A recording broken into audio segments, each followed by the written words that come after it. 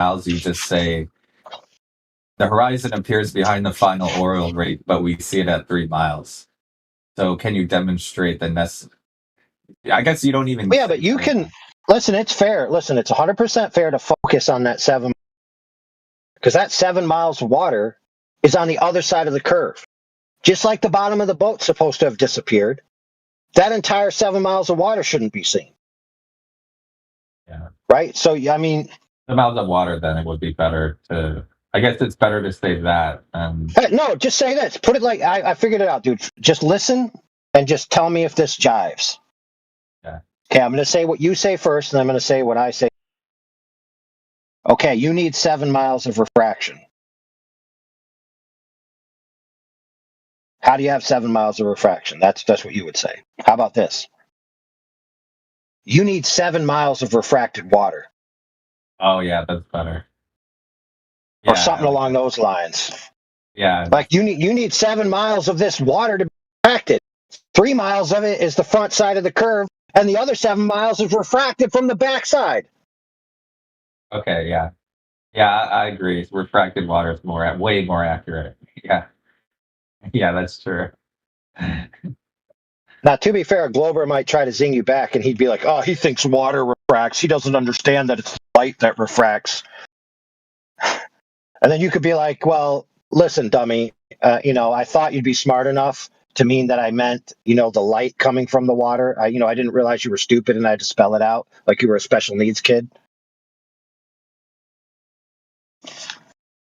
Yeah, because if you say the other way, it sounds confusing too. Or I could say 7 miles worth of refracted light, but that's redundant. You know what I mean? All right, 7 miles worth of refracted horizon, I guess, would be better. Well, you have a direct, so supposedly, you have a direct line of sight to every point on your side of the horizon. Now, on the far side of the horizon, you have no line of sight to anything that's below that arc, right? Yeah, that's true. So the only way for you to see it is for the light to do a homing missile to your eyeball. Yeah. Yeah. So you could say, hey, dude, listen, dude, I'll agree with you that you have a supposedly 3 miles of direct line of sight to the horizon. But after the horizon, you shouldn't be seeing anything. There's 7 miles of water that needs to refract with heat-seeking laser missiles straight to your eyeball. Yeah. And a horizontal gradient with an increasing lapse rate along the length. Yeah, and you could spice it up as much as you want. And so it's not to say that what you're saying when you say 7, what you mean by it, they're not necessarily hearing what you mean, because they're just saying 7 miles of fraction. What does that even mean, bro? All right, from now on, it's 7 miles of refracted water. What else? Anything else that's retarded that I say? Yeah, but see, the 7 miles of refracted water is also in conspiracy with each other to look like it's flat. So mile 4 is colluding with mile 7, right? To be like, hey, bro, we need to look flat. So make sure you have the same amount of refraction that I do, or the differential amount, because we're on different parts of the curve. So each part of the curve, the light from it has to be refracted differently to reach the observer, right? So, let's get together and plan this out so we can make sure that the Earth looks flat. Yeah, times the 2 trillion independently traveling photons.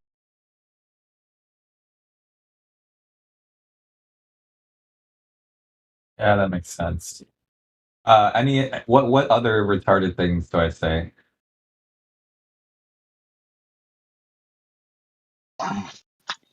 That's the only one that comes to mind at the moment.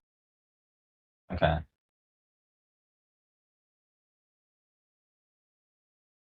The rest have scarred me so deeply that my memory has erased them. All right, gotta go. Be back later to listen on YouTube. You guys in the middle of something? Should I bring a guy up? Bring in. They'll say that I'm muting up though. There's no curvature in a glass of water. Water will always find its level. But if you have water on a round plane, right, or a globe, like if we're really going there on a globe, the water is going to be perpendicular to the base underneath. So if it's a globe and the structure is a globe, it's going to find its level at all places. So I want to start there. So that means that the water will be curved with the globe. So if you went out to the Atlantic Ocean or Pacific Ocean and you shot a laser, the laser is going to stay level for a little while with the water, but then it's just going to eventually shoot off into space. Right. It's not. Yeah. It's not going to maintain the level with the water. Yeah. So that's what would happen. I'm glad that you're honest. I'm glad that that's what would happen on a globe, right? Since you think you live on a globe. But when we've tested this in reality, right? When we've gone to the lake, which is 20 kilometers long, one person on one end, one person on the other, and shot the laser, it doesn't do what you just said. It doesn't shoot over the guy's head at the other side of the lake. It actually hits now the guy. Who's the guy that performed it? So I'd really like to look it up. I genuinely mean that. I got a question though. Cool. Yeah, I'll give him the guy, and then I'll let you ask your question. So the guy's name, his channel is Taboo Conspiracy. So that's his YouTube channel, and he has dozens of tests on there. The one I'm referring to, I can try and find in my comments, but it's 20 kilometers. That's how far the distance is. Okay. And I'm not going to. And I'm not. Neil, you've been on my show many times. You know, I give zero fucks about peer review. That doesn't bother me. I just want to. I want to read it. Does he have a scientific paper behind it? Yeah, he has all the figures in the video. So he shows like the date, the time. He shows exactly where he was. He shows the distances. He shows how far away the laser was from, like on top of the surface. So it's every single metric you can imagine. So, yeah. All right. Can I just say something real quick? Yeah, go ahead. No, you're not allowed to speak. What are you kidding me? Of course you are. So I don't know how much this is kind of towards Neil. Like, I don't know how much YouTube videos or real life conspiracy or paranormal shit you've experienced in your life, but I've literally seen a UFO, an invisible craft. I've seen one with my own eyes. I've had my consciousness abducted to the fifth dimension, and I've been in a UFO. I've talked to a council of aliens, and they said, tell your world leaders to stop polluting the earth.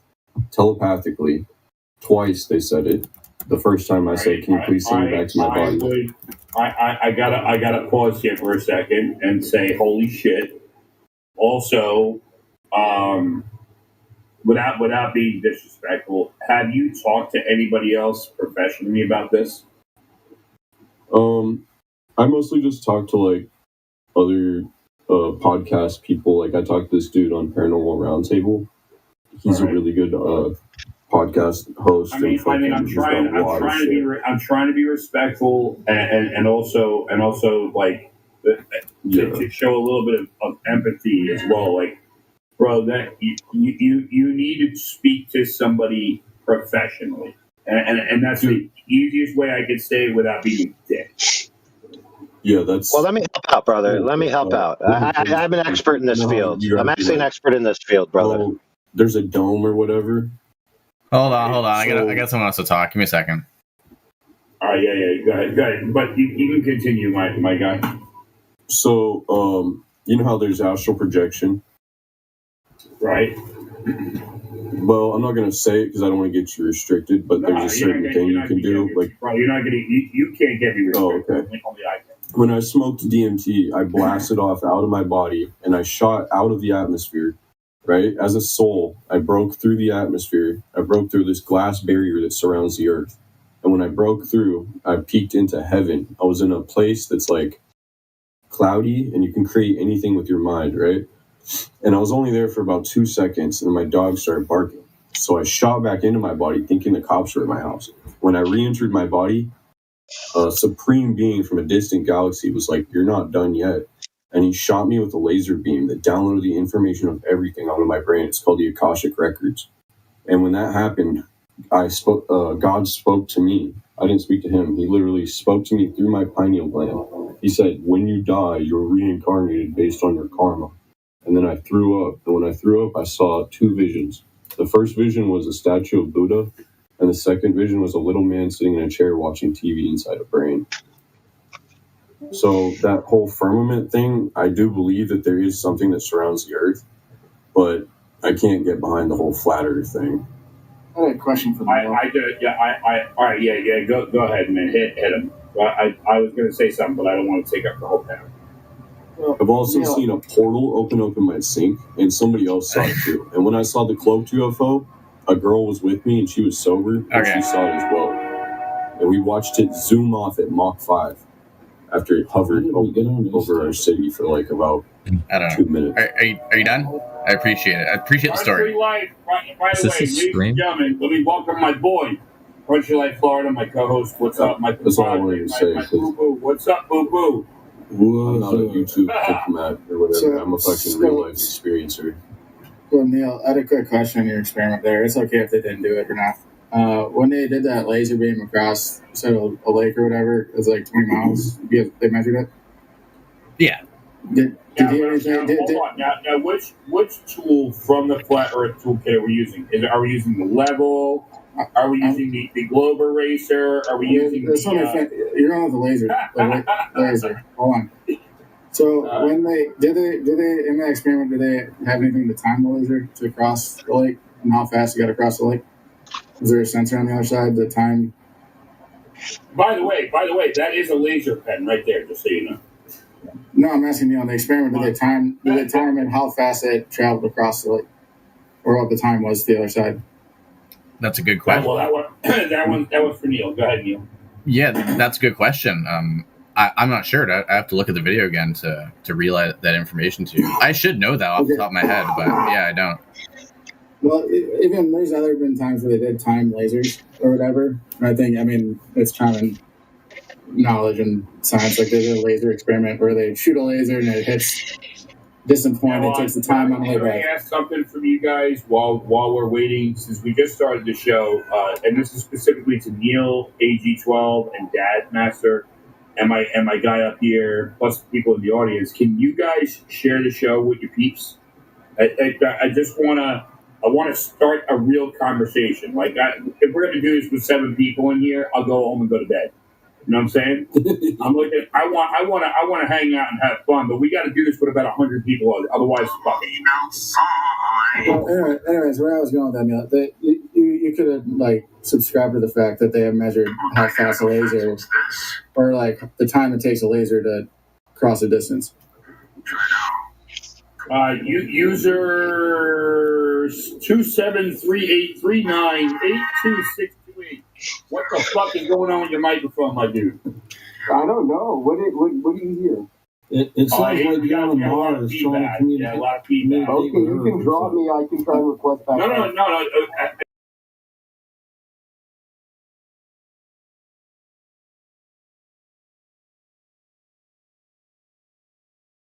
Time lasers before. Say that again. Have they timed lasers before? Yeah, like how long it takes to go that distance or whatever in experiments on here on Earth.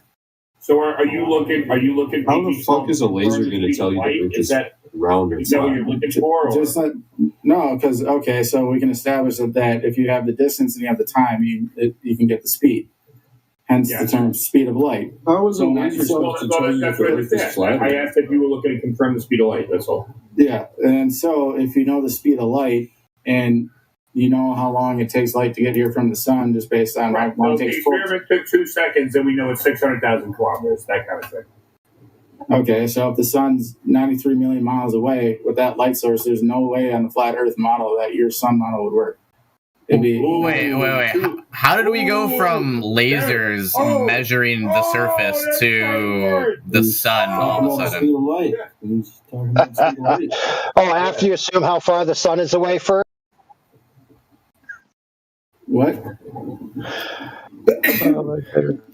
Dude, you don't get to say the sun is 93 million miles away, and I know that because it takes the light 8 minutes to get there, and I know that because it's 93 million miles away, dude. That's not how it works. Yeah, because if you know the speed of light and you know the time it takes to get here, just by how they can do it, by looking at an eclipse, how long did it take the light to come back here if they timed it? So let's say I got a good hypothetical, right? Oh my god. Let's say in the flat Earth model, here's our globe. Let's say this little globe eraser is the sun, right? Now let's say it was inside the firmament, as located here, right? Firmament.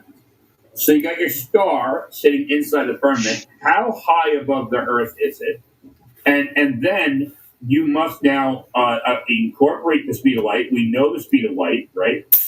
So that means that the light hits us damn near instantaneously. Like if it was in our atmosphere, if it was anywhere like inside the firmament, it would be hitting us immediately.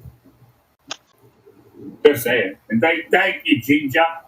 Crikey. Fucking crikey.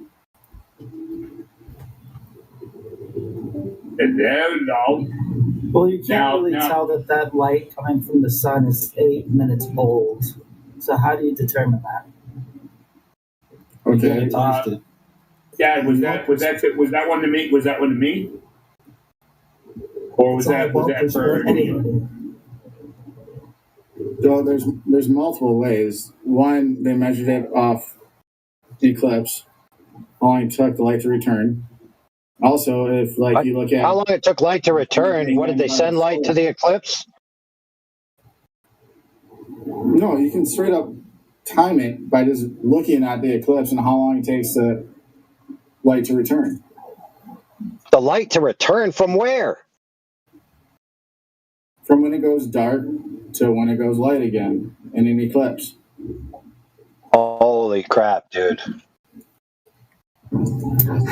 Wow. Have different lengths. The duration of the eclipse is irrelevant to the. So they proved it with Jupiter's moon, or one of Jupiter's moons, I should say. Yeah, just skip over the fact that you didn't validate your statements about the eclipse, dude, and just go on to the next thing. Good point. That's what I would do if I was you. So you're getting mad because all I can say is right now you probably need yourself a Vicodin. Now, if we had a light switch for the sun and we could turn it off and then turn it back on and see how long it took, then that would be determinative.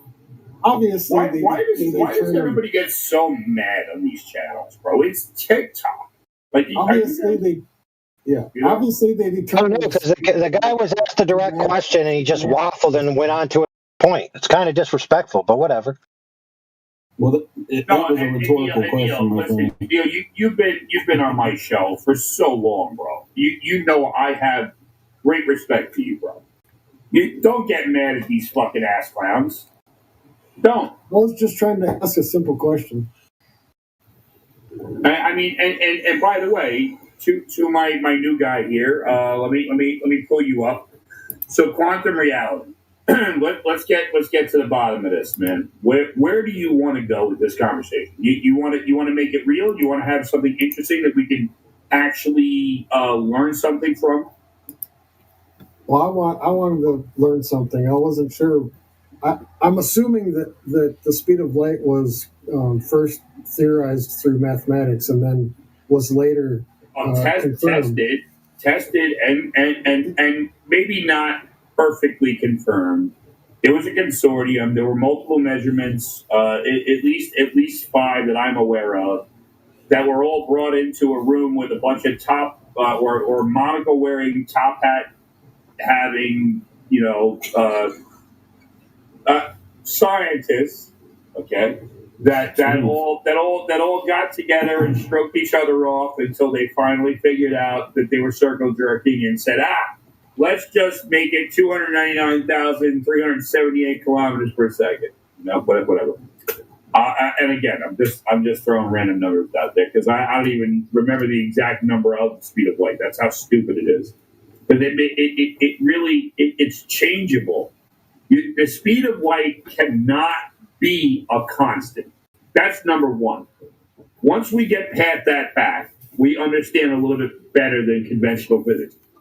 If speed of light changes in a medium, any medium you put it in, then it's not constant. The word constant means always and forever. You put it through water, it changes. You put it through gas, it changes. You put it through oxygen, it changes. You run it through space, it changes. You go around the galaxy and your gravitational lensing, it fucking changes. That's not a constant. That's ridiculous. It's local.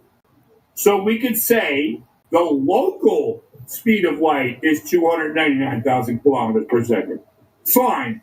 But don't you dare, and not you guys, but physics, don't you dare call it a constant. That's fucking redundant, ridiculous. I got a lot more words, but they end in tarded. And I can't say it. That's what I was saying science. yesterday. That's how I feel about the word vacuum to describe space. Because a vacuum doesn't exist.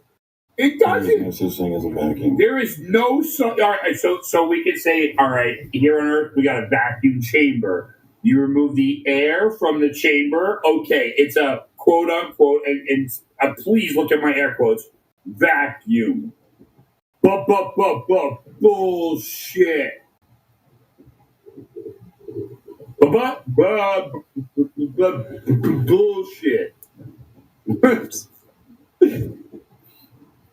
It's not fucking spaghetti, fugazi, a whizzy, a wadzy, a woozy. It's not fucking real. Well, what should it be called if it's not called a vacuum? An absence? But there is no absence. Remember, listen, energy can't be created or destroyed, right? How the fuck you think you're going to remove energy and matter from any tube if it can't be created or destroyed?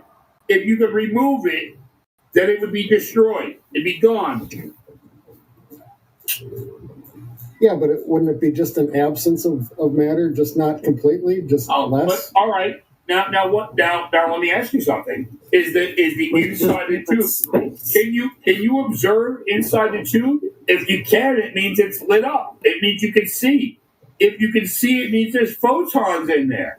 If there's photons in the tube, then guess what? It's not a vacuum. It's now full of energy. You can put an absence of something in a box and put a vacuum on it, and something that's inside there, say like a balloon or an egg, and suck all the atmosphere out of it, or whatever you want to call it, and the egg will explode or the balloon will expand. Let's say this. I got a storage locker, right? I had bicycles, tricycles, widgets, wonkas, and doodads all up inside that fucking storage locker. I take all that shit out of the storage locker and I close the door. You would say it's empty. But to anybody else, they're still breathing air inside the storage locker. That's what it's like.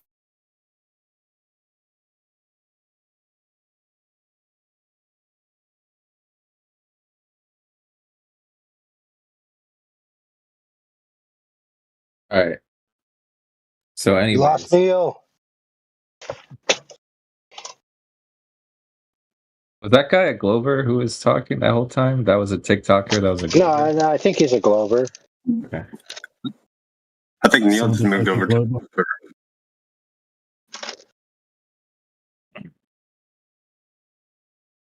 That was a lot of claims. Oh yeah, home server. Or not. Fuck. Are they able to hear you? Like if you talk, are they able to hear you on the TikTok web stream? Yeah, if you guys talk, my mic's open on Discord and on TikTok. So okay, there's not a lot of room to interrupt what he's saying. He's like nonstop. Like I know. He does not take a break. It's tough. That's like all TikTokers, right? Like it's usually like I get involved and start like yelling at people, be like, "Hey, let us talk," blah blah blah. But I mean, I don't think he ever stopped talking, not even one time that whole time. Maybe like for maybe like 1 or 2 seconds. Yeah, no, the convo was so retarded that I couldn't even get in there because 4 other people would get in every time AI would talk, and yeah. Sometimes I just let it go, just depending on the retard level. Dude, Hey, I was would you gonna guys tell be that cool with moving? fifth dimension kid.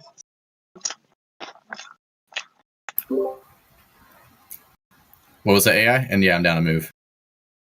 Okay, yeah. If you guys, we could do this on the home server. You know, since there's no Globers in. What's the advantage to that? Just To being on the home server? Just take space there? Our house Just to be home. in the middle of the street. Cool. Go for it, yeah. All right, let's go.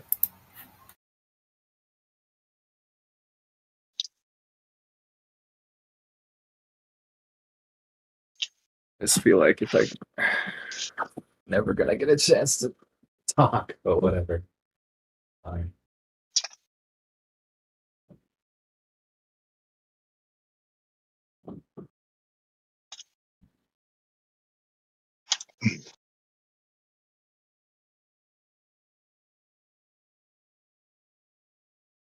Problem is, dude, people join, just put themselves on listen, and then we can't move them cross servers. You know.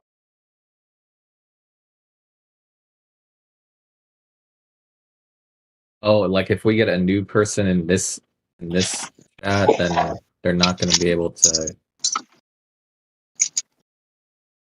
Yeah.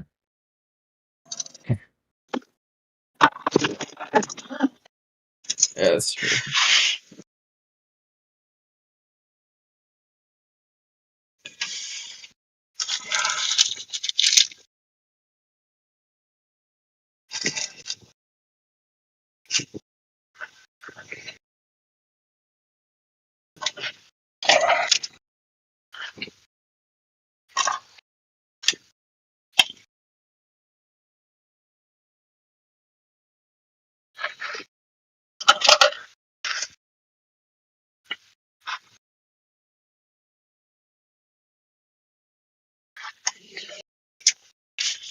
Dang, dude, get blasted with no shoes on. Wait, what? You're running across the no shoes on. Full sprint. He had one shoe, so then he took that shoe off. He'd have a balanced run. Have you ever seen a spherical Where he shoe? came from. Weird.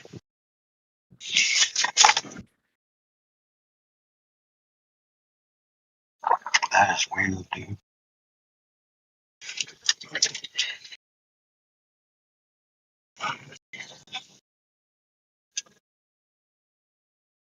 Oh, the cops are there. He was running from the cops. Yep.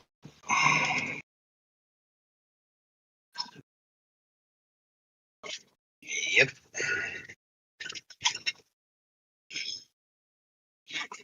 Just running away, and then he realized I better go back, or it's gonna get bad.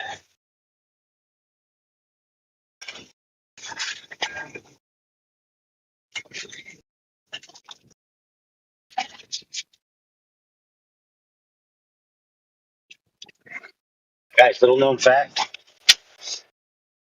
Hold on a second. Give me a second here. Dude.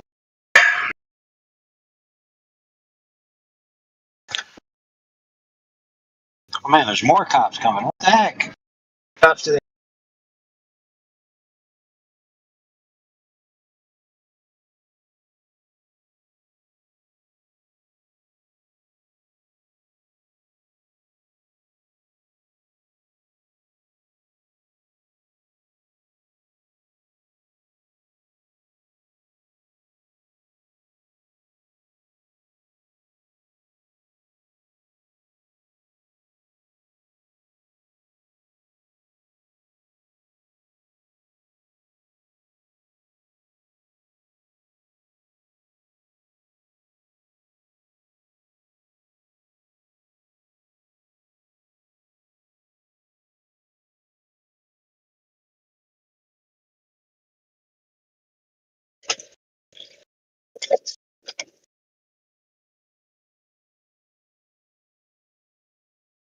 Yeah, they're gonna have six cars, 6 cop cars for one car.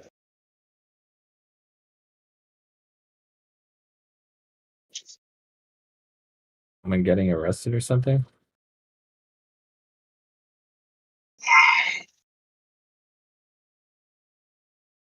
What's that? Is someone getting arrested? I don't know.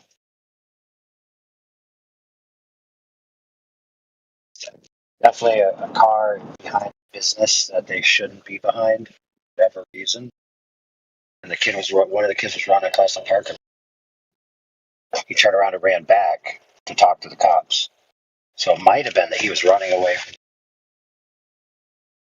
the truck or something. It wasn't like a little kid, it was just like, it could be 18, 20 years old. Could be even older than that. Let me ask you this. Would it be easier to outrun the cops on a flat earth or a spinning globe? I don't know. That's a tough one. Because I think me personally, I think a spinning globe would make some people trip. You know what I mean? They would fall down because it's spinning, so they trip. So it's actually easier to catch people, you know? The problem is when you aim your weapon, you can't really make an accurate shot because everything is refracted anyway. So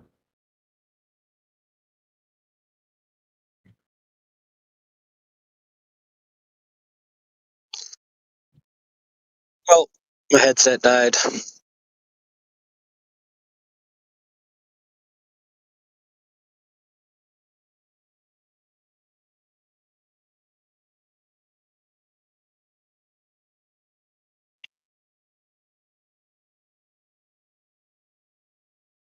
All right, I'm gonna disconnect, bro.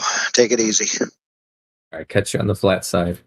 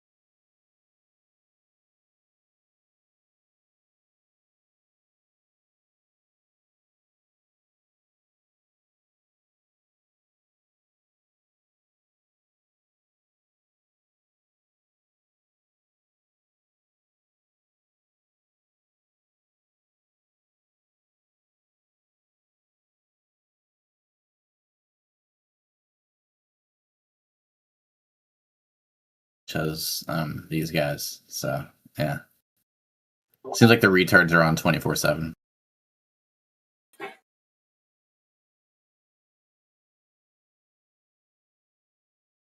Calling us Like retarded. I vet them every time. I ask them. I come in as like neutral, right? I always come into their servers and I'm like, hey, I just ask questions. I don't say I'm a flat earther or anything. I just want to see what they have to say as a flat earther as them, and it normally starts off good. I'd say like 75% of the time, I'm like, okay, you're doing a good job as a flat earther, right? But then just some switch in their brain fucking goes off and they go into esoteric shit or, like just infinite regress fallacies and just dumb shit. So I don't know. It's getting worse. You're saying in the initial interview they sound, more grounded? Is that what you're saying? Every single time, like 99% of the time, they sound like a regular person. Like when I went on one interview with them, Yeah. and then like there'll be the times where I'll be like, all right, are you guys ready for some retards? And those are the ones where like I drop in to them saying some stupid shit. I'm not even asking them questions or, but yeah, they've been tricking me lately. My guard is up. So they do have some foundational knowledge. It's just that they have gone way off piste with it, Yeah, I into feel like fantasy. Yeah. Yeah, but then also like if you start to question those foundational beliefs, they won't know the whole thing, and then they'll go off into a scattergun thing, right? And then you gotta be like, hold on, like let's stick to your main point. Yada yada yada yada yada yada yada yada, right? And then they'll be like, oh, they'll get offended, right? Like, oh, are you a real flat earther? You're questioning my claim that I just made? Right? And then it becomes that, right? It's just like, no, I'm just asking you to validate your point in like a concisive manner. Like not just scattergun to another topic. So that's a lot of the stuff I get also. Yeah, I'd be curious. We could talk to some of these people more one-on-one, because I think the structure right now with multiple people in the room is what makes it a little more challenging, and they're not really listening. Sounds like almost like they're debating somebody else on TikTok at the same time that they're talking to us. Is that wrong? Or, I mean, that's the impression I get, that they're being pulled in multiple directions at once. Yeah, well, the moderator is the guy who owns who has a room, right? He invites people on the panel, right? So basically there's no good moderation on TikTok. So essentially the moderator will just let people run batshit crazy without meeting them, and the conversation never goes anywhere. Sometimes we run into some cordial people, but that's fucking rare. And the times we do, I specifically go into rooms with there's only one or two people, and the moderator's only allowing one or two people on there. So unfortunately, most of the panels I'm joining have 7 people in them, and the moderator's just a fucking dingus and doesn't care about audio chaos. So yeah. I'd like to pull that Kilgore guy in here, for a stage event or something. Oh my god, that guy's retarded though. Yeah, I don't know. Someone was just talking shit about him, and I had to jump into a chat, and I told him exactly what happened, and yeah, everyone agrees he's a retard. Yeah, but he really thinks he's intelligent, so it'd be kind of fun to watch. Man, did you call the guy a dingus? The fuck is a dingus? Yeah, they haven't heard that word up in Canada. He's in Canada. Oh, that's right. Well, maybe he spent more time in the States. Yeah, it's my dad. Yeah, you Lugan. How about that one? Tabarnak, man. The fuck is this shit? I had to Google that when you said that. 20 cups. I've never heard the Catholic Church derived insults were pretty amusing. Yeah, I had to read a whole article about it. It's crazy. You French Canadians are weird. No, that's Frenchie. Get out of our country, Frenchie. Hey, motherfucker, we started it. Don't forget that. Hey, Plain Truth, I haven't heard too much. Yeah, this guy's just hanging around, man. Where you at, bro? Probably asleep. Maybe he used to be. He must be busy or something lately, but he hasn't been on mic as much lately. Yeah. I don't know everybody who's in the room right now. Do you want Hello. to verify Keo? It's not verified yet. I'll go I'm do not it. verified. Oh, we can talk somehow. What's up, Keo? How? Yeah, what's up? What Verified. can I do to be verified? I think you already are, dude. Normally you can't Yeah. speak unless you are. Hell yeah, dude. I'm a member. I got invited. Cool. What do you think of the topic? I'm listening, you know.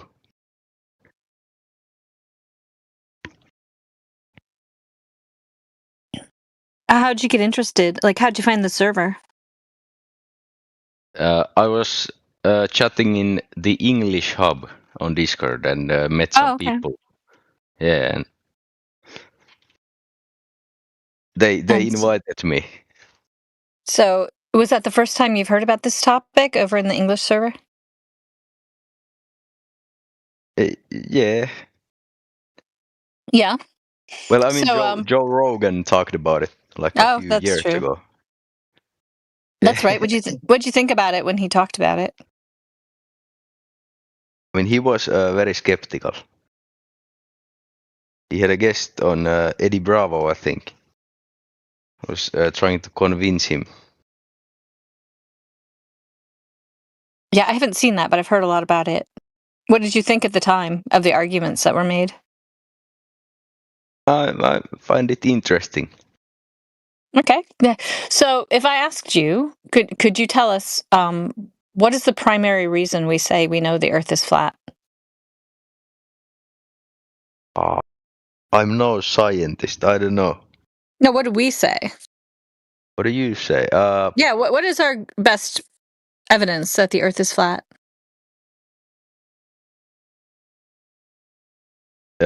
Maybe that you can't see the Earth like curving. Well, it's not just based on how it appears, right? We would say that it measures flat. Have you heard us say that?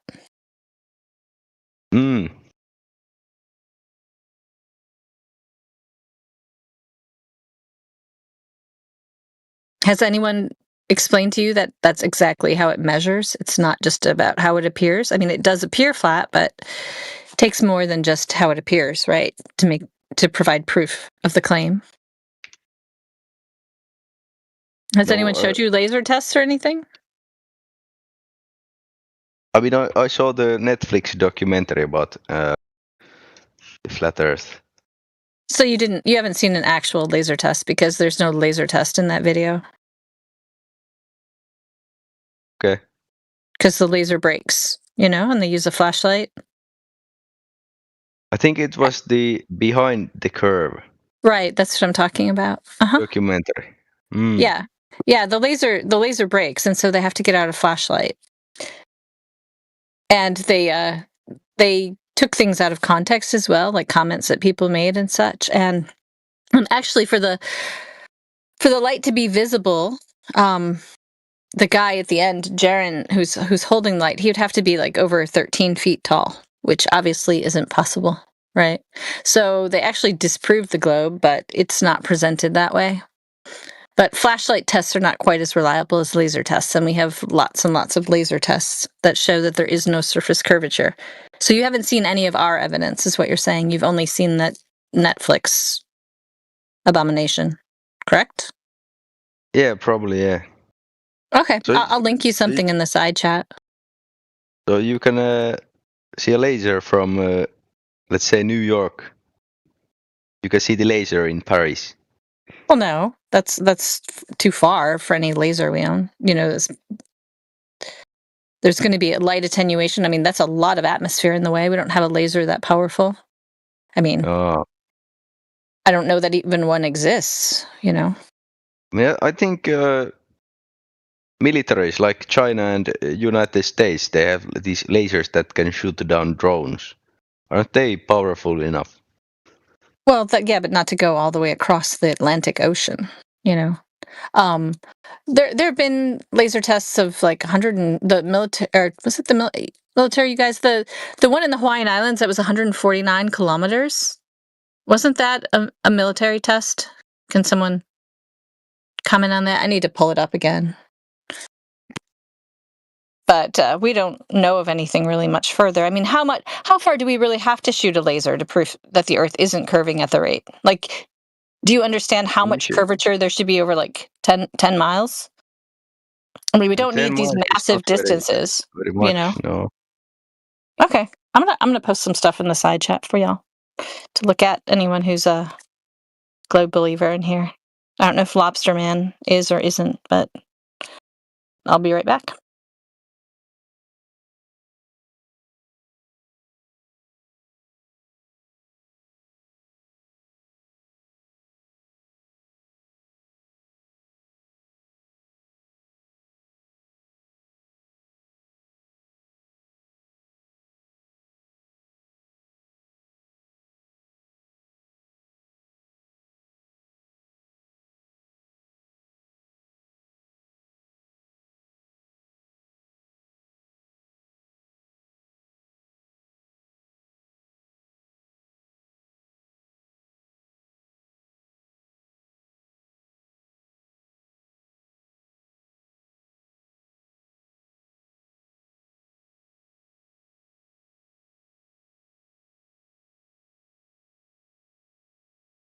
Okay, IQ, if you take a look in the text chat.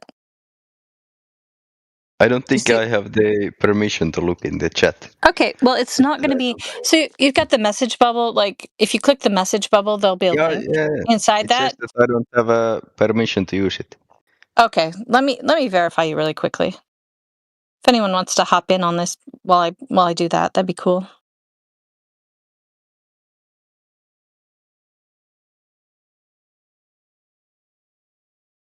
Sorry, what were you going over? Oh, I asked him if he'd seen any laser tests, and all he could bring, all he had any memory of seeing was behind the curve. So if we could kind of walk him over some of that. Right. So, my good sir, in that video that you saw, did they describe or outline how high the laser was, how far it was, how high the camera or whatever on the other side was? Like, did they give you any of these details? I think they did, yeah. Do you remember what they were? No. No, okay. It's important to know, right?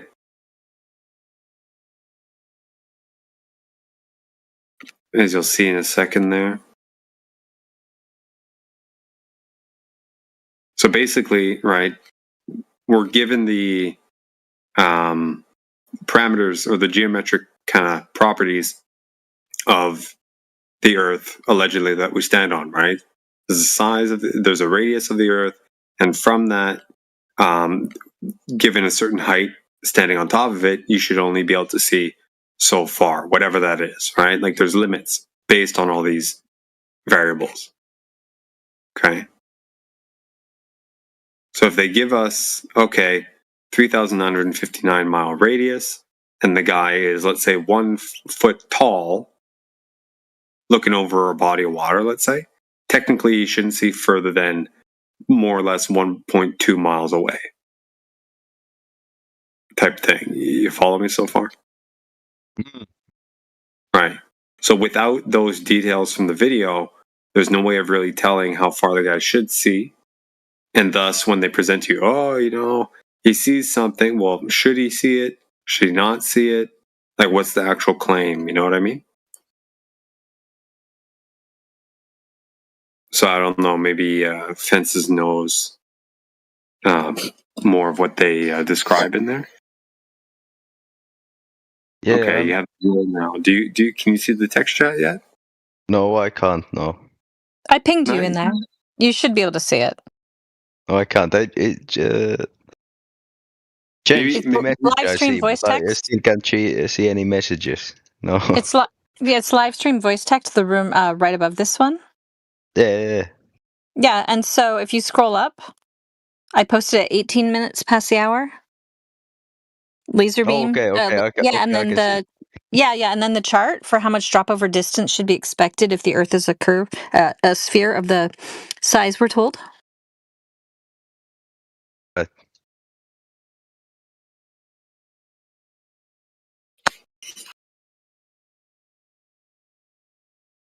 So 30 miles is something like okay, let's say 50 kilometers should drop 200 meters. Right. That can't be right, no? It's right. I mean, Sounds crazy, eh? it's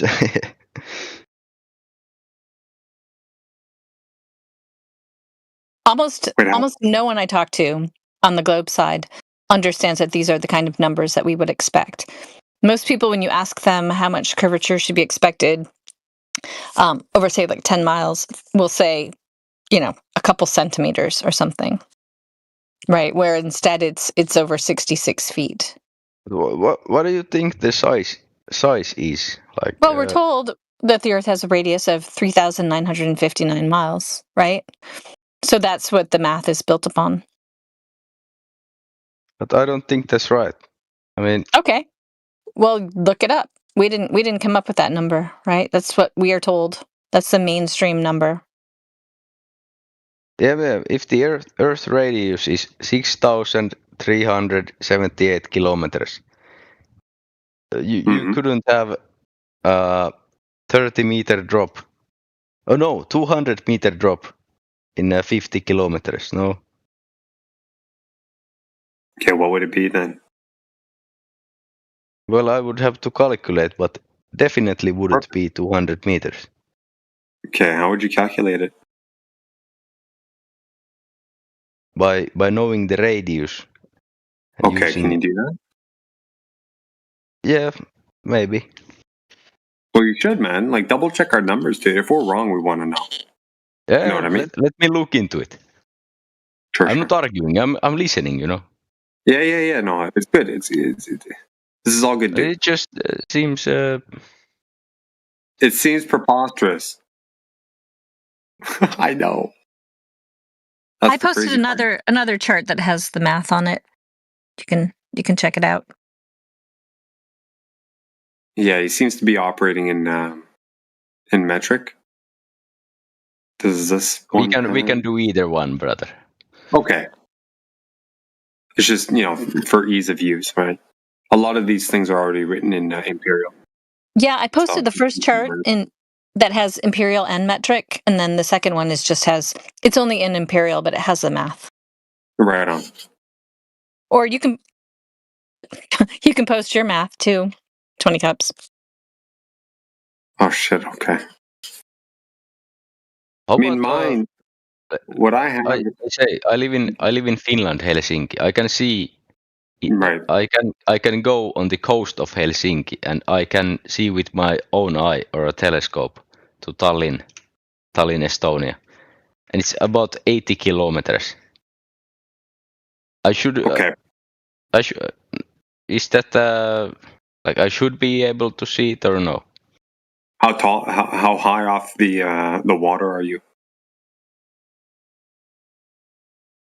Like on sea level. You're at sea level? Okay. Yeah, so I think you can see it. Okay, so about 6 feet off sea level? Yeah, I've been there. You should absolutely not be able to see that at sea level. It's too far away if you live on a ball. Well, check this out. What do I call you? Iku? Is that pronouncing it right? Yeah, it's okay. Okay, check the chat. Okay, so everything so far has been presented to you with already generated tables, right? They give you the numbers straight up, so it's easy to parse out. Oh, okay, 10 miles, you cross over the table. Oh, here's a number, right? What I put in the chat there, it's a more generalized form of what we're talking about. How these numbers are basically derived. Okay, so if you want to do some math, here's a good blueprint for you. Okay, basically it kind of just derives, an expression that would provide that number in the end if you plug in certain other numbers. Simple. Okay. So if you want to go to the last page, you'll see there's a what's it called there? A coefficient of 1.2245. Okay. Basically, whatever height you are in feet, okay, you multiply that height by the square root of that height by that 1.22, and it should give you the distance that you would expect to see in miles. Okay, you can check the work for yourself. Okay, so I can let's say I go to a tower. I can see further away. Yep. Of course. Well, doesn't that like prove you wrong? No. Why Because not? it's all dependent on height. No. The distance that you can see is a function of your height. Right? Nothing wrong with that. There's no inconsistency there. What we're doing here though is just modeling If it it out. was flat, shouldn't you be able to see like You can see further. From any height to any distance? Not necessarily, because there are other variables at play, right? Namely visibility, right? Because the air because the air, for example, is not fully transparent, right? That alone is a big factor. You ever get like on your weather app or something like that? It says, "Oh, visibility today 10 miles. Visibility tomorrow is 6 miles." Shit like that, right? Because the conditions. Huh? It's all fake. The visibility. That's not what I'm saying at all. I'm articulating to you, right, that this is a known thing, visibility, right? The distance that you can see just based on the conditions of the air, like the humidity and all sorts of shit like that, dust particles, what have you, right? It's just telling you there that that's also a factor when trying to determine how far you can see. So that alone puts a, albeit variable, upper bound to how far you can see. Right? So what we're talking about here is just the raw geometry, okay? The raw geometry of the ball, supposedly, that we stand on. How far should we see before the ball starts kicking in from our vantage point and stopping us from seeing further? Just that part. Then later you can factor in other stuff like visibility and stuff like that, weather conditions that have a role to play.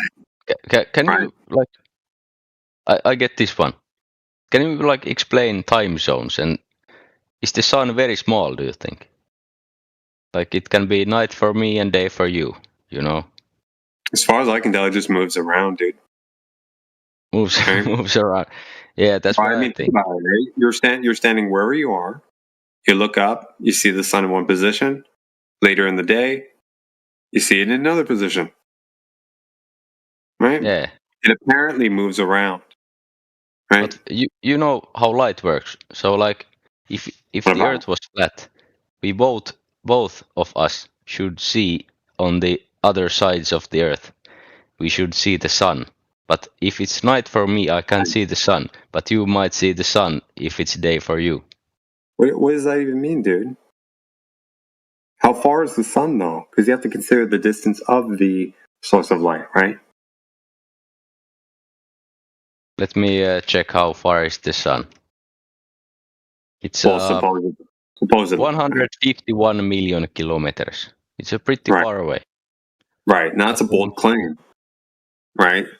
It's a bold claim. We might want to investigate that. Right? How can you measure it? I don't know. Well, you tell me. How is that 150 kilometers measured? I'm not saying I even know. Right? But apparently you do. Okay, those who tell you would know, I should say. Historically, this was measured using the transit of Venus, the planet Venus, I think, yes? So when you say people calculating, right on. All right. So you already said that. I was just going to say one thing to keep in mind. It might be a language thing, right? But measurements and calculations are not the same. You understand that, right? It's not a hard. What do you mean it's not the same? A measurement and a calculation are not the same thing. So when we ask you, I who know, measured the distance? Right. So if you're asked who measured the distance of the sun and how did they do it, and you come back with a calculation using all sorts of other variables, which then themselves can also be. So it's like if you right? measure, if you calculate something, you measure something. You don't believe it's measuring if you calculate something that you don't understand. Well, here's the problem, right? If they use big math things that you can't comprehend, you don't believe it's real. No, not even, dude. When you parse it out, it become shaky. Depending on what you're talking about. Like, for example, right? If I have a square in front of me, right, on a piece of paper, it's a perfect square. Let's say idealistically, I can measure the length and I can measure the width and then calculate the area. Right? I didn't measure the area. I calculated it. Now I have a high because I know it's a perfect square and like there's all sorts of knowns in that hypothetical. I know that that area is going to be perfect. But instead, if I took another square that I know to be whatever size, and I use that, like I compare the size of the square on the table with this device, I'm technically measuring the area, right? Because it's a direct thing, a direct information derivation. You see what I mean? So if you have a set of variables that are measured and then you use them to calculate something, that's not in contention. But right? don't you think you can measure like the distance to the sun with like radio waves? Okay, well, if you're familiar with that type of thing, maybe you can present it to us. Right? What did they do to actually measure the distance of the sun? That was the initial question. Well, so if I think you want to hear it simply. So they send a powerful radio signal to the sun or to like Venus or Mercury, the planets, and they can measure it by the echo of the radio waves, by the time that they echo back to the Earth. They can measure distances like that, I think. I'm no expert, brother. That's fine. That's fine. This is just what I find on a quick Google search. Well, that's the thing, right? How much of that did you investigate? Did you read any of the papers? Did you get into any of the details that they outline as to how they performed that that experiment, so to speak, or that test? Are you saying I'm wrong? I'm asking you. Did you? I already told you I'm no expert. I just quick Google. I didn't ask. Very good. Okay, so you're reading a headline. You don't have any of the details. That's fine, dude. But recognize that. What details do you want? How they performed that, right? Because they can present a paper that says, "Oh, we did this," and unless you ask how, you can't really know if what they're saying is actually holds any water. Okay, right? I found this Kepler's third law. Yeah. Google it. Do you know what it is? I don't.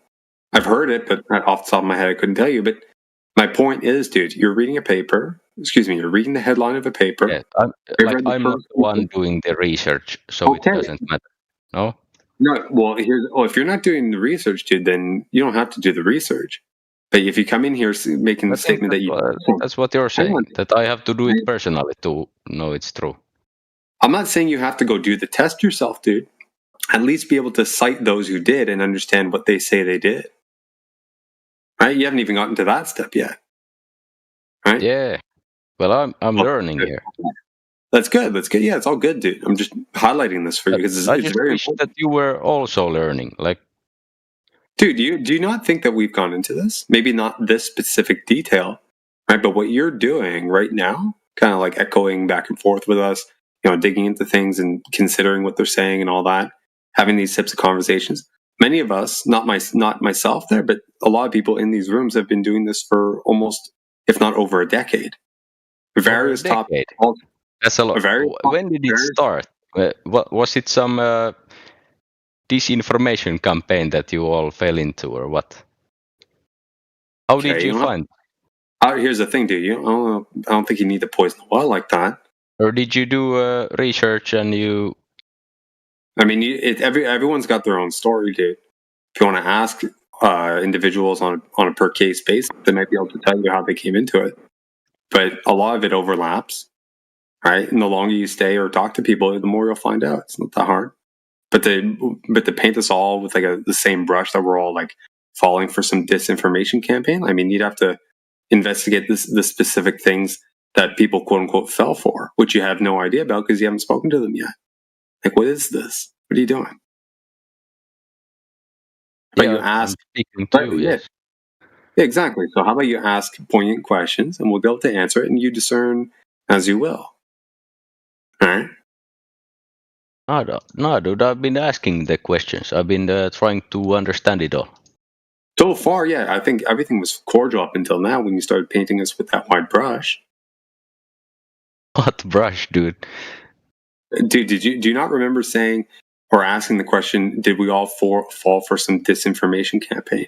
I mean, I think it was a disinformation campaign that we're all falling into, right? Like, what? Do you not? Are you denying that there has been some disinformation campaigns? I'm not saying there hasn't been, but I'm asking you, do you think that we fell for one, and hence why you're asking us if we all fell for like the same one, so as to say that what we're talking about is a giant disinformation campaign? 20 cups, please. Have you ever been like, dude, have you ever tried to prove yourself wrong? Have you ever done it? Have you tried to? Dude, how about you? Here's the thing, dude. Like how about you any actual scientist or any actual engineer you talk to, they will prove you wrong. Dude, okay, you think you're just going to bulldoze over me, dude? It's not how it works in here. You can address what I said or talk to somebody else, dude. Oh, no, okay? No, I was asking you, and you were talking over me. Dude, you're asking like 4 or 5 questions without addressing my rebuttal to any one of them. Don't get angry, man. It's okay. I'm not angry, dude. I'm just pointing out what's actually happening here. That seems to be eluding your awareness. Okay, ciao. Brother, I wish you all the best. No, the answer to your question is no. No super scientist has arrived here and proven anyone wrong. You guys heard that, right? Yeah. Jesus Christ, dude. That was fine up until one pivotal moment. And that's my fault. Hell yeah. No, he started tumbling around. And yeah, that wasn't your fault, bro. I know. That was crazy. He sounded all right. But then I saw flat. He was raging. He was raging on the inside. Then I saw Judge leave. I'm like, okay, it's over. He's got like that Scandinavian sixth sense. He's like, what happened? He just bounced. He got mad at me for some reason. Because I'm holding him to his point. He didn't want to address it. I don't know. Maybe he was embarrassed or something. I was AFK. So can I have like a whole recap? Can you just read it off to me right now, right here? I'm just a listener. You know what I mean? Yeah, all good. Well, the last point we were talking about was the distance to the sun. Right? He asked something about, well, if it's flat, wouldn't everybody have the same sunlight? Like, what about time zones? Like, well, that depends on the distance to the light source, right? How far is it? 150 million kilometers. How is that measured? Radio waves. Oh, shit. Okay. How much of that did you dig into? Oh, well, I'm not a researcher. I'm not a professional. Okay, that's okay. You just didn't even read the paper, dude. And that's when he started, what is this? Did you guys fall for like some disinformation campaign? How long have you been doing it? It's like, what the fuck, dude? We're talking about the light, the sun. Why are you turning it on to me, man? And they just got upset. Basically, what happened was that Mick was trying to explain to him that there's a difference between calculations and measurements. And he was explaining that if we don't know the variables that are in the calculations to be correct, then we can't just trust the calculation itself. And then that triggered the Glober. And the Glober said, oh, so if the calculation is too advanced for you to understand, then you'll just dismiss it. And then he started waffling on about calculating the distance to the sun and how we definitely know the distance to the sun. And then when Mick pressed him on that a little bit further, he admitted that he doesn't actually know the calculations at all himself. And then he got even more triggered, and then he tried starting to ad hom, and then he rage quit. That's what happened, from what I heard. That just about sums it up there.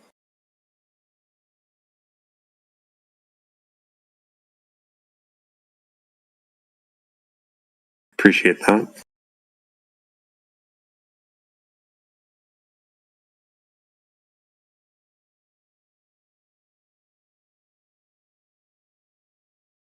Okay, so now that the chat is dead, Neil, you're up. Where are you at, Neil? Where's the TikTok? The tickies. Bring in the tickies.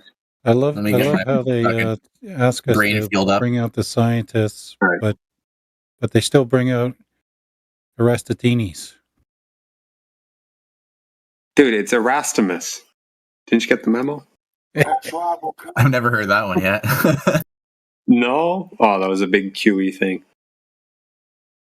That was funny. He wasn't being ironic. Like he really thought that's how it was pronounced. Well, of course not. Well, you never know. I don't know. It's a joke. I don't know how much is like. Yeah, I don't know. I don't know about that guy. Did you see the recent post that DJ put in the side chat in the other room? Oh, him just lighting up there? Yeah. He looks completely unhinged. Like he doesn't even make sense. You know? It's like borderline berserker level now. Yeah. No. Berserker is way more logical and cogent.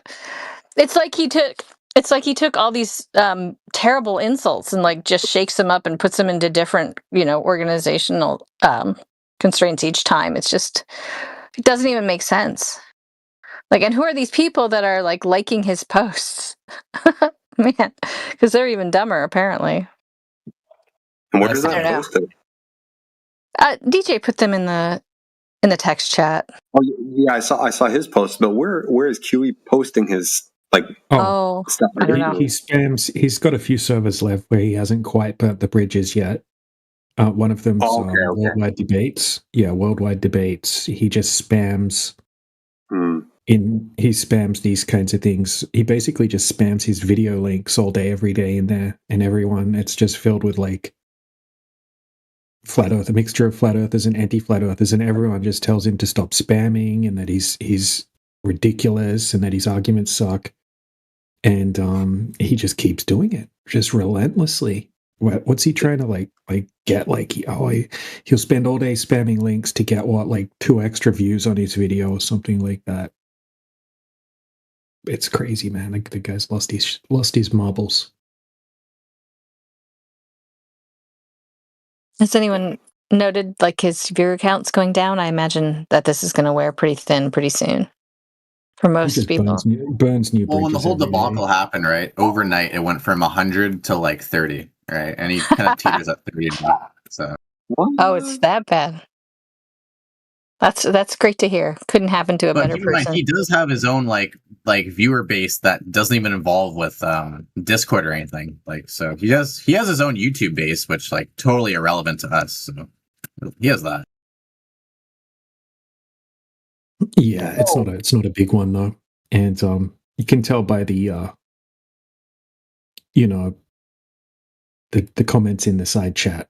It's just a few people really, and they're kind of, I don't know. I don't want to insult anyone, but they seem like they're retarded to me. They just basically chant. Yeah. They just chant. They just it's just like chanting. It's like some weird cult thing where they just they're like QE's like the cult leader, and they just kind of just repeat the things that he says. I mean, it's kind of similar in the Nathan Oakley camp as well. He's got a few little like cult leaders that just repeat and chant the same four talking points that he has as well. This is the FED cult. It's ridiculous, and it's luckily it's diminishing, but it's a terrible asset to FE in my opinion. I mean, the top two anti-flat earthers in my opinion. I mean, anyone's welcome to disagree with me, but the top two anti-flat earthers that chase the most people away from flat Earth, out of all of the anti-flat earthers, I would rate them Nathan Oakley number 1, followed closely by Quantum Eraser number 2.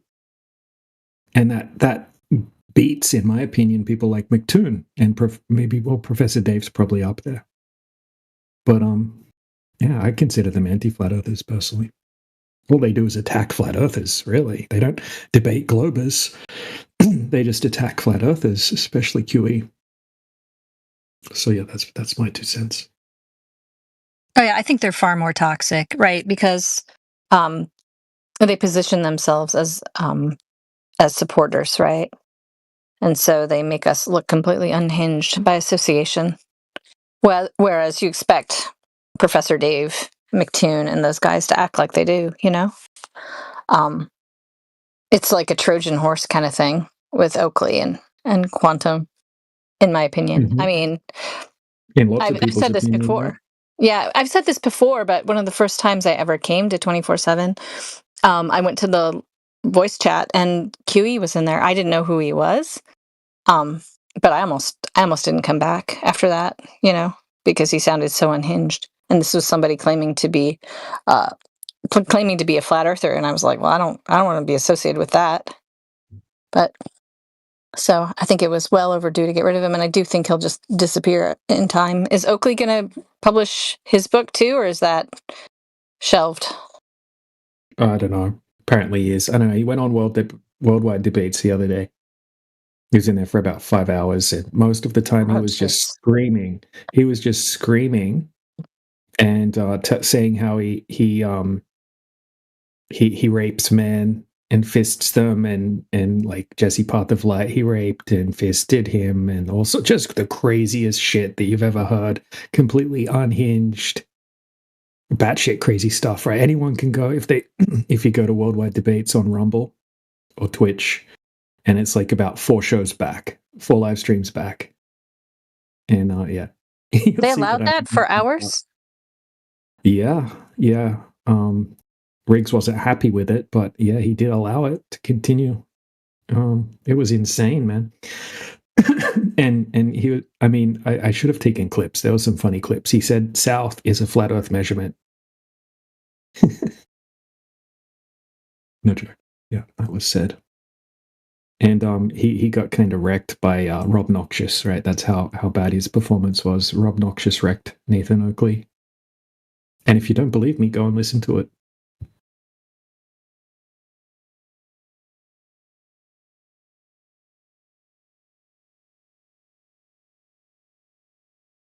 And if you don't believe him, go and listen to it. If you can tolerate it. I mean, most people, you know, they'll turn it off after a few minutes because it's just screaming, basically. Saying, you know, it's the same arguments. It's like, oh, miles, you can only have miles if the Earth's flat. Miles are flat Earth measurements. South is a flat Earth direction. You know, like, you can only talk about stars on a flat Earth. Stars are a flat Earth thing, and it's a weird way of avoiding the actual questions that were being asked.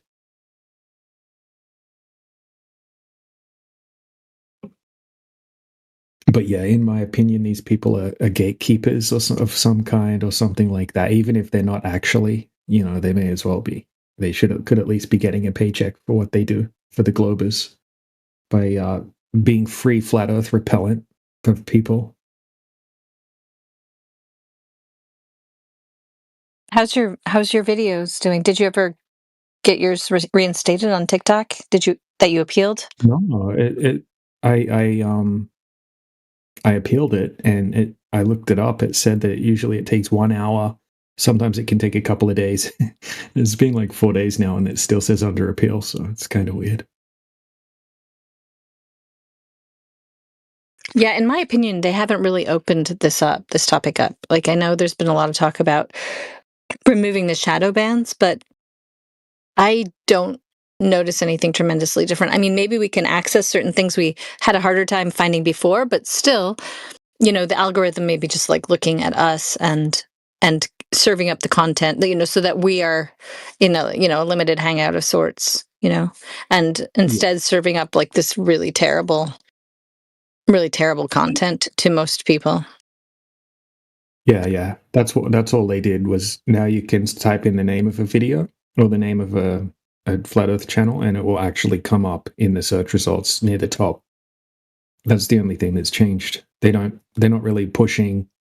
It's like if someone watches a Flat Earth video, it's not like in their suggested videos after they watch that video, other Flat Earth videos are going to pop up. And they're still doing that thing where if you watch a Flat Earth video that says Flat Earth in the title, and then you go into your search history and you type in Flat Earth, that video will disappear. It won't be there anymore. And but other videos that are anti-Flat Earth videos that do say Flat Earth in the title, they will still be there. Those ones won't get removed. It's only genuine Flat Earth videos that gets removed. So it's almost like they have a team or some sort of bot set up that are able to detect whether it's a video that's bad against Flat Earth, and then it's okay in the algorithm, or if it's a proper Flat Earth video, it will get put on some sort of list or something like that. And they won't push it. They won't put it in suggested videos or anything like that. So it's kind of stagnant. And another thing, correct me if I'm overlooking this, but is it not the case that at some point in the not too distant past, they started, or rather they removed those little, warning label things on some videos? It says, "Oh, Flat Earth is a conspiracy," but now they put it back. Yeah, it's right? there. It's under my video. Yep. Yeah, but did they did end up removing it, right, at some point? Yes. I think they said that Yeah, they it said that they disappeared were for a going while. to. Yeah, they said that they were going to, and that they would never do that, and then it came back.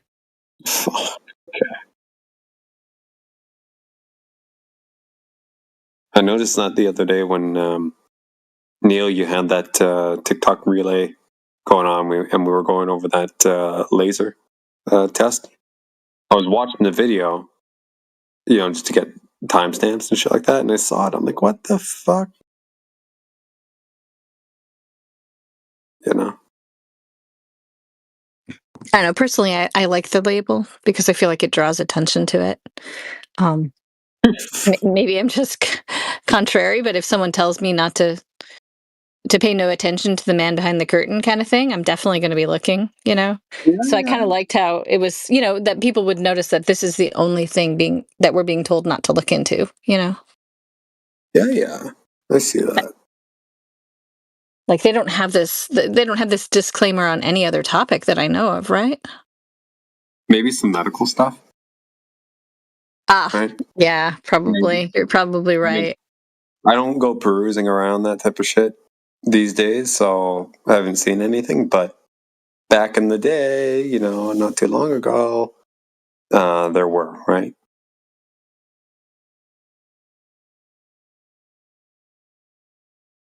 Just not sure if they still do. There's only 7 planets according to the Merriam-Webster dictionary. Think about it. Is this P-Brain? Definition 1C. Have a great night.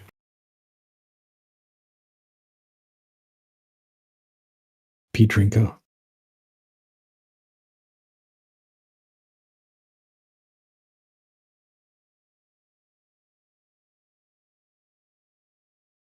Is it? I don't think so. You don't? No, it sounds like another idiot.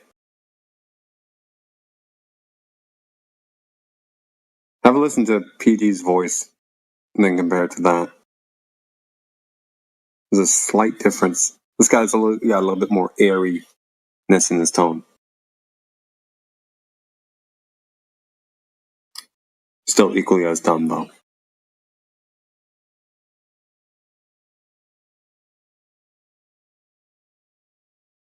How many alts is that now? That guy's insane. He's in here like every day, isn't he? I get paid to do this. Oh, you do? Yeah. MK Ultra shit, you know. Really?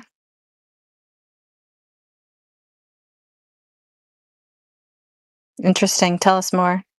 Yeah, God is good. There you go. Yeah.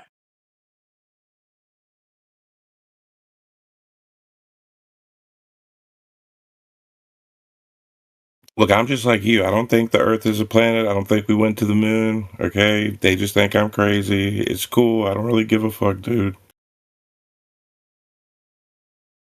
I don't think the Earth is flat. That doesn't mean I think it's a globe. So there you go.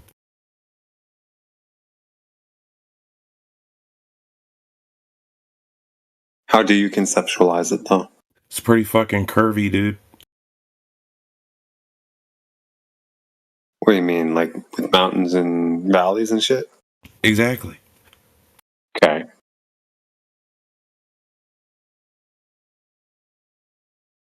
I just think you guys were really jealous that someone else discovered something before you. Who discovered what before who? The shape of the Earth before you, so you make up a different. The globe. When was that occurrence? When the globe was discovered? Exactly my point. Well, no, that would be when you answer, because that's what you're talking about. Sounds like it. You know what? In the world, dude. Fucking leaving us That was a hanging. good that was a good comeback. That's my point, but it didn't apply there. How did they discover it? Who did that? Who's they? That's what I'm asking. That's what the guy said. Yeah, exactly. He said, we're jealous because someone discovered Earth was a globe. I said, well, no, when did that occur? And he goes, that's my point.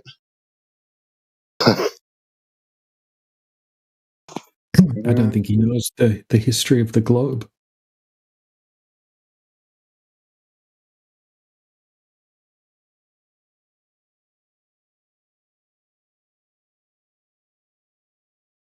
Yeah, I'm pretty sure if we asked him just about anything about the heliocentric model, he wouldn't be able to answer it.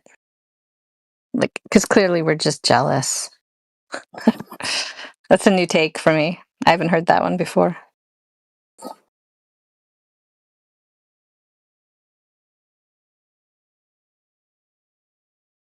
I'm jealous I didn't live 2,500 years ago so I could slap Eratosthenes. You got a stick in the ground before you did, dude. What's the observer height? Of what? The stick. The observer height of the stick. You mean the height? How tall is the stick, sir? Okay, the height of the stick. Right? I don't know. Okay, let's do 1 foot. What's the drop? Or the over well. 10 miles there? We I don't didn't know. catch any. Sorry. Come on, you don't know the drop over distance of 1 foot observer height? Come on, man. What are you, amateur? Dude, that's not what you asked. You said, what's the height of the stick? 6.6, dog. 666. You got to remember that. What the fuck are you saying? No, you were saying sticks. He said, what's the height of the stick? I'm like, I don't know. And then he says 66 feet. Drop over distance. Like, what? I just want to say hi really quickly. Height, 1 foot. Yeah. Hold up. Hello. Hey Zach, welcome in. Hello. Yeah, What's you're good? not. Yeah, you're not interrupting anything important. So. Yeah, he is. Shut up. Yeah. All right. So, you have any questions, Zach? Not really, but I am a flat Earth person. A flat Earth person, really? Yeah, I believe in it. Okay, you believe in it. Why? Why do you believe that the Earth is flat? Well, we got oceans, right? Indeed, we do. Yep. Well, it has to be flat. It can't be round. Okay, why? It just doesn't make sense scientifically. Okay, why? Because I don't know. I'm trying to learn, I guess. So you don't think gravity is conforming the waters to the shape of a ball? No, I think that's just propaganda. Okay. Have you ever measured this? No, but I would like to. Okay. Good luck. So, No one's done it yet. No one's done it yet.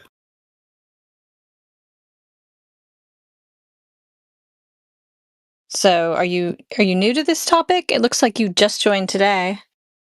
Yeah, I'm quite new to the topic, but I don't know much about flat Earth theory and stuff. But I do consider myself a flat Earth person. I do believe in that. Well, if you don't really know much about it, why do you believe in it? Just the same way I believe in Jesus Christ. I don't know a lot about the Bible. I just believe in it. Oh, this seems legitimate. Like I'm finding it very convincing. Okay, Zach. So, what information has been provided to you by flat Earth supporters to prove that the Earth is indeed flat? Well, just Simpsons and Family Guy. In Matthew Did you plan this out? Like how long in advance did you think about this? Genius. And didn't you think that? No, I mean, did you think that this was really going to be like really novel and funny or something? Because it's, I don't know, you Globers just aren't very funny, and it's so disappointing. What are you talking about? It's fucking hilarious. And to say that Family Guy is on par with The Simpsons is sacrilege. I don't know what you're talking about. It came from watching Family Guy and Simpsons. Oh, I've not all heard right. of Yeah, that was the wrong order. Well, guys, I mean, I guess that's as good as anything we hear from those guys on TikTok. No, because I would bet quite a bit that Zach considers himself an atheist and thinks that this is really like a clever troll and that we must all be idiots, right?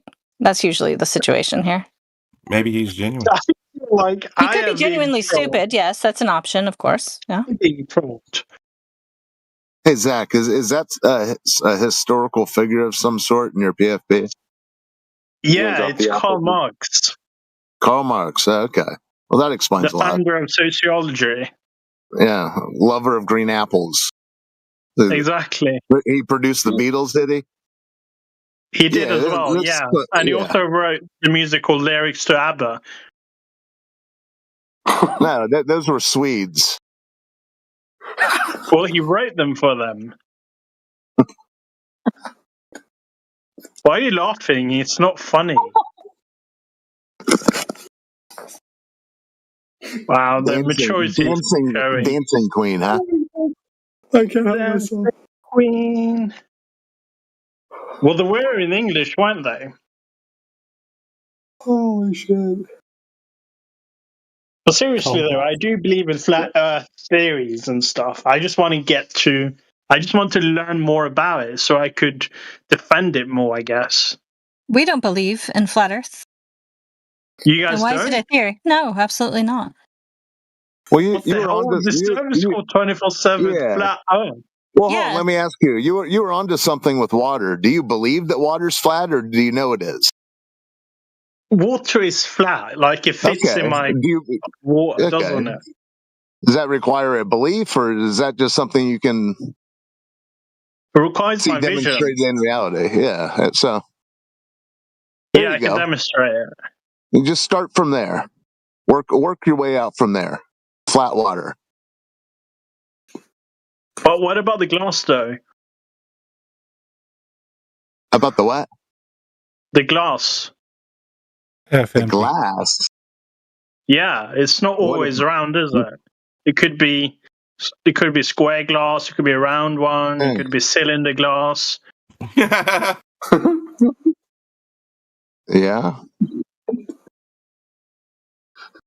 A huge sea glass. I have an entire collection of sea glass, and other than a few marbles, yeah, we're not dealing with spheres.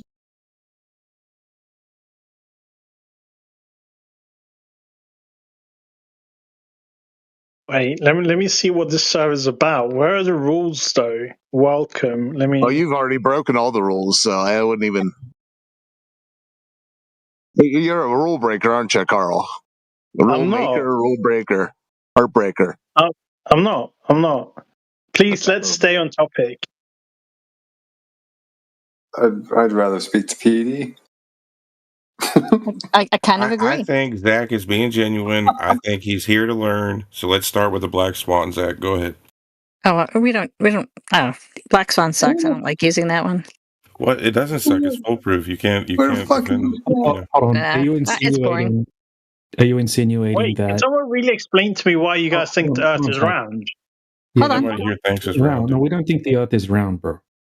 Well, hold on a second. I just want to just with the Black Swan, right? That would imply that there's lots of white swans, right? Right.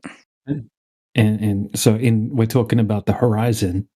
So therefore, there's lots of horizons that match up with the globe, or what? Of course, yeah. Okay. Anyone got any evidence of one? Sure. Yeah, the Black Swan would be an actual globe measurement, which we have never seen. Yeah. It's really Where's that easy. You at? just have to go to a location where the curvature is correct. And if you do that, then you can replicate the globe. Not it's going to be correct at other locations, right? So you're right about that. Okay, so where's that correct? Yeah, just at fine. any One. place where you have a drop over distance at 66.6 feet, over the course of 10 miles. Okay, where's that? At a 1 foot observer height, wherever it is, it's out there for sure. Can you find one? It's got to You be want over me to the find surface. a hill that drops 66 feet over a 10-mile Surface of distance? water, I'm bro. sure that's pretty easy to do. Surface of water. We're talking about over the surface of the water. Why we can't do it over Earth? What's wrong with the Earth? No, because you got hills and gullies, and you could.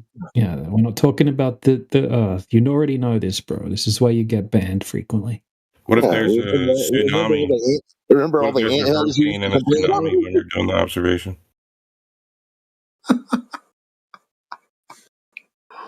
Holy shit. All right, back to Zach. Yeah, what's good? What questions do you have for the flat earthers? To be honest, I prefer reading literature. So you joined a voice channel? Well, I was supposed to be here to be verified. Oh. Wrong room for that. I prefer consuming manifestos. I did tell him if he wanted to talk in here that I would VC verify him. Oh, okay. But I didn't expect a LARP, so. Oh, yeah, no trolling. That's one of the rules. Did you see that on the list? Yeah, I read the rules. No trolling, and I'm not really trolling at all. Actually, I do actually believe in it, but I would obviously like to learn more about it since I've been brainwashed to think that the Earth is round. If you're brainwashed to think that the Earth is round, then why would you believe in something else? Well, because I don't have to accept. No, you're brainwashed, right? Like you don't know. Well, I was. If you're brainwashed, you don't know you're brainwashed, right? Well, I was brainwashed, but I'm not anymore. Well, you said you believe that the Earth is flat, so you still are brainwashed, yeah, because we don't believe that. It's not a belief system. Okay, so what is a fact that the Earth is flat? Because it measures that way. All right, then. Apologies for my language earlier, then. Okay, well, you don't really have any reason that you would think it was flat, right? You didn't provide any. Well, it just makes sense to be flat. The pool is flat. It's not round. Right, but Earth is so big. How much curvature would you expect? I mean, you're not going to see any in a swimming pool, right? Well, the pool is flat. How long of a body of water do we need? Too. Like, what kind of distance do we need to see any real drop over distance? Any real curvature? I'm not a scientist, so I don't know. So you have no reason. You just one day woke up and you're like, I'm going to believe in this thing that I don't know anything about. Over fences. Can I please take you on a date on The Simpsons. I made like an episode. Date Globers, sorry. Yeah, I watched it on Simpsons. All right. But let's go to the edge. I want to see it. I think the water's round, y'all. the edge. Go to the edge Yeah, and jump claiming, into space. DJ, let's go, brother. Yeah. So we don't claim that the Earth is a flat disk planet floating around in the heliocentric version of outer space. Heliocentric. What do you claim then? No. Well, please stop with a fake accent. What accent? No, he's right. He can do his. It's not a fake accent. Right. So yeah, we don't claim that the Earth's a flat disk planet. Like we're not claiming to know you the don't shape. think it's flat. So it's a globe. Can I just get it verified? Come on. Hey, over fences, why are you being such a bitch to Zach? He's just trying to learn. This is what's up. Right? So shut the fuck up. Just want to take you to the edge. Just me, Zach, on mute. If you want to go, someone wants to take that idiot into VC verification. Right, Iku. Yes. Someone go give him a spanking. Iku. Yeah, so something what's can be flat. Something can be flat without it having to be some disk floating in space, right? Flat's not a shape, is it? Okay. Yeah, so what is it? The description. Well, in this context, we're talking about the surface of the water, which covers most of the surface of the Earth. No. The surface of the Earth, not your water. No. Yeah, so it's a topographical plane, right? So we have topography, and it's a plane. The Earth is a plane. Hey, checkmate, Zach. It's a plane. Yeah, it's what we. It's what a test says. It's what we experience it as. It doesn't have edges. Well, maybe there's edges, but yeah, no, I've not been able to check for the edges, and I don't think anyone else has. Kept going south, right? Who's kept going south? What if I go straight west right now? West is a circle. Forever. Do I fall into West space? is a circle. West is a circle. A circle? No, it's a. How you call it? On a compass, you have north, there you go, Zach. east, south, and west. No, west is a circle, and east is a circle around a north pole. How do you think a compass works? Okay, so it points to the north. It points. Yeah. You don't have to say please. I was already talking. Okay, so the compass needle, right? So let's say we have a flat table and we put on a magnet and we have a compass. The needle is going to point to the north, right? It's going to point to the magnet, and then if you want to go east or west, it's a globe and it has a magnetic north. No, I just said if we put a magnet down on a flat table, right? If we want to go east or if we want to go west, then you're going to go in a circle. Right? Do you know how compasses and cardinal directions work? East I know more about compasses than you. It doesn't sound like it. It sounds like you thought that you're saying that you'll go in a circle if you just head west. Yeah. Look, I have a little diagram made for people not heading west. Right, so here's a diagram on the globe. Which way are these red planes traveling? In the live stream voice text. Oh, so you're saying that they're going in a circle, yes? I'm saying they're going east. Okay, what does this prove? Okay, well, do you disagree that the east is a circle, and then if they were to turn around, schizophrenic image. How big do you think planes are? It's not to scale. And planes are not. Does that change the direction? Traveling does it change? This is how, right? So all you're doing right now is you're exposing to everyone that you're intellectually dishonest. I might be dishonest. Okay, well, I don't want to talk to someone that's just completely dishonest, intellectually dishonest. Are you not dishonest? You're just disapproving every proof that goes against you. No, I'm just trying to teach you right now. Friends on this voice chat. For free, trying to prove yourself right. For free, you're getting a lesson right now from a flat earther on how directions work. A lesson, and you're not even appreciative. Oh, it's a lesson. This is Earth School. Yeah, this is Earth School, right? And you're the student, professor. Right? So you thought that east and west are straight lines a moment ago. And now you know that they're circles. Hang on, Iku. What lesson did we? What proof did you bring? Hey, 20 cops, please be quiet. DJs keep giving a lesson. Yeah. Right, so did you say that you had some proof that we were denying for the globe? Yes. You can't measure any kind of distance on a flat Earth map. That is something that you can't prove We wrong. don't claim to have a flat Earth map. What we can actually do is just go out in reality and look for the byproducts Why don't of you the have a Earth map? curvature. You should have a map, no? No, nobody has a full world map that has been No, you accurately can mapped out and Google validated. Earth.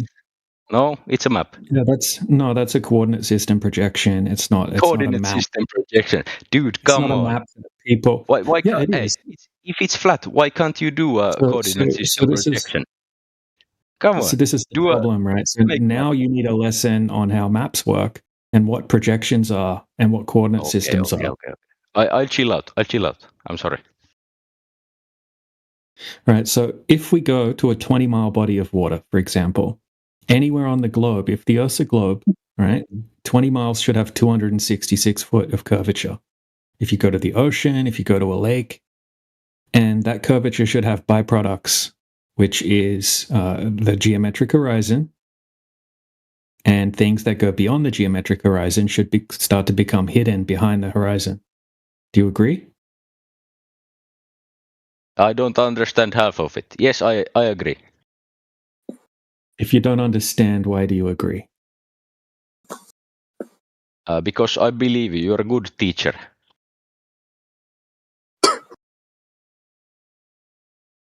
All right. Can you just answer some of my questions? I mean, you're the one who's kind of wrong here, so you should be able to go answer ahead. like. What was like I wrong measuring about? Measuring the distance.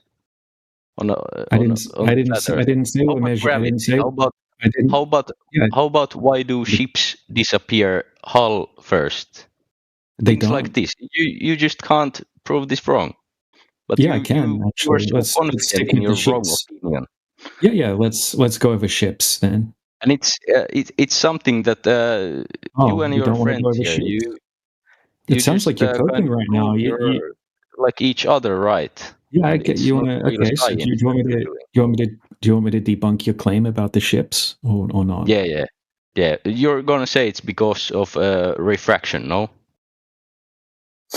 What's you don't know what's refraction. You don't know what it is. No, you don't. Okay. Please explain it to me. Okay. Well, refraction would be when light deviates towards a higher refractive index medium or a denser portion of a single medium. Yeah. And that's the definition. Do you need a citation? Yes. Anything you can give me, teacher. Oxford Dictionary of Weather, is that good enough? Hey, what the other guy leave? You're running away? No.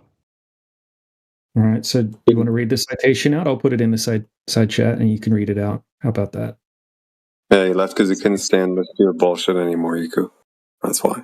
No. I think he left before I was even talking. This is like something the students do at school, right? So I'll put something on the board. Yeah, professor, teacher, man. You read it out to the class. Yeah, you read it out to the other Globers. Have you ever been to a class like a school? Yeah. Did you just come up with this yourself with your little friends here? Well, I researched about refraction after school. I didn't learn about it. Yeah. You from YouTube videos, no? No. This is from the Oxford Dictionary of Weather. Make the videos. So from university papers and university papers, lectures and tests that have been done. Yeah, I could teach you all about it if you want. Right. So Oxford Dictionary of Weather, refraction, a fact or phenomenon of light, radio waves, etc., being deflected in passing obliquely through the interface between one medium and another, or through a medium of varying density. Pretty much what I just said before I posted the citation. Yeah, you just read it, no? Yeah, I'm sorry, I've been an asshole. I'm sorry, I'm just confused about you said that before. You said that before, but then it got even worse. Well, you can't blame a man.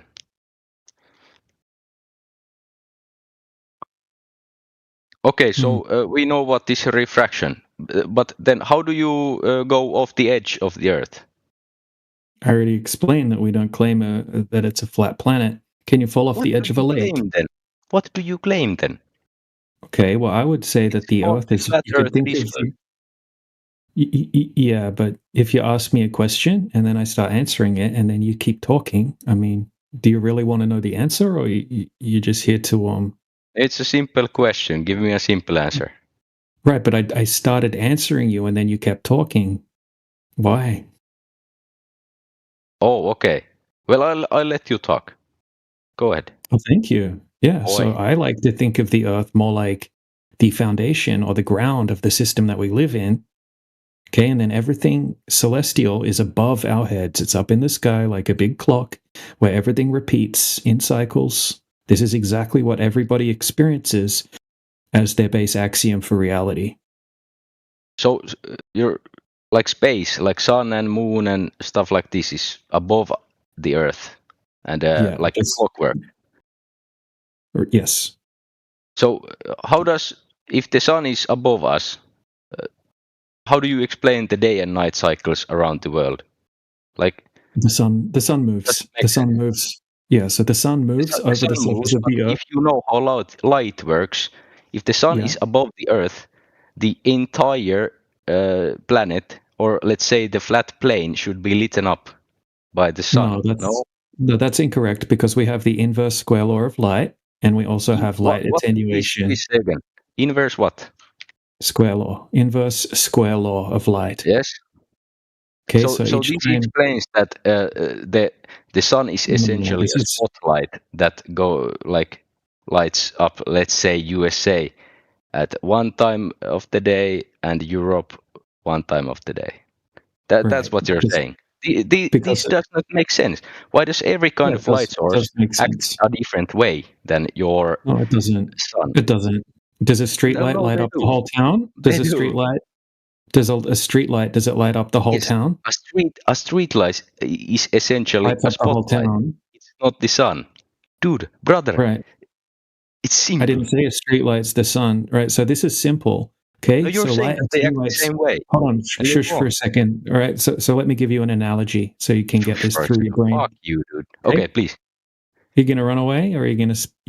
All right. So here we go. Okay. So if you just dive down, if you dive down into the water, right? Let's say we're at the beach. It's a very clear day. It's the middle of the day in summer. The sun's directly above us.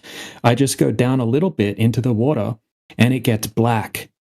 If I go down a bit further, I can't see the sun at all. I can't see any light from the sun. If you go down 100 meters, you can't see any sign of the sun or any light. It's pitch black. Why? Okay, so the sun is a very small spotlight, just like a street lamp. No. Answer the question. Please ask again. Okay, if you go to the beach on a clear day, okay, out into the ocean, beach it's midday. Okay. Beach on a clear day, okay, all right. You go 100 meters down into the water. I wouldn't go 100 meters in the water. Okay, but if you could, okay, the sun doesn't move, but most often if you just go down a little bit, it gets black, right? So if you've been what gets black? Are you saying? Okay, so hold on, you need to listen. You need to listen, right? If you go down 100 meters into the water, right? If you could do that, if you had some sort of device to do that, then you wouldn't see any light from the sun at all. Oh, so wouldn't see the sun. You dive 100 meters. Is that what you're saying? It's you can work that out in your head. It doesn't really make a difference, right? The sunlight can't be seen. You can't see this. You dive 100 meters down in the water, no? Yeah, you can't see the sun anymore. You're avoiding the analogy. No, basically. I'm trying to understand. He's just now comprehending it. You dive underwater to 100 meters. Yeah, exactly how he said it. Okay, so you can't see the sun anymore, and you can't see any light from the sun. It's pitch black. Why? I think it's because light doesn't penetrate water that well. Exactly. Yeah. So it gets absorbed by the medium. So you're saying there's water in the atmosphere, so that the sun acts like a spotlight because there's water on the atmosphere. No. Why do you keep saying it's a spotlight, dude? What's wrong with you? Because in your theory, the sun. No, it's not our theory. I never said anything about a spotlight, dude. But right, so you understand that if you have a medium, light can become. You're not listening. Why is it? So this is usually right. So this point on most globe earthers, we've already got way further in the conversation. Or what's you like a bit slow, or you're just trolling? No, I honestly, is it possible he's misunderstanding the underwater 150 meter thing? Because I think he's imagining divers with a spotlight underwater. No. Well, if he's misunderstanding it, it's deliberate. I think we all understand that the sun doesn't penetrate water enough so that the deep sea. Yeah, so why then? Why and it then doesn't go through air for 1 million miles either, dude. Air stops light. No, why air go doesn't from stop why go light. from the Yes, calling air it the stops sun to a light. spotlight? Yes, air stops light. No, why does it go a red? Why does it go a red color when it's sunset? Why does it go a red color when it's sunset? It's 4 against me right now.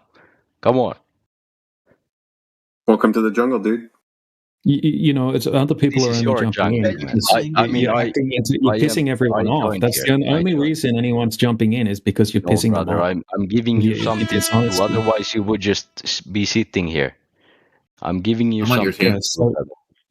Yeah. So like in the air, it's not as dense as the water, but we have dust and we have pollution and we have water molecules and we have the gases. So light also attenuates through the medium of air, right? Just on a greater scale. Anybody can test this out. It's not like a torch is going to shine forever and going to become attenuated. Let's say that air blocks light. Still, your sun doesn't work. Really? Why not? Because your sun should work like a spotlight. What the fuck is with you in the spotlight, dude? Because in your theory, the sun works like a spotlight. We don't have a theory. Earth is measured flat. Flat Earth is not a theory. It's measured that way. In real life, the sun is not a spotlight. It's very far away and it lights. It's not a ball of fire in a vacuum in real life. It's not a ball of fire in a vacuum either. Okay. Is your sun a spotlight in the globe model? Is your sun a spotlight? No, it's not the spotlight. Well, why doesn't it light all of the? Why doesn't it light up all of the bottom of the ocean? Because it does not penetrate the so water. Therefore it must be a spotlight. It must be a spotlight then. Oh, it has to be a spotlight then, doesn't it? No, brother, you're acting retarded. You're acting like you're acting retarded. What I'm saying. He's acting like you. You're calling yourself retarded.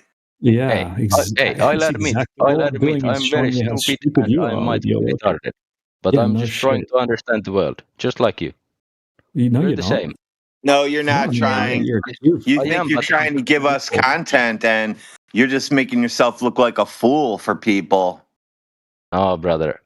We're all trying to understand the Earth, but I'm trying to challenge I'm not trying to understand the Earth. It's measured flat. Water is flat and level with no wind blowing over it. You lose. That's the end. What do I lose? I don't lose anything. And I think you should be quiet for now. No, I think you can talk to Professor Triangle now. You can go fuck yourself. I'm done with you, bro. You're a hey, piece of DJ, shit. Don't get mad at me. Oh, dude, don't get mad at you. I heard what you were saying, mumbling. Yeah, now you can talk to me. I'm really good at aggravating trolls, dude. You'll piss your pants. I'm so good at this. You'll end up quitting. Yeah, you sound like a reasonable guy.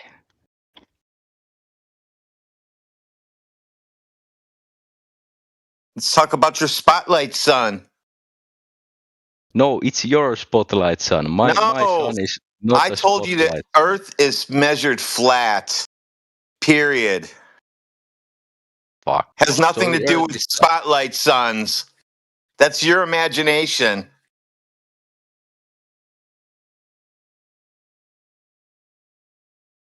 Well, maybe I've been lied to all my life.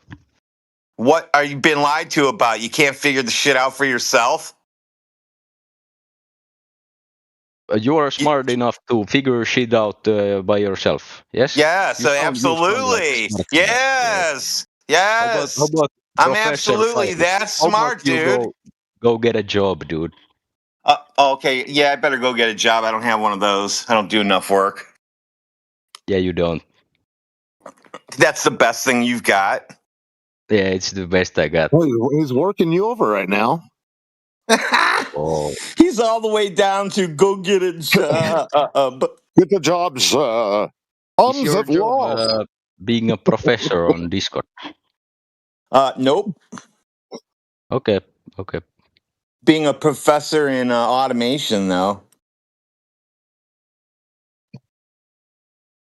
Okay, what do your work colleagues think about this flat Earth? We don't really talk about it because then why would you think that the Earth is a ball or flat when you're at work? Who thinks about that kind of shit? You seem like a guy who thinks about this all the time. No, it's just naturally the Earth is just flat. I can't do anything about it. I've given up worrying about it many, many, many years ago. Yeah, I gave up worrying about that. Why you guys believe it's a ball, and I'm just here to tell you it's not. Guys? It's only me. No, there's a whole bunch of you out there that think it's a ball. Besides you, Yeah, like the entire Earth. No, like everyone. No, about 50% now. 50%. Yes. No. Oh I don't yeah, know any flat dude. Earth people You better in get online and go start checking out other places. There's so much flat Earth going around. I'm surprised they don't shut everything down again. What do you mean again? Have they shut Well, why do you down? think they shut it down in the first place? What do you mean shut down? And what? Shut everything down. Oh, never mind. You wouldn't understand anyway. No, please, brother. Listen, you're an NPC. You wouldn't understand what I'm talking about. So it wouldn't make sense to you. Just keep asking questions about it. 3 weeks to flatten the curve. Yeah, you just had to be there, dude. So what is going on, EQ? What's going on, dude? You have like a demon for your. You have a demon for your PFP. No, it's from a video game, RuneScape. Oh, even better. Okay. Yeah, dude. I mean, I find this very entertaining. He's a fan of Satan. One of them. No, I'm a Christian man, a Protestant, Martin Luther. No, you're not. You wouldn't have a devil on your profile if you were. It's not the devil. It's not the devil. It's no, it sure is. Game. Video game. Yeah, I guess you don't understand what people put in video games, do you? So what was your last? You never read the shit in the background in video games, do you? You just play the character. You don't look at the walls. You don't look at the writing on the cans and shit. I bet you don't. I don't. What do they contain? Like? Oh, I don't know. What were you complaining about, Eco? Nothing. Okay. Talking about video games. Hey, old Tosh. Before that, you're you live the life, yes? I live a life. Hell yeah. America, USA #1. Yeah, at least top 10. Do you guys? What do you think about all these Epstein files? I don't think about them. Only you weirdos do. Oh, it's easier not to think about stuff that makes you upset. Why would I even? I wouldn't have known about it if you guys never told me about it. How's that? You're saying to be honest with you, EQ, this might be like new news for you people overseas, just getting this news, but washing ashore. This has like been a carrot dangling in front of everyone's face for almost a decade now. It just sort of like, okay. And then you say people, oh, there's a website that has all of them. And it's like, oh, okay, I'll believe that. It's just, yeah, it's unthought of for me at this point because it's sort of like moon hotels. It was announced to be some big thing once upon a time, but it's never come to be. Who cares? Hey, maybe not yet. Maybe in 100 years. Yeah, in the Yeah, future, maybe in right? 100 Future years. proof. Yeah, we hear about future proof all the time. In 100 years, it's going to happen. And you know when it's really going to happen? In 150 years. That's how I know for sure, because you're not going to live that long for sure. Yeah, and in 200 years from now, they'll somehow have combined the Epstein character with Ben Franklin, and everything will be confused. So don't worry about it. And Epstein's going to have a farm where they grow cranberries and all kinds of shit. He's flying kites with keys on them. Yeah. Ben Franklin's in a submarine, and Jeff's out flying kites in electric storms. Just whatever. It would be Thomas like Jefferson. They blueberries. look identical.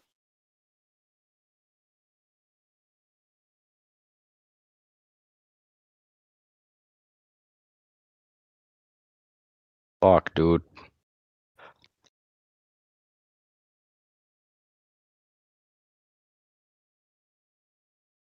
The truth hurts, doesn't it? It's like us punching you in the stomach.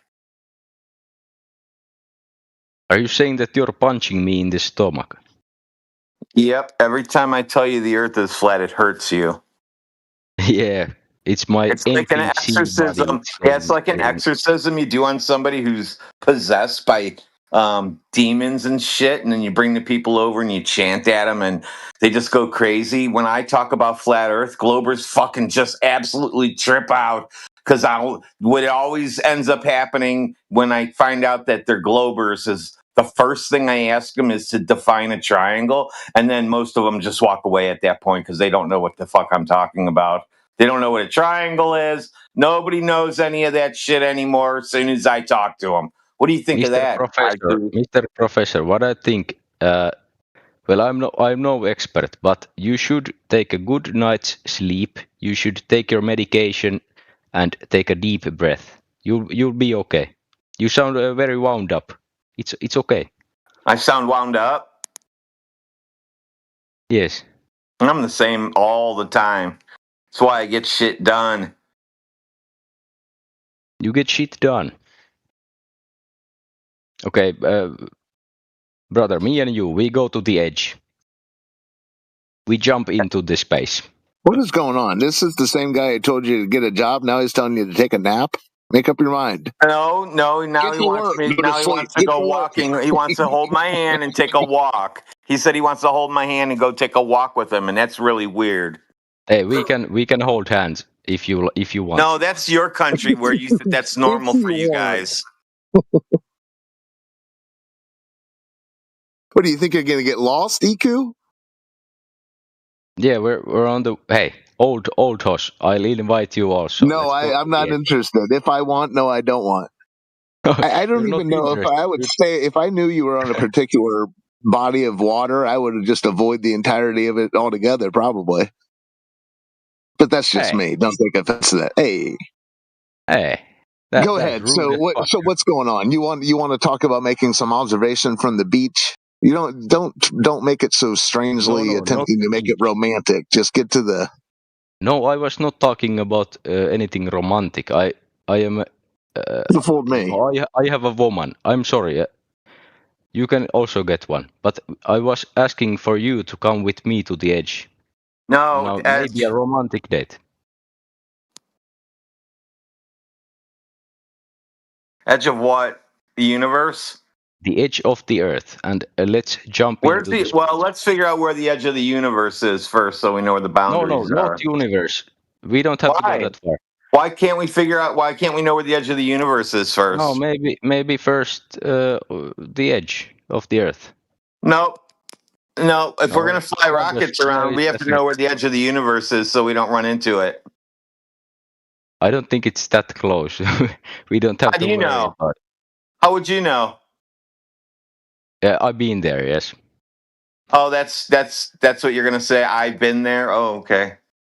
Yeah, actually, I am from there. Like. Yeah. Yes, then I became an you guys go into dreamland when you're coping, don't you? What? Greenland? Yeah, you go into dreamland. You make up shit when you're coping, don't you? You just keep talking about you guys. Talk to me, brother. I am. I'm talking about you guys. What you guys? Are you saying I'm not special? Yeah, you aren't the first one I know. wanting to jump off the Earth. Yeah, where are you going to jump to anyway? How do you jump off a lake? I don't know. What's on the other side of the edge? Maybe space, like empty space. No. Well, where's the edge at? You tell me, brother. You Because tell I don't me. think there is an edge. Oh wow, you think infinity exists now? No. No. I mean, I'm not saying. Yes or no? Yes I'm or no? talking about the edge of the Earth, not infinite. So now you don't think there is one?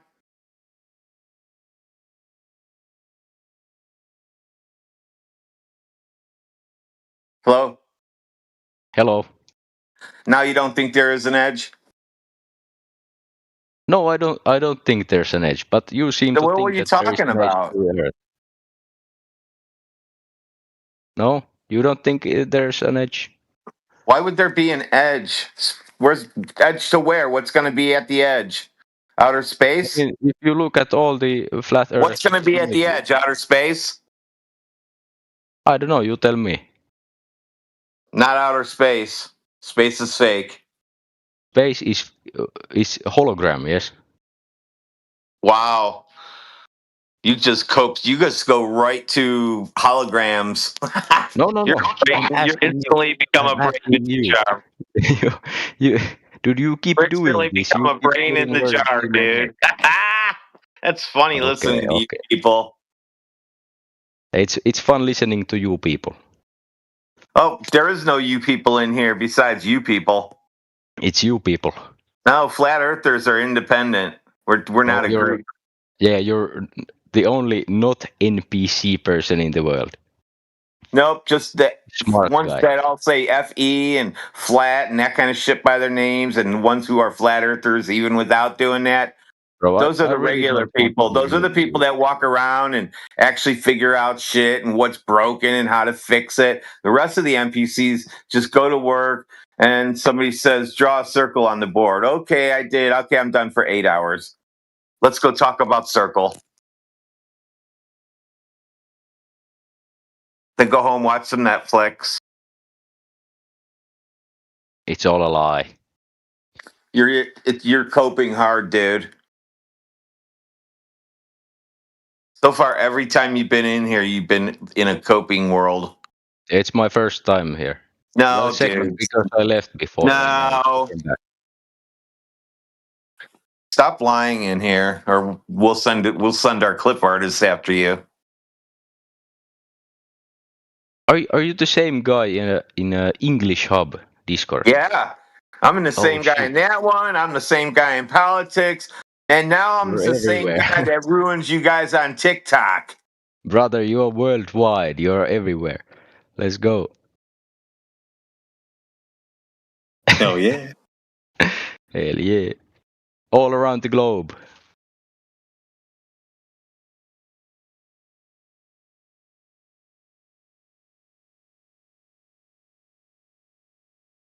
What globe? Where? Where do you see a globe? There's no globe, dude. Hey, dude, you got that measurement of the distance of the sun yet? You had ample time since last time. Maybe you did a little bit of reading of that paper that you presented, or that you brought up. Talking about. Oh, you don't remember like a half hour ago?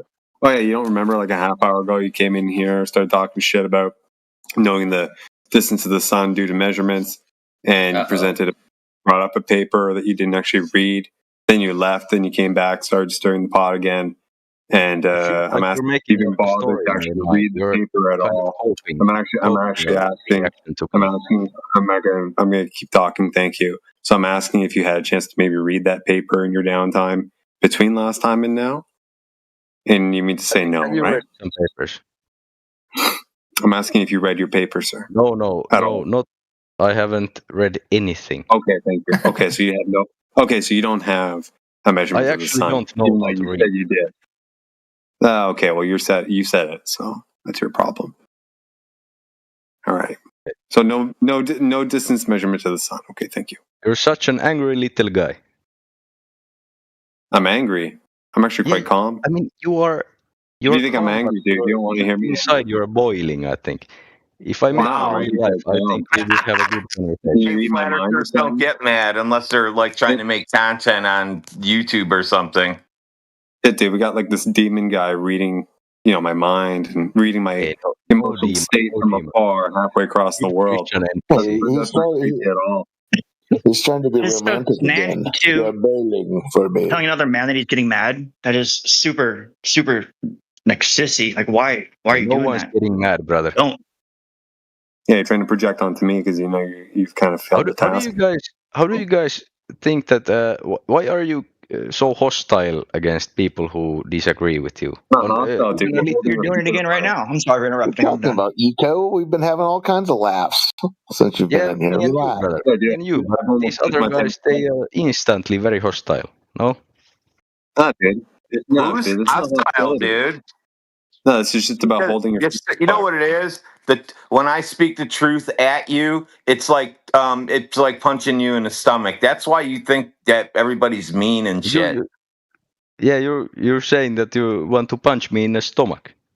No, I am literally with my mind punching you right in the gut, and you're going, ugh, as soon as I hit you. Yeah, every time I tell you the earth is flat, ugh, just like that. Does a flat earther being angry make the earth a globe? I don't get why you keep pointing that out. He's just trying to be It takes flat. quite a bit to make me. I don't even think I get angry anymore at all. At all, I don't think so. My wife said that You have no too. feeling. You don't even get angry now. I said no. There's nothing to be angry about. Hang on. Let's get Matrix in here. Give this guy something to cry about. Fuck. Let's get QE. And he'll be just talking normal, and this guy will think he's screaming his head off at him. You haven't seen anger until you see QE. Kiwi? Who's Kiwi? No, we're not talking about him. Never mind. We're not going there. Never mind. I want to join you guys. How do I join? You need proof of the go outside. You don't join. You got You're not invited. You're gonna have to Venmo me $5,000 first. Only 5,000. That's cheap. Damn! What the heck, dude? You freaking charged me 10. What the hell? Well, I'm running a special. A demon special. Oh, we're on our server. We can change his name to whatever we want. Who's this guy atting me in the chat? Miguel. Give him the dunce hat. Where are you atting me? You mods can do whatever you want to this guy. They don't we have like a dunce roll? But that's okay. We won't do that to you because we don't want you to get mad. We only do that to the Globers that stay here and keep coming back. Is that the reason he believes in the globe? Is because of the distance to the sun? Is that why you believe in it? What distance to the sun? There is no distance to the sun. That's what I was asking before. Oh wait, no, dude. No, hold on. Didn't you bring up like they used like radio waves and shit before? You talking to me? Yes, sir. Yeah. They can use radio waves to a black body. Maybe elaborate on that to the new people in the panel, right? Because they missed your bullshit before. Give them a second round. What do you mean bullshit, dude? How do you send radio waves to a black body and receive the signals again? How do you do that? You can use radio waves and listen to the echo in the earth. So you can measure in the earth by the time it comes back. It's very simple. Even you might understand. Wait, there's an echo in the earth? Is that what you said? Yes. Let's say you send radio waves to space. Can you post the demonstration of the echo? And you can measure it in Earth. You can calculate the distance. Bro, to a black body? The sun is a black body in your paradigm. You can't bounce radio waves off that thing anyway. What are you talking about? Lots. What do you say? How do you know the radio waves in the sun? In your paradigm. We missed absorbs. You can't hear anything, but visible yes. and You're probably wrong as fuck.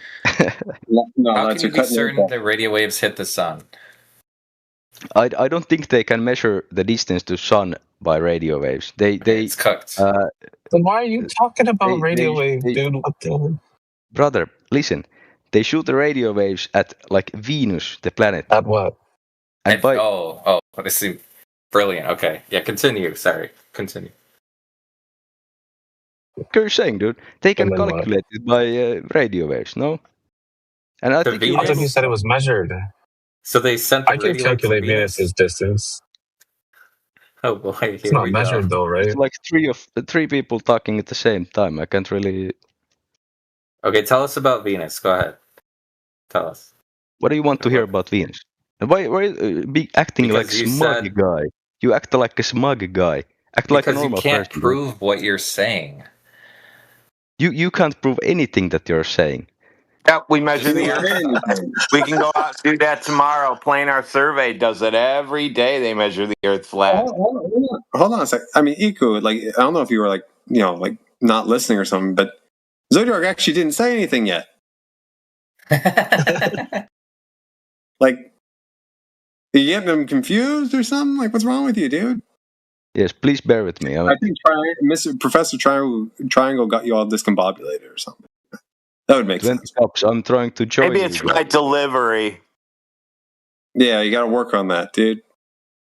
So how do you know the radio waves hit Venus? How can you be certain that that's the case? Well, I'm not the one who measures it. No. So you have faith in somebody else?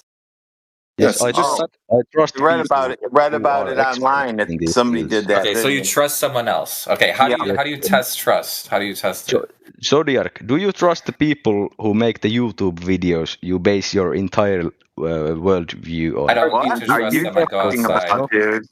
What you does could answer YouTube videos have to do with the Earth being Because flat, it's dude? all you have, dude. It's all you have. You have No, just look outside your We just window. go have any real outside, science dude. or any real science or any Look people outside your window right now and tell me where the globe is.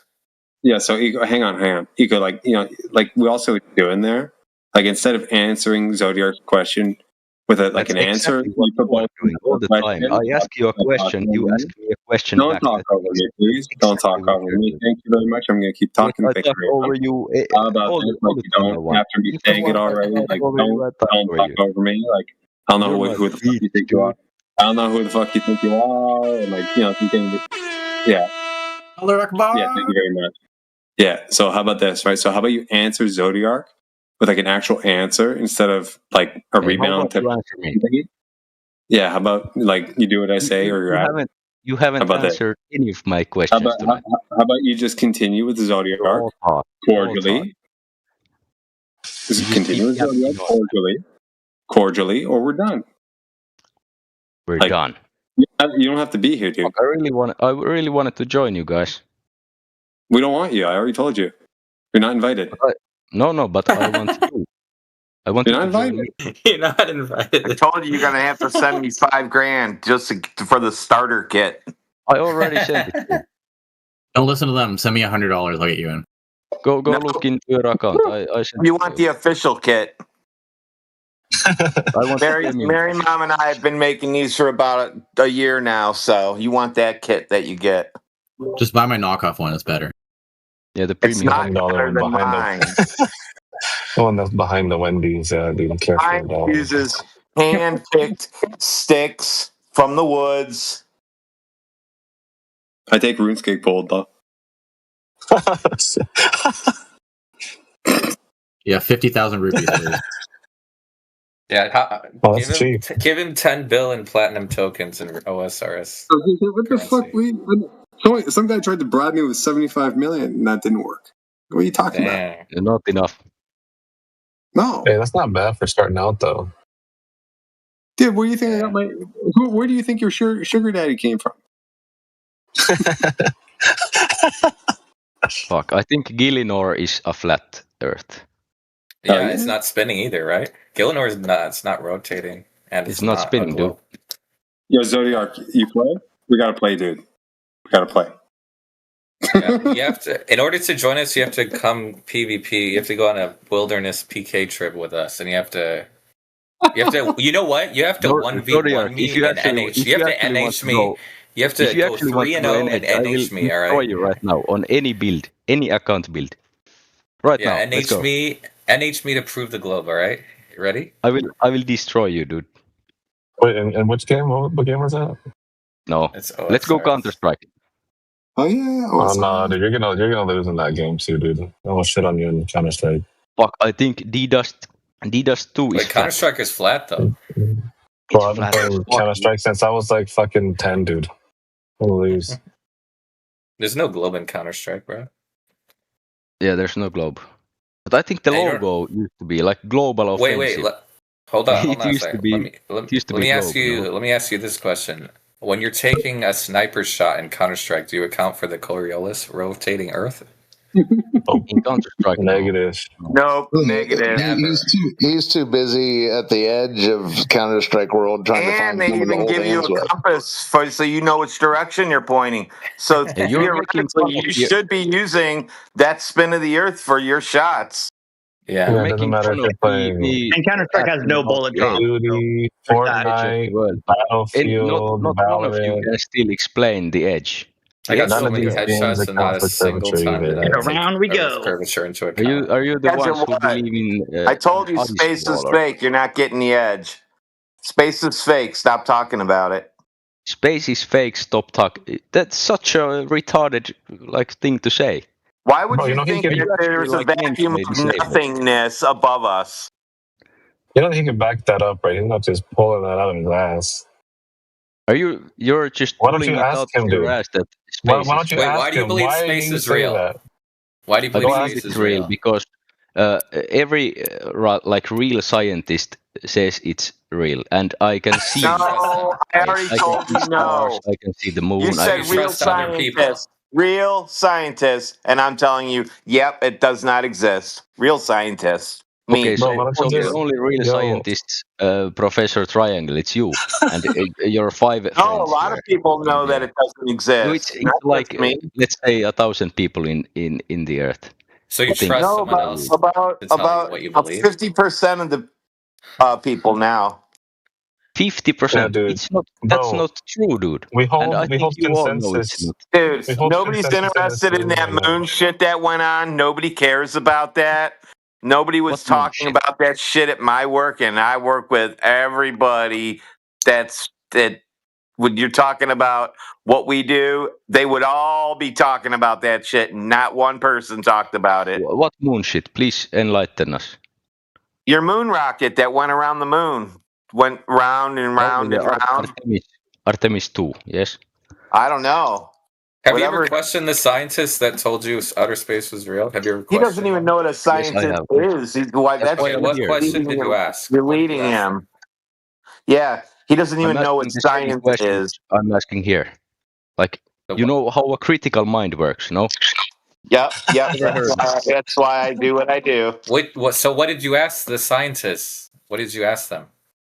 The exact same things I'm asking here, like about the edge of the world and stuff like that. The edge of the globe? The edge of the globe? That's the horizon, according to you guys. I thought you said age, not edge of the Earth. Sorry. I thought you said age. No, he said edge of the globe, and that's the horizon, according to him. Are you guys the smartest Americans? Yes. How's your schooling in America? Wait, why do you assume the Earth has an edge? Why are you assuming that? Because if you're saying that on a ball, if you live on a ball, the edge of the Earth. If you live on a ball, the edge of the Earth would be the horizon, wouldn't it? Yeah. But what do you mean it does not have an edge? Is it infinite? If you live on a ball, you have to have an edge. That would be your horizon where everything goes and hides behind. Okay, but we live in a flat plane, so where's the edge? We don't need one. What do you mean? You're making the word these flat, things in your mind. Listen very carefully to what I'm about to tell you. The definition of the listen word very flat, the definition of the word flat never mentions the word edge. Okay, so what is it then? Maybe I just can't comprehend it. Flat is not a shape. We're not claiming a shape. Flat is not a shape. What are you claiming then? So it's a globe, but with your measurements. All we're saying is it's not curving, it's not spinning, it's not rotating, and we're not floating in an open vacuum without a container. So what is it then? But the shape? All we're saying is that it's flat. We're just saying it's flat. We don't know the whole shape. We're just saying it's flat. That's it. I've seen so many like pictures of the flat Earth. Are those fake? Like not real? Post one. Let's see it. I don't think I can post any pictures here. You post links. You can post links. Dude, if somebody gave you a picture of a flat Earth, did you ever ask them if they verified that actual shape? Okay. No, I can't post anything. The link. You can post a link.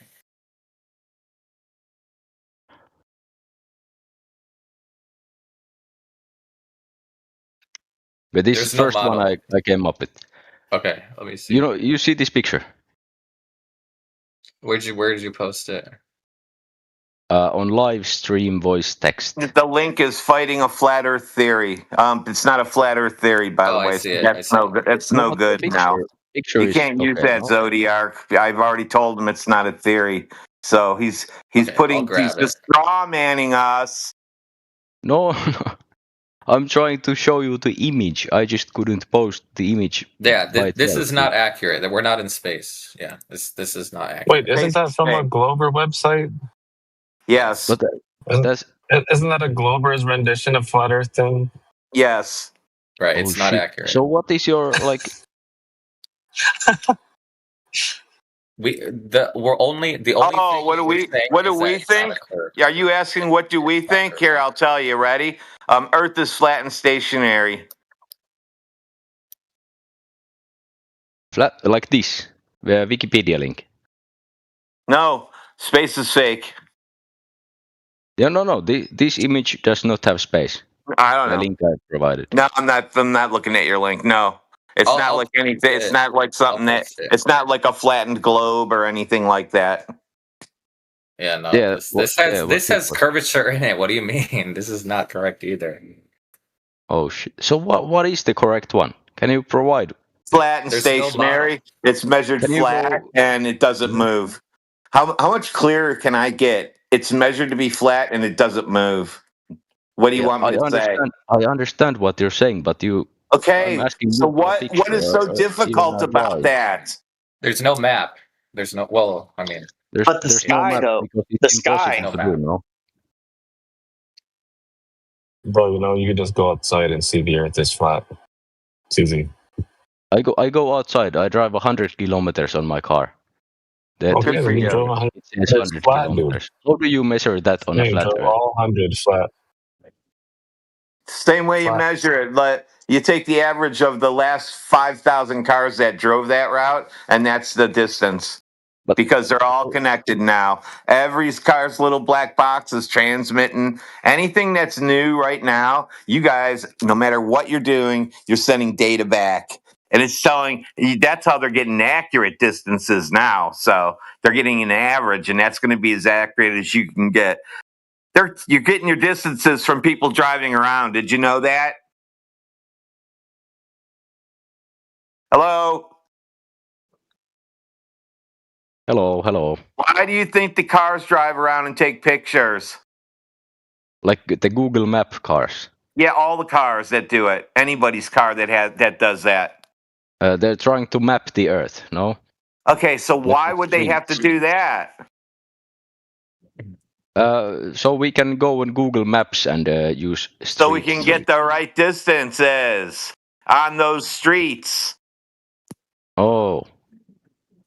So what? Yeah. Now does it start to make sense? Why it's pretty accurate? Because everybody drives it every day. They carry their phones with them, and your phone's GPS is going off, and you gave your maps permission to send data back, and it does every second of every time you move.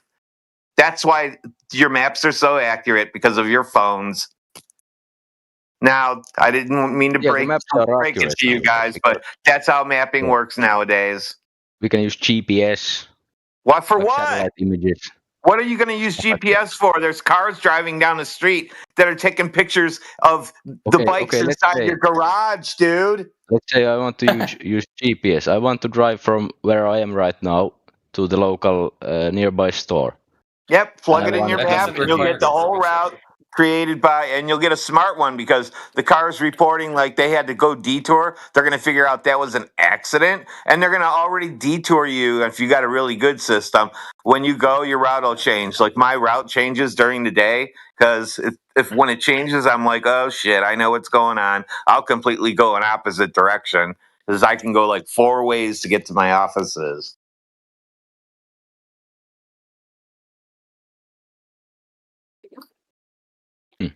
Zodiac, do you agree with this guy?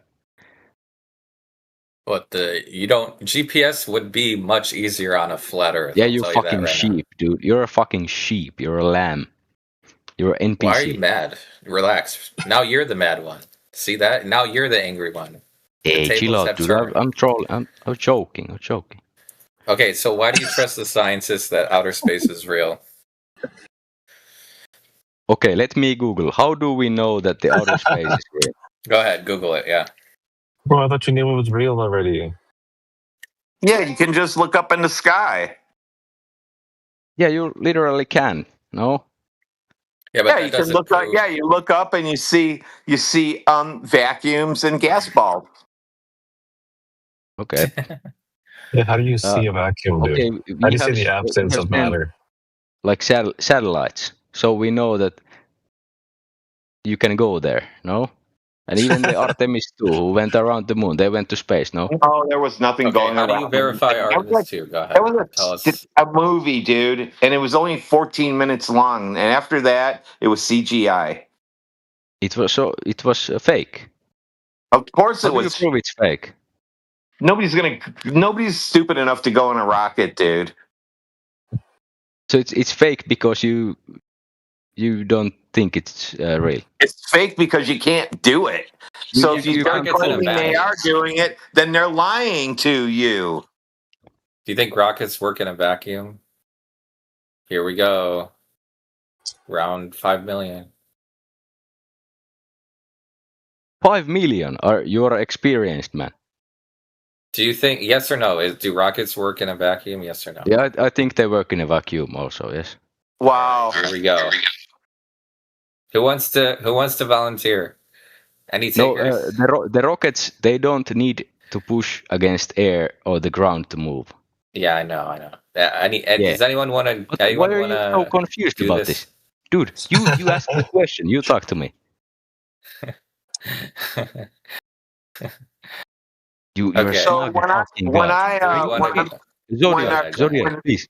No, we're not going to talk to Zodiac right now. We're talking to Professor Triangle at this point, Mr. Rocket Man. So here's a good example for you, Mr. Rocket Rider. So let's take a piece of string and put it across the room real tight, okay? But we're going to put a straw on it and then pull it real tight across the room. So it's about 20 foot long with a straw on it. So we can throw the straw across that string, okay? Then we're going to tape a balloon to it, right? And blow up a balloon and just tape it to the side of it and hold on to the end. We're not even going to tie it off. We're just going to let go and we're going to tape it to that straw, and it's going to let go, and it's going to go shooting across the room. What's the air pushing on?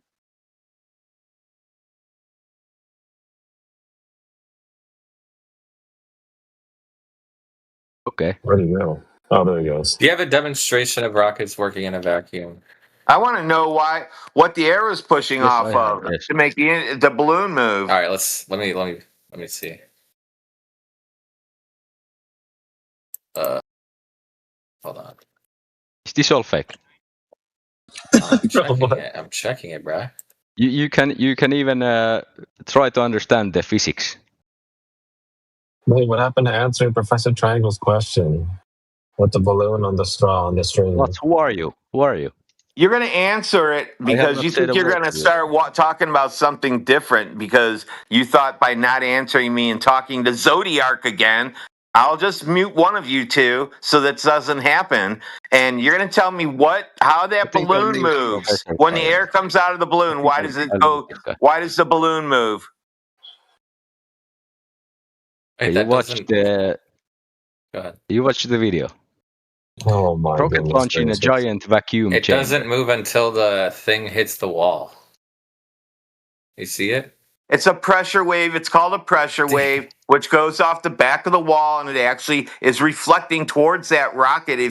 That little syringe, if you watch it real carefully, hits the wall, and it's already on its way back when a piece of that stream hits that pressure wave, and then it pushes off of it.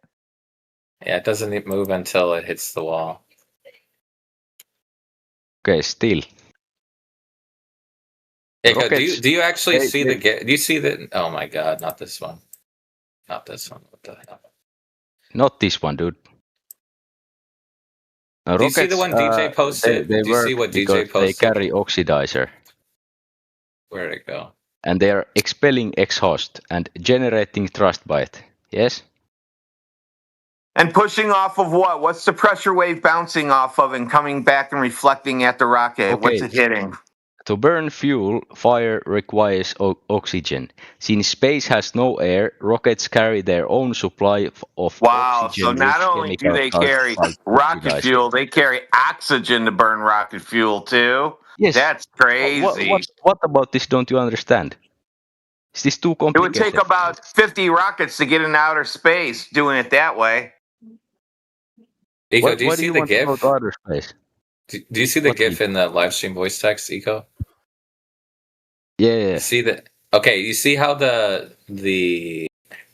whatever Yes, is being expelled has to hit the wall, so it's not moving until it hits the wall, and then it moves. Okay, so rockets in space, they hit the wall, so they move. No, that demonstration. Yes, okay, I have That to demonstration admit that this YouTube I video posted shows you that the rocket did not move in the vacuum chamber You don't have to say until the it hit the same wall. thing 3 times. I understand you, dude. Do you It was see a it? bad, Are you bad watching video, the to be video? honest. But Are you watching did the you GIF? hear me? Did you hear me? Yes. Oxidizer. Yes? The oxidize. Okay, yeah.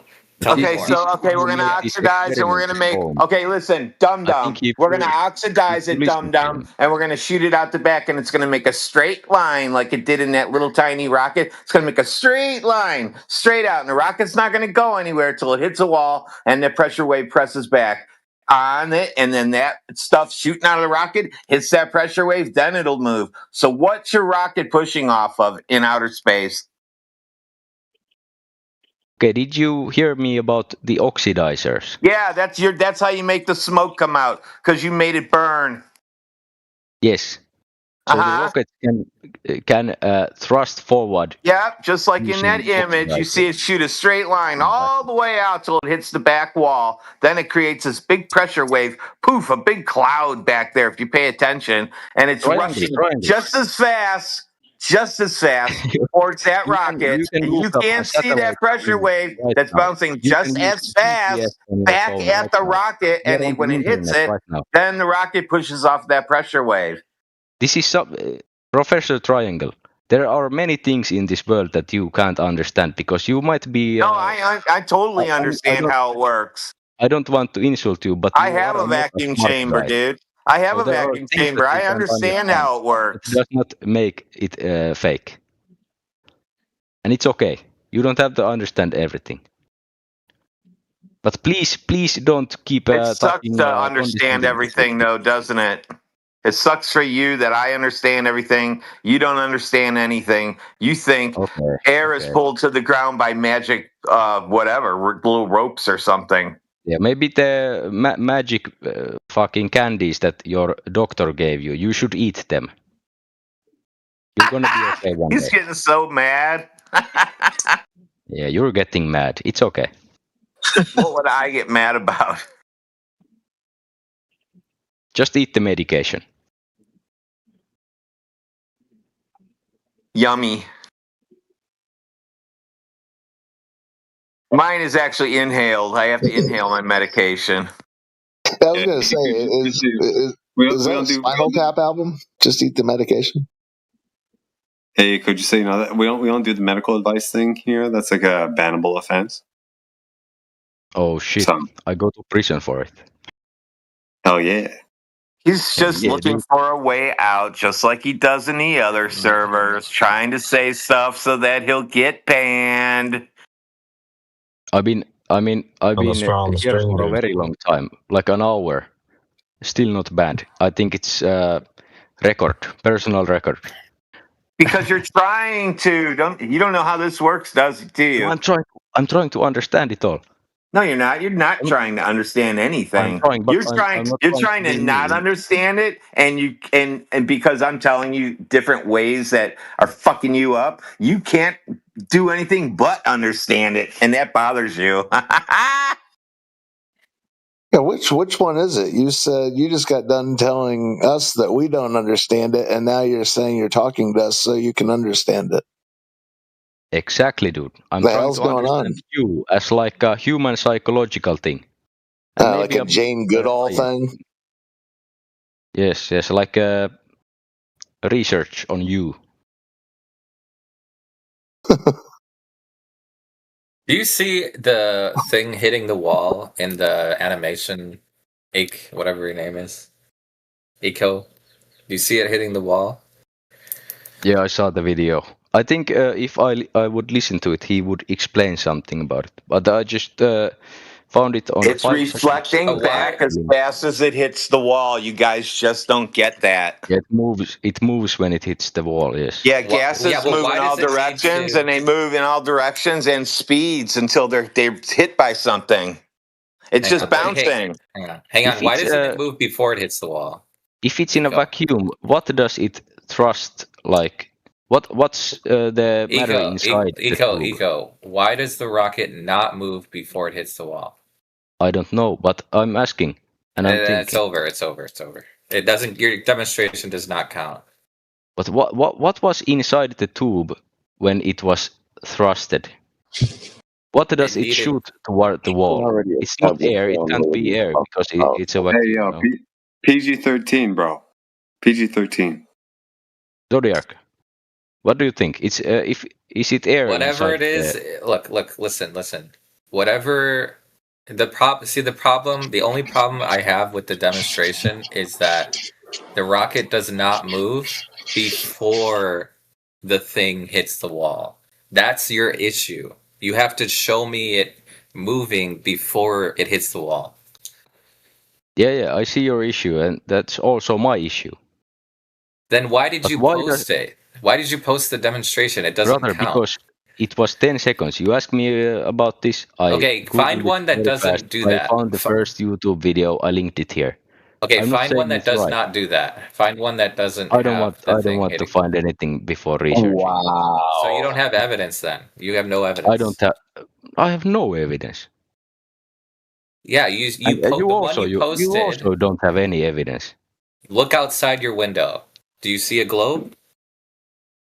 No, I see a backyard. Okay, is it a globe? Is your backyard a globe? No. No, it's not a globe. So where's the curve? Where is the curvature? You sound like a smart guy. You are not this simple. You wouldn't ever see a globe in your backyard, dude. So when do you experience the globe in real life? Where have you ever experienced this globe? I think that I, as a human, I'm so small. I can't really feel it or see it with my own eyes at my. So you've never experienced the globe. I mean, I think I'm living on it. No. Have you ever experienced it in real life? Is my question to you. What do you mean experienced? What kind of experience do you want?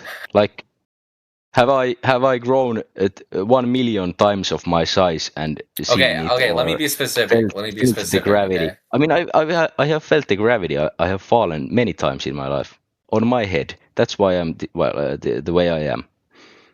That doesn't. Falling does not prove the globe. No, I think falling proves gravity. Otherwise, we would just float off. It just proves that objects move. That's it. It's over. That's all it proves. But how do you prove gravity on flat Earth? You can't, I think. Why do you assume what? Say again.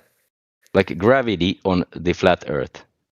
Why does that why is does flat Earth proof? need gravity? That is proof of gravity that the Earth is flat. Because if you notice, when you pour water out on a floor, it just spreads out all over the place. It goes flat. So that means gravity makes things flat. So you lost that one too, dude. We don't need to make any assumptions. Isn't that an assumption that he just made? What? No, Or an he's talking about a observation? physical. No, he's talking about Yeah. a demonstration in real life. Yeah, I showed a demonstration. You can't show me things turning into a ball because of gravity, but I can show you things going flat because of gravity. Okay. Dong, dong, dong. Maybe something like I'm trying to think of things that you can understand. Like every one of us can make the math, and we can calculate how. No, how long math an and object calculating falls. ain't going to help you in this one. Let's say 10 meters. You drop something, you can calculate when it falls. No, and that's because we know. That's the gravity because they've done that 5 million times and got an average speed. Yep. Oh. Things moving doesn't mean that gravity. Just because something moves doesn't mean gravity's real. Okay, so how do you prove it's not real? You can't. What? I told you gravity's real. It makes things flat. Debunk me. What do you mean? How do you prove it's not real? What do you mean? He's got to focus on what I said. Watch this. He's going to lose his mind. Dude, you got to prove that gravity does not make things flat. Water's flat on its surface. If you drop something and it goes all over the place, that's generally flat like liquid. Fuck, I'm about to lose my mind. You got to prove that when you drop shit, it turns into a ball.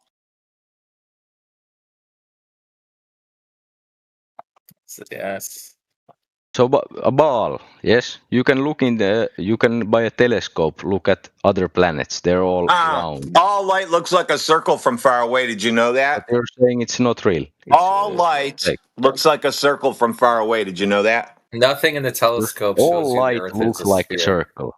All light looks like a circle from far away. Did you know that? Light. Why does it look round? I don't know. You tell me. Go look at take a big gigantic sign from Las Vegas and go about 50 miles from Las Vegas. And when you look at the signs, they're just going to look like circles blinking. Okay, so you look at other planets that are not emitting their own light, like stars do. How do you know it's not emitting its own light? The moon is not emitting its own light, dude. Can you prove it? Can you prove that? Can you prove that it is? You can't. I never said it was. You're You're asking the one me who's to claiming prove it is. something that you have no idea about. You're trying to just. How do you know it is or isn't? You never answer. Either way, question. you can't This is prove what it. you do. Are you trolling, Like, dude? it doesn't matter. Like, Doesn't sound like you know what you're talking about. Zodiac. What? You don't know what the moon is. Go ahead. Tell me. Yeah, go ahead. You're saying the moon emits its own light because I never said that. Round. I never said it emitted its own light. I'm just asking you, how do you know for sure? I'll say it does. I'll say it makes its own light. Go ahead, debunk me, dude. People have went there and seen. If people went there, the inverse square law means that it would be so bright there that you would be burned up into ashes as soon as you got nearby it. That's not true. It is true. Do the inverse square law on the light. Take a lux meter, go outside. Take a lux meter, go outside at night on a full moon. Take a moon reading and use inverse square law for the distance to the moon, and you tell me how bright the moon should be. What is it? Can you please explain it to me? You can't because you can't. You don't understand these things that you're saying. You're throwing these big words around. You have no idea of the physics behind it. I've already done the math and calculations on it. It's ridiculous. I don't even think I can tell you what the number equals. You believe everything you see on the internet. No, I'm the one who told you can't do shit like that. You believe that you can. You believe everything you see on the internet. No, just look outside your window. Your backyard is not a globe. That's it. It's over. Okay. So so let's start there. Okay. So you see your backyard, right? So what is there anything in your backyard that indicates to you that you live on a sphere? What? Sorry? When you look outside your window, do you see a globe? Yes or no? I see the Earth. I see my backyard. Yes. That's not a globe. How do I know it's not a globe? Because it has no Because curvature. it does not look like it. Well, do you see curvature in your backyard? Do you see the Earth curving? No, Okay, I can so see maybe then that's 200 it. meters before there's another house or woods or something. So why do you believe the Earth is a globe? Because I've been told so my entire life, and I've studied physics and mathematics for many years, and it's a basic like understanding in like science that it's a globe. If somebody tells you Half of something our that doesn't physics make it true, if wouldn't somebody work. tells you something that does not make it true, Okay, so you're saying that I should not listen to educated people. I should listen to YouTube video people and you. No, you look outside. No, don't listen to anyone. Look outside your window and But that is such a see the Earth. simple-minded thing to do. Like, Oh, you can also do measurements and long distance observations if you want, but that's the starting point. The starting point is you go outside and you see the Earth. That's where it's. Tell me, please. Do you believe in bacteria? You can't see them, but they are Do I definitely believe in real. bacteria? Yeah, you can see them. Do I believe in bacteria? Dude, it's exactly your point. If I can see something with my own eyes, I don't think it's real. The globe. Okay, that's a false equivalence because the Earth, you can actually see the Earth when you go outside. That's not equivalent. Okay, but still doesn't mean anything. Yes, it does. When you look outside at your window. No, stop. When you look outside at your backyard, when you see your backyard in real life, what indicates what based on that, why would you believe that the Earth is a sphere? I told you, I think 3 times. I'm not going to tell you again. Because you've been told you your seem whole like life. a guy. Yes. Yeah, so just because someone says something doesn't make it true. So how do you test it? How do you test the globe? How can I trust you? You don't trust me. You go outside and you look. You make observations in real life. You don't have to trust me. I look at something, I don't see the bacteria, so I don't think it's real. That's what you're doing. That's fine. It's a very simple-minded, non-scientific way to look at. So tell me something. If someone, when you were a child, if someone had never told you that the Earth was a ball, would you have worked it out for yourself? Maybe by the time I was studying engineering, yes. Excellent. Why? What in engineering would lead you to the fact that you live on a ball? Studying physics for many years. Excellent. So studying physics, what componentry of physics leads you to the result that you live on a ball? It's like fluid dynamics, you know. Which component? What in physics in your daily life leads you to, hey, I live on a ball? Why are you helping your little friend here? I was talking to him, not you. You're talking to him now. Let's talk to him. You got me now.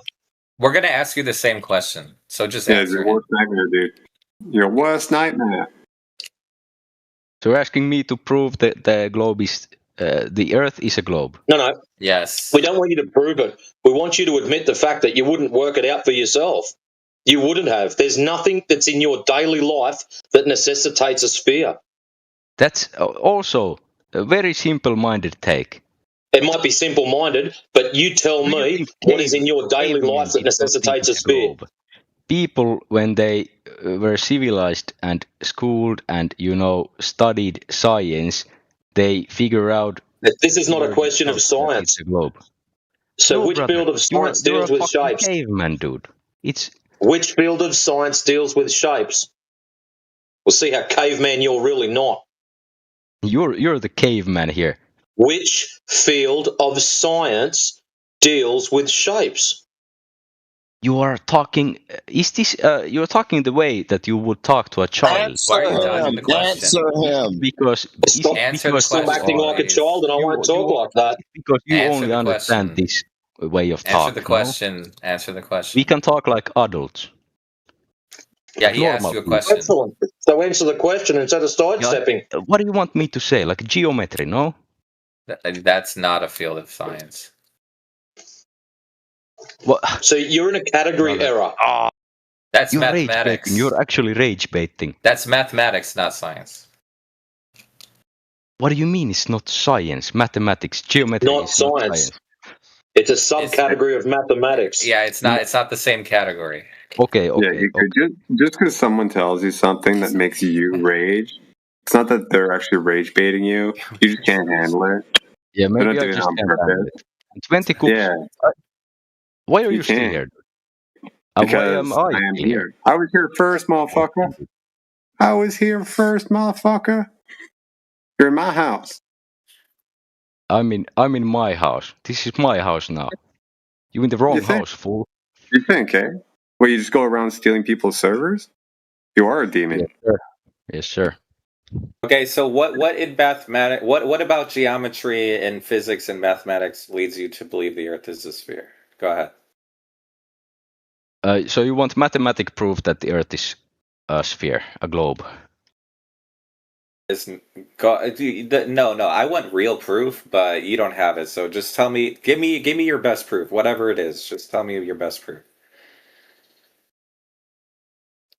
Because the reason you told us that you believe in the sphere is because of this Yeah, because science, I've been told geometry. so. Yeah. That's the reason. Right. Okay. So how do you test the globe? How do you put it to the test? Who was the first guy who figured out it's a globe? Eras something. Yeah. Do you remember what he did? That librarian guy? Aristosthenes. Go ahead. Yeah, tell us about Aristosthenes. Go ahead. Tell us what Aristosthenes did.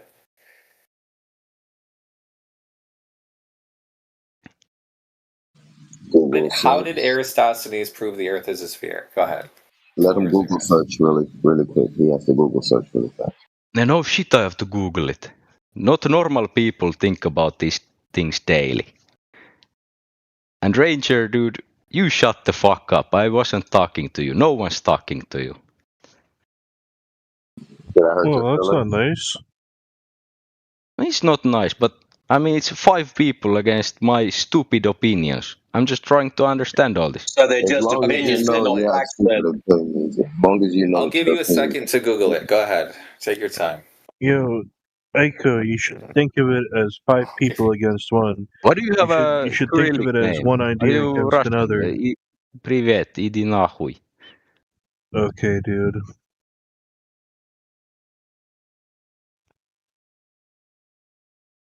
Oh, you love the Russians, no? Do you trust Eratosthenes even though you've never met him? I think his theory is valid, and we can use it still today, no? Okay, what's his theory? He used simple geometry, the angle of shadows on the summer solstice, and the distance between Alexandria and Syene to deduce the planet's size with remarkable precision. So Okay, he measured the distance between two cities, and with that he could measure the planet's size. No. Okay, do you agree that the angle of the shadow depends on the location of the source of light in this instance? Yeah. Okay, what is the location of the source of light? So the sun, yes? Yes. The sun. I want precise, exact location of the sun. Go ahead. How did Eratosthenes determine the exact location of the sun? How could I tell you the precise location of the sun? Are you... Aristóteles should tell you. Did Aristosthenes not do that? Ask questions. When I ask you any question, you only ask me a question back. You're using Aristosthenes as proof. So I'm asking you, How did Eratosthenes validate the location of the light source? Because remember, I explained it to you. Are you saying he's Eratosthenes wrong? needs the Can angle you of the prove him wrong? shadows, correct? Can you prove him wrong? You can't. I didn't even say he was wrong yet. I didn't even say that yet. I'm just You're asking strongly you. implying it, no? Can you just answer? Just answer the question. No, I How did can't. No, I can't. Eratosthenes? I don't know. So you don't know how Eratosthenes determined the location of the light source? No, I don't. Do you? Okay, so why do you trust him then? Because There's smarter people than me who say he's right. Yes? do any of those people have validation of the location of the light source? I think they do. I think they do, no? Okay, prove they do. Go ahead. Bring them here and we'll talk to them.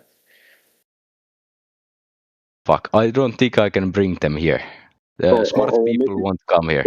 Iko, we'll make it easy. Let's make it easier on them, right? Why don't you just cite some of their publications that have dug into all the Eratosthenes stuff themselves, right? Bro, I And don't think I can take this anymore. I think I have to go to sleep. all right. I really tried to get it tonight. I really tried to get it. I still don't. Maybe I'll be back. You don't want to, dude. Do you agree that the angle of the shadow depends on the location Hey, of you the can sun? you can work this out by yourselves. Good night, Okay. boys. Very good talks tonight. Catch you on the flat side. Hell yeah. Now the question is, will he come back for round 3? Huh? At least he admitted that it was just because he's been told that his whole life. So that was an honest answer, to be honest with you. That was some real honesty. Yeah, good work there, dude. He finally That was cracked solid. a little bit. Yeah. You got a crack in that shell there. Good shit. Baby steps. Yeah, Matrix who's came next? in, shook him up a little. Sorry. Matrix came in, shook him up a little bit, then you came in, you're like, Shlamo, blamo.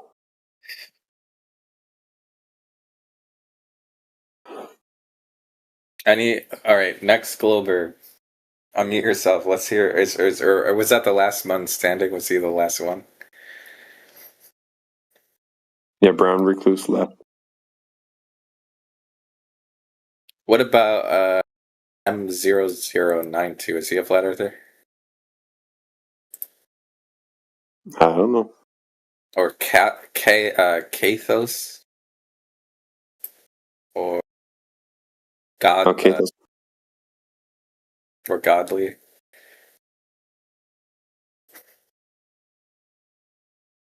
Or Dylan? Oh no, Dylan's deafened. I don't know, dude. I think you beat the final boss.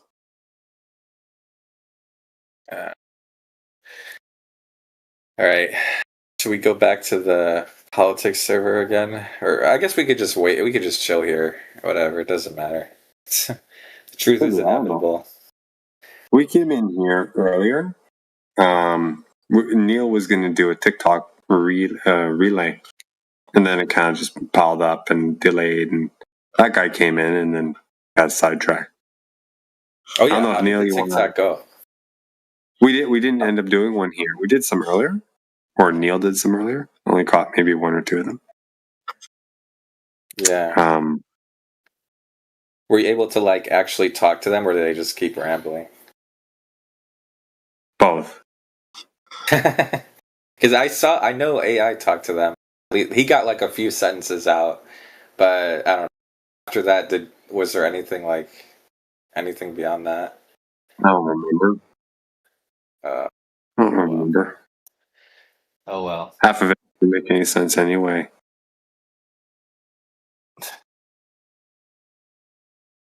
Yeah.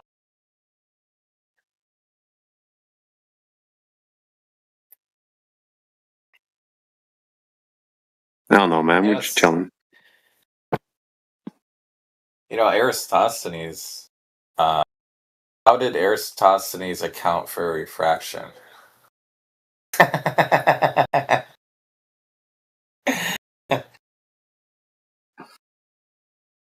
They just claim it exists always, all the time, 24/7. They just believe it. It's happening.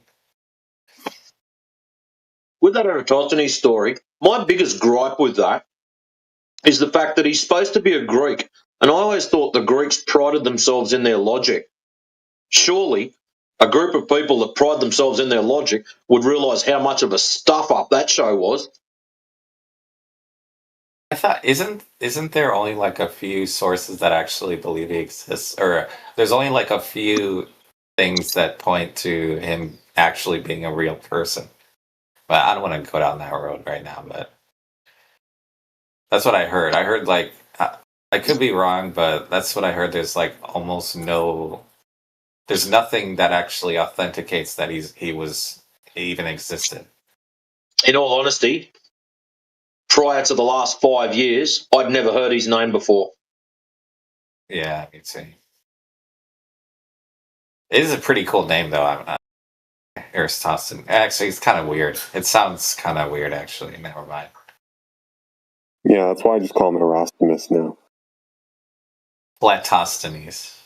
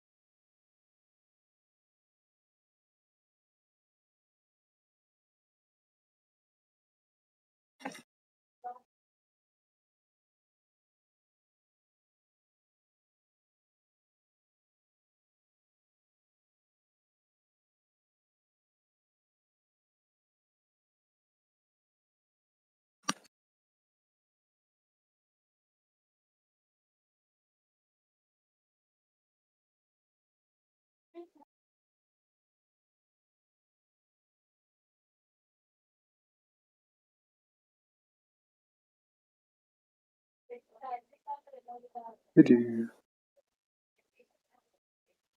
know what's interesting though is I actually had the same experience that Glober had, which was that he like basically our whole lives we've been told it, and so it's been so long that we never even needed to look up proof because we never had to defend it, you know? So we didn't even know like you know what I mean? Like if you never get challenged on something, you forget it, even though you believe that it's a spirit. So it's like, yeah, it's like who is Aristosthenes? He had to go Google it.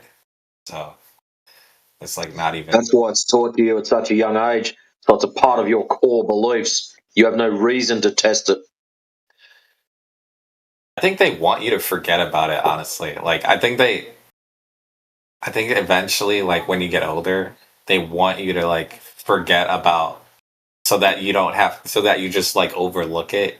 You know, you just accept the premise and you just don't look into it. You know?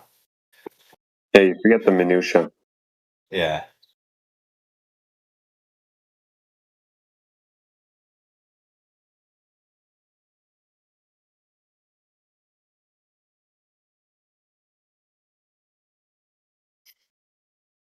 I don't know about you guys, but I don't recall ever being taught about Eratosthenes in primary or secondary school. Yeah, same here. Same.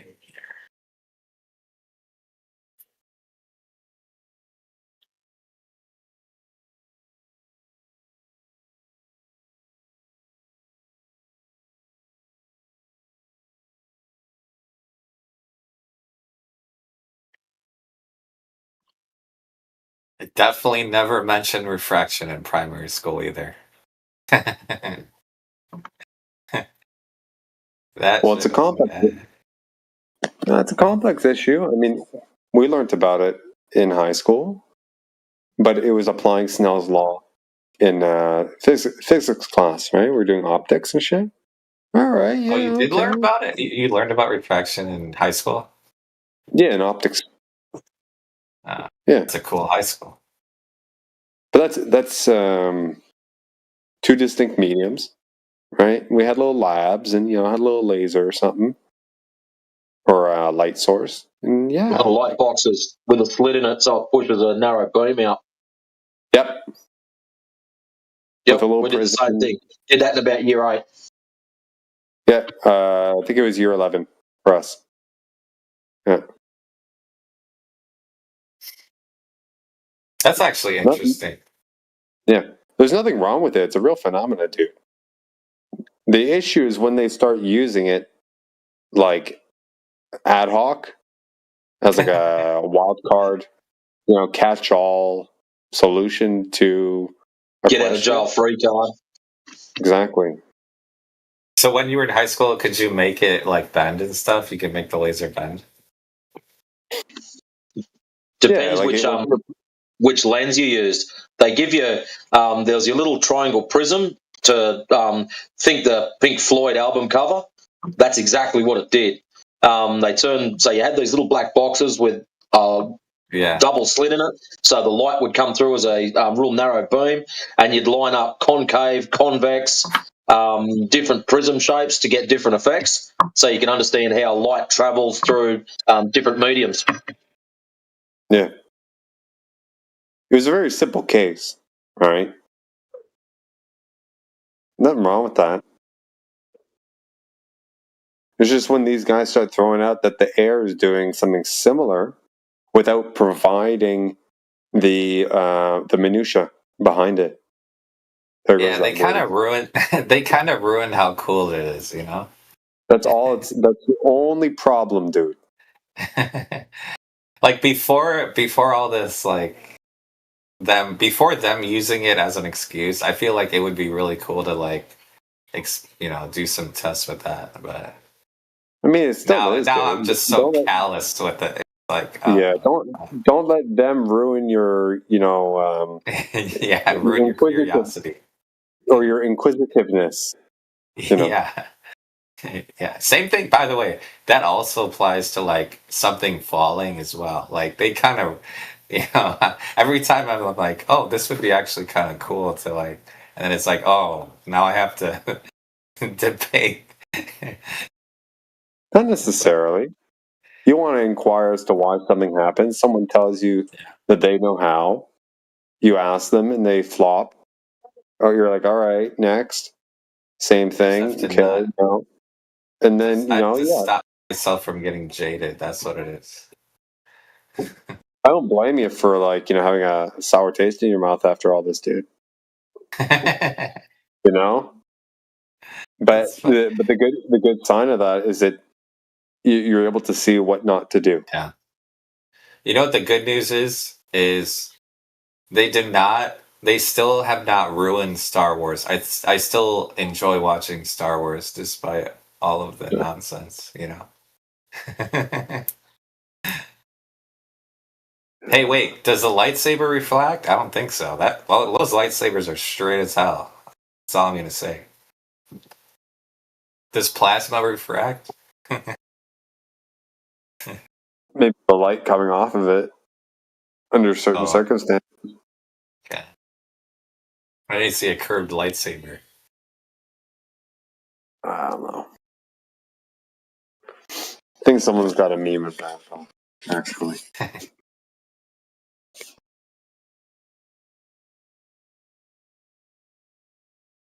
Anyway. Back to politics. Is there no? There's no more Glovers out here. No. Neil. Lots and Neil are over there. Yeah, we can go back. Yeah, let's go.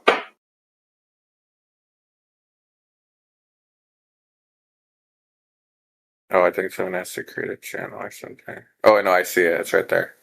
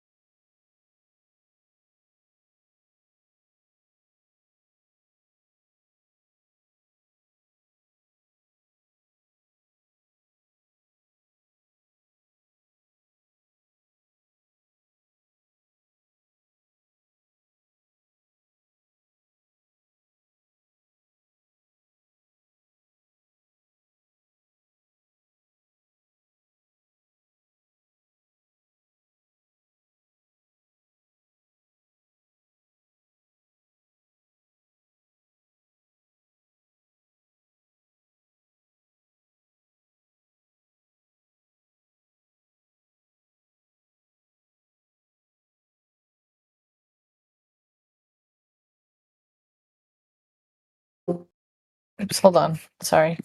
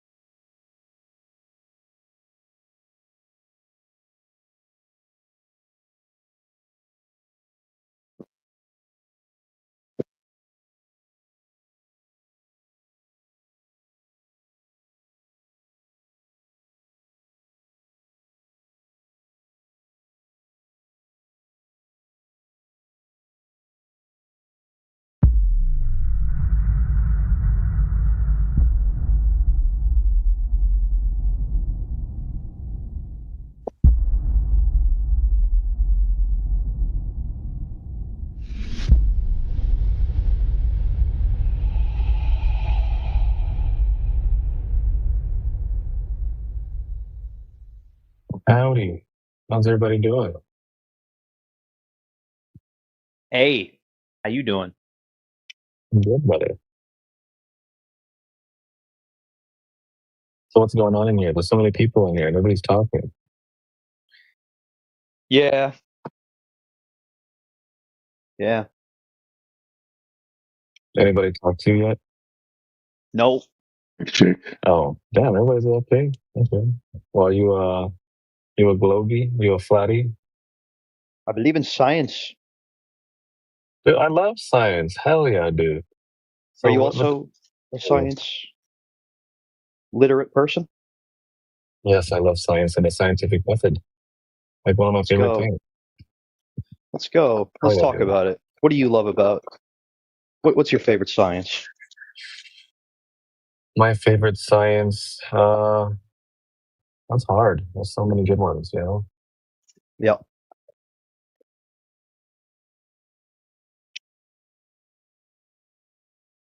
So what does science tell us about the earth? Science tells us the Earth is a massive gravitating spherical like body. Oh, perfect. So that means that we put that through the scientific method then, yeah? Yeah. Oh, perfect.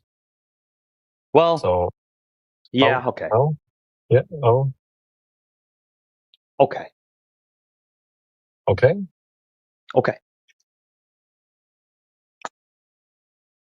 Wait, what do you mean, okay? Like, okay, yes, we have, or like, okay, no? I just want to, I mean, I personally, I want to go through it. I'm curious because I didn't know that we, invoked the scientific method for a shape. Thought that was more for geometry, but I mean, unless you mean something else, I'm not sure what you mean. Um, let's think. Let me think about this. Okay.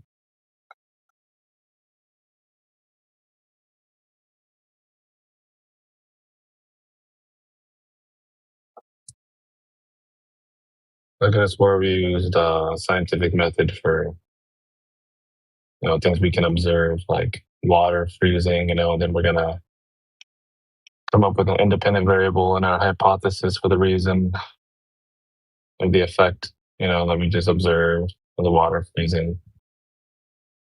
And we can test it in an experiment to see if we can validate our independent variable.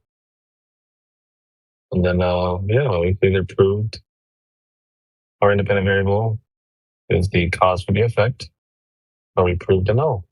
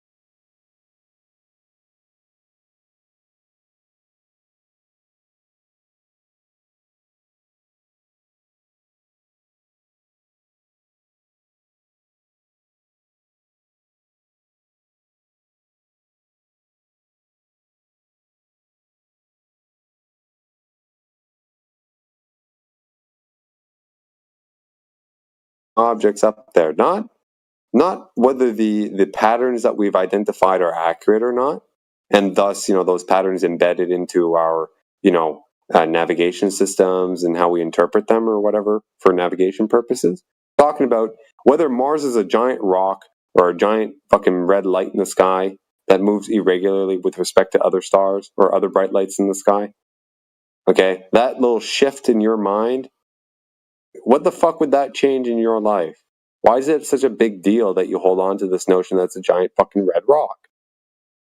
You know what I mean?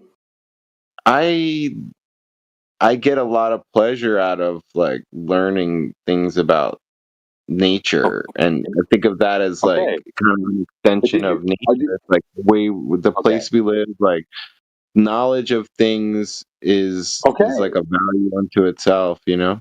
Great. Okay, so here we are. Here we are imparting that to you, right? Here we are imparting that to you. It just so happens that what we're imparting appears to contradict the shit that you thought you knew before. Great, you're learning something new. Shouldn't you like be getting off on that, dude? With what it sounds, from what it sounds like, what you're saying, you would, right?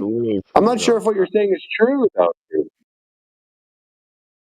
Right? Do you really just have this idea of, oh, I want to learn stuff, and you think you've learned something because someone told you there's a giant rock in the sky? Did they show you how they proved that, or how they come to know that? No, they just told you it was. That most people take it for granted. Like most people don't. I mean, there's people that just are very ignorant, but like even the average kind of person, probably doesn't really know or care that much, honestly, you know? Okay, I'm asking you though. What holds you back from this new knowledge that you seem to be like so like eagerly awaiting? Okay, You love learning. Who the fuck is over talking me, dude? Come on. Oh boy! Oh no! Here we go. Well, I'm not like convinced that the Earth is flat. Like, so it seems to me like my perspective is that this whole there's a lot of people in the flat Earth community, for example, not even for example, but you know that's what I'm specifically that are willing to believe that there's so much lies going on, like that the whole space program is total bullshit, like that the satellites are not what we're being told, like that they're you know if you're willing to believe something such a huge conspiracy, I think there are huge conspiracies. It's just that this is not one of them. But I don't see like the community or like the people, the amount of seems like the percentage of people that think the Earth is flat is millions of people in this country, right? And like and across the world, like there's millions of flat earthers.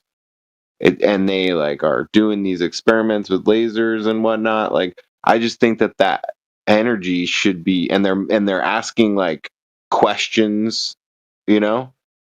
I hope there's millions. So that's whatever that number is, optimistic. dude. I mean, yeah, well, maybe, dude. I mean, that doesn't. Nothing of what you said really answered my question, dude. Or how that Chinese man David Quinton drew all those stars in the sky. Well, wait a second. You don't. I'm throwing a compliment in a sense, but I'm trying to explain like where I'm coming from, because you were saying like, shouldn't I be taking this knowledge like as so precious if you're giving me the truth and I've been lied to, and here you are lifting up the veil like and showing me like, no, look, this is the way. That would be great. Yeah, for sure. If I thought it was true, like if you convinced me, I would be very thankful for the truth, for sure. You don't need. Okay, listen. When you go outside and you see the Earth in reality, you don't need to believe or not believe that there's a conspiracy. All you're doing is you're noticing in that when you go outside in reality in your real life, you're just noticing that there is no Earth curvature. That's it. Exactly. I mean, yeah, dude, I don't think anybody in here ever mentioned the word conspiracy except you in this entire conversation. I'm not proposing the idea that Implication so of and so some is sort lying. that if the Earth is flat, that there's a conspiracy that it's not. Like, you know, Necessarily, dude. Because if it's a tradition, let's say, for example, right? Let's say at one point in time there were some guys that devised this evil plan to convince the world that they live on a ball when they don't, right? And then they put forth all this, stuff, and it all just kind of like, traversed down the generations. Now everyone believes it, and all those guys who did it initially are dead. Who's conspiring now when everyone just believes it and operates as if it were true? I don't fucking know. Do you? I wouldn't put that forth as a proposition. A David Chinese guy. Just be Oh yeah, fucking that's wrong. true. If all the original people were dead, Yeah, like who knows, dude? Like, okay, hang on. We got this drunk ass motherfucker. Gotta get yeeted. All right, you hear me, dude? People can be wrong, dude. The majority of people can just be wrong, and then there may be some dude or dudes somewhere. All right. We're gonna get banned. Can someone handle that? which guy? Alright, he The got- Russian guy? Or is he gone? Yes, appreciate it. Whoever did that. Yeah, dude, people can just be wrong, man. If there's a handful of people doing some shit, I wouldn't be able to claim that I know that to be the case. I can speculate on that.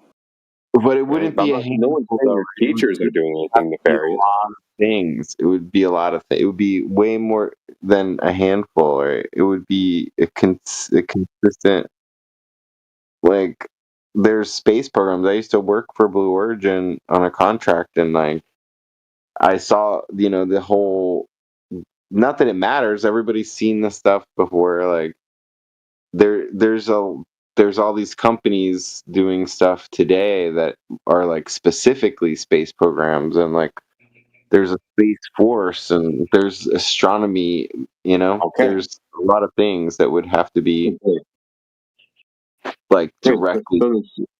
Okay, so people and organizations are doing shit up in the sky, and they've modeled out what they're doing in a fashion that kind of maps onto a spherical kind of model or coordinate system of the Earth, and it seems to function okay. So what? It's just a modeling, dude. The projection, right? You got a polar coordinate or a spherical coordinate system, and you map everything onto that mathematically. Okay. What does that prove? Never mind the inconsistencies and shit throughout everything. It proves that the model's real. Oh, does it? All right, now we got a new contender. Dylan, are you okay with that? Like, so just chew on that, bro. Okay? Stick around, wait for Yoder. Okay? If you catch Yoder, ask him about that tri-band laser thing. Okay? Would you be thankful if you were convinced that the Earth was a globe? Oh, yeah, bro. If I'm fucking wrong, tell me now. And show me. Now.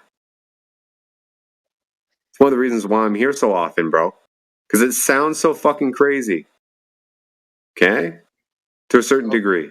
Well, my definition of proof is if I've definitely made a like your And I definition. want to fucking hold on, dude. And I want to believe- know I believe if I've made a things mistake. that most people would think are crazy. There's some things I believe that are probably like just so far out of the mainstream. But I'd be content with being proven wrong, bro. Okay, I flipped the one. math, I'll when you flip talk back about like if the you spherical need it. coordinate system, like that's when you say that it's just a model. Like, really, think about what math is, right? We were talking about all this other story that we're told, but you wouldn't do that with math. Like, if you just for a moment, like, think about there's arithmetic. I don't know how far you've gone in math, but like, trigonometry a little bit, of course, because we mentioned that. Like, as you go higher and higher in math, I know all the applied math. All right, dude. Come on. Who's as this you go fucking higher and higher in math, and you're doing derivatives and things, and you can do Laplace transforms. What is and it's like, latitude and wow, this stuff, it starts to get so abstract, right? I know, that bro. You start to feel like it's all made up in a way. It could feel like it's all made up. but it's all built on like very No, bro. formal rationalism and logic, and it's I essentially understand. just reasoning, right? It's just I reasoning. understand. So in the I same understand. way, like the analogy is like this whole model that we have of all these other things, it's all internally consistent. And so like if you have some conception of reality, like it has to be internally consistent in the same way that math has to be internally consistent. I understand. It's And all just reasoning. It's all just logic. And there's things that we don't know, and it's pure fucking magic at low levels that we don't understand. But there's things that we can know that we know, and so it's like and that's just fine, bro. I'm not disputing that. Okay, you have a model of something. It's internally consistent. When you apply it in certain domains, things seem to work, and we work with them. And that's that, right? But to say that the underlying assumptions that gave you... Who the fuck is talking over me? Is that you, skeptic guy? Problem Yeah, that's fixed. what I thought. Thank you, sir. Okay. Dylan, you have a model. Okay, you're applying it in a context.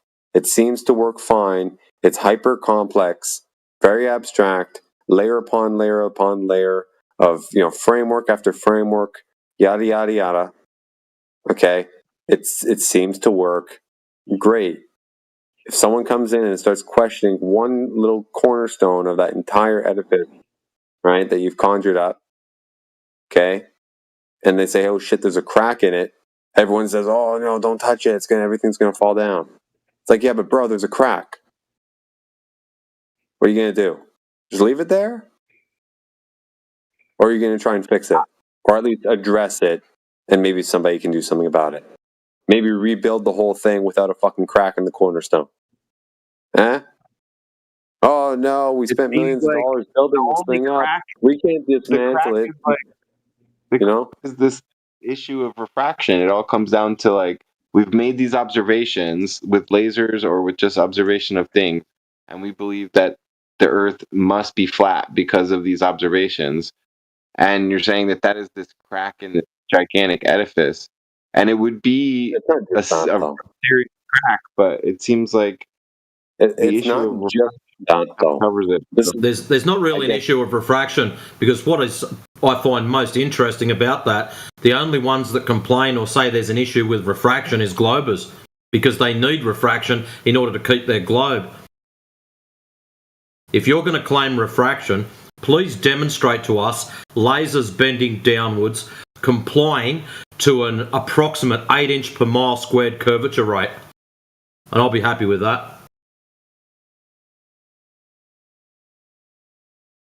Yeah, we went over the whole modeling thing, and it just comes down to what is the speed of light in these different conditions, because you could test just the speed of light in various like homogeneous conditions. It's your claim, mate. We're not claiming refraction. You are.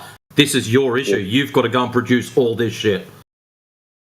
Yeah, dude. Here's the thing, right?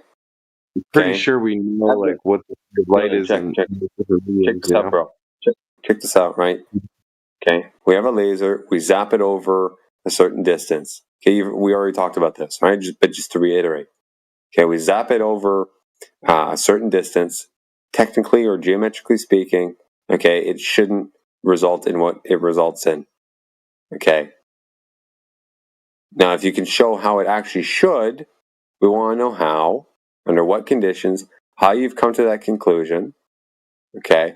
So far, you're kind of just ad hoc fitting in, some sort of value that you pluck out of thin air. I'm just breaking it down. Like I know enough about how waves travel and the optics to know that the refraction, all of that refraction can be shown like mathematically to come from the speed of the wave. Excellent. You can show it mathematically, but can you show it physically happening? No, but I mean, it's one thing to do a drawing on a bit of paper. It's one thing to have it mathematically calculated out. For us, the globe has a radius of 3,959 miles. Mathematically, there's no problem with that. When we test it, it's not showing. So you've got to do the same thing with refraction. Mathematically, you can work it out. Now go and validate your mathematics to see if it's actually happening in reality. You're not doing that. You seem to want to skip that bit. If I showed you measurements that were able to like verify what the speed of light is in different conditions. No, you're not talking about the speed of light. You're talking about refraction. Stop conflating two different things. Not what you're kind of misunderstanding, because if you you're misunderstanding. You're mixing one thing with another. No one gives a crap about the speed of light. Because that's what you're doing. You're now using the speed of light as an excuse to sidestep refraction. So you're preaching one thing and practicing something else. We're talking about refraction. It's up to you to show that this is actually happening whilst these gentlemen and ladies are doing the laser tests. And Dylan, let me throw something in here. Dylan, let me throw something in here. For refraction to exist, you need a vertical gradient of the speed of light. So okay, let's just play this game. I'll give you your vertical gradient. So, hey, hold on, Dylan. I'll give you your vertical gradient. Ta-da, you've now got it. The problem is we're shooting the lasers horizontally. So that means above you've got one refractive index, below you've got another refractive index, in between it doesn't change. So there's no reason for the laser to do anything other than go straight. So the index requires a gradient, and if the beam has any width... Yeah, you've said gradient. You're shooting horizontal. So the laser is in the same gradient the whole way. There's no change. Above it is one, on it is another, below it is a lower one. So there's three different gradients, above, on, and below. The laser has no reason to change if it doesn't hit a different number. It'll stay exactly the same. Light follows the path of least resistance or path of least time. If you're not giving it an excuse to change, it won't. But Matrix, that would like a half understanding. Light bends and sound bends to the slower meter. Actually, Dylan, light actually bends to the slower. Dylan, hold on a second. I just want to throw something in here, right? Matrix, that would be the case if we grant them the assumption of a uniform gradient throughout the entire line of sight, right? It's up to him to prove otherwise. Because they're claiming it's a vertical gradient. I have no issue with that. It's a vertical gradient. Congratulations. Starts off at number 5, at 1 foot high, at 2 foot high it's number 4, at 3 foot high it's number whatever, and it changes as your elevation changes. The problem is we're not shooting... Yeah, thank you. We're not shooting the lasers at an angle. We're not shooting them vertically, we're shooting them horizontally. So his gradient, the laser fits straight between two of the numbers. There is no reason for the light to change or bend or do anything funny because it's not crossing a boundary into a new indice. It's staying on the same one. So whilst ever it is at an indice of 0.05, for example, and it's not crossing into another number, it is never going to bend up or down. It will stay the same. You have to give it a reason to change. That's exactly how a waveguide works, though. So if it's not crossing another path, so what I want you to do is I'm going to put a picture in the side chat, and I want you to draw, right? I want you to draw a line of the path of, listen, I haven't finished. I'm not after an explanation. I want you to draw. I'm going to give you an image in the side chat. You can copy that, and I want you to draw the path of light from one side of the image to the other side. That's all I want you to do. So I'll get that, and we'll put it in side chat whilst 20 keeps talking to you. All right, well, I just have a question. Can you prove that the Earth is flat? Just a visual understanding, like analogy of like what's happening. Because imagine you're in a path, right? And that if you were to walk along this path, it's a certain speed. But if you stepped to the side of the path, you would go faster. That's what I'm saying. You're not stepping to the side. What you're saying is one side is going to drag you. The other side will allow you to go faster. But here's the kicker. You're not stepping off the path. You seem to believe you're Dylan, you seem to believe you're stepping off the path. That's what we're trying to get through your head. You're not. Will you just stop for a second?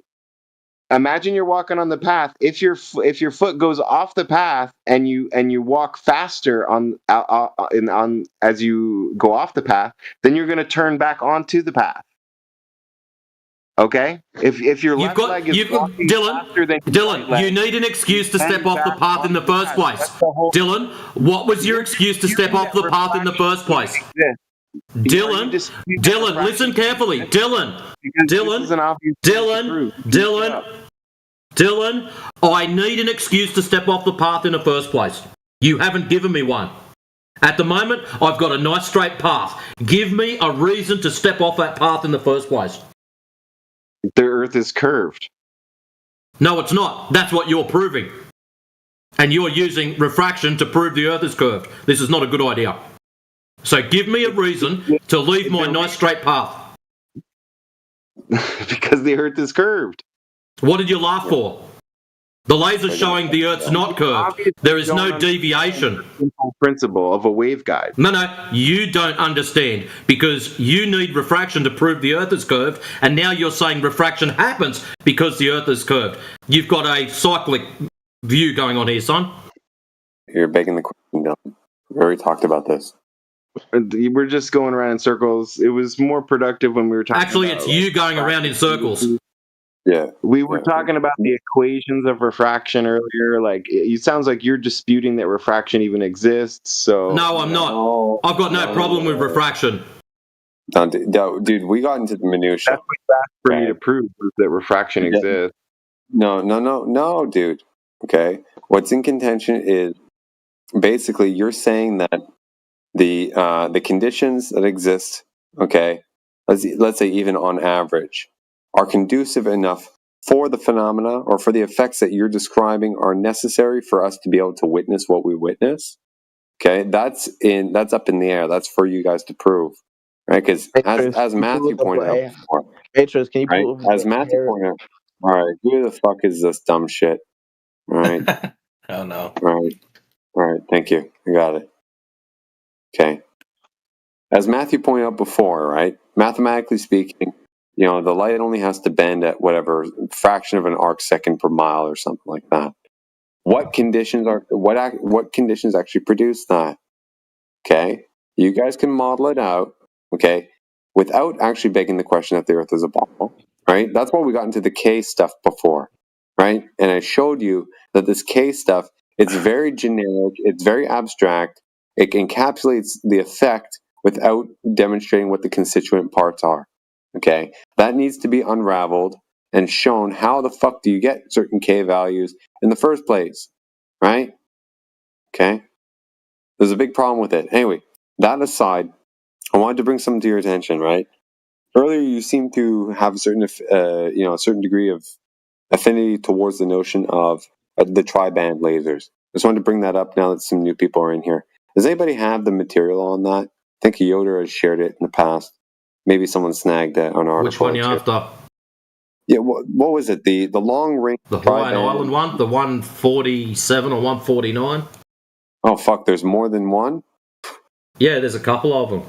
There's a shorter one, which is only like, I don't know, 50 kilometers or something, and there's a big one which is like 140. It's 98 mile. So. I mean, maybe give Dylan bite-sized bits of it, at a time. They seem to be interested in taking a look at that in the side chat. Okay, Dylan, take a look at that at your leisure there. But I want to bring something to your attention because the notion of a tri-band laser, you got three colors, right? Theoretically and even practically, we would understand that if they're undergoing some sort of refractive phenomena or whatever or effect, that they would refract at different degrees, right? Consider this, right? When you're looking out over the horizon and you see something over the horizon or at a distance, okay, you're looking at something that has multiple colors, right? An oil rig, it's got brown, it's got red, it's got yellow, maybe some blue, green, whatever the fuck, right? If we can see that thing, and the claim is that this thing is refracting over a giant ball at an extreme rate, right? Because it's got to bend really, really hard for it to, make it over the curve. How come we don't witness any chromatic aberration?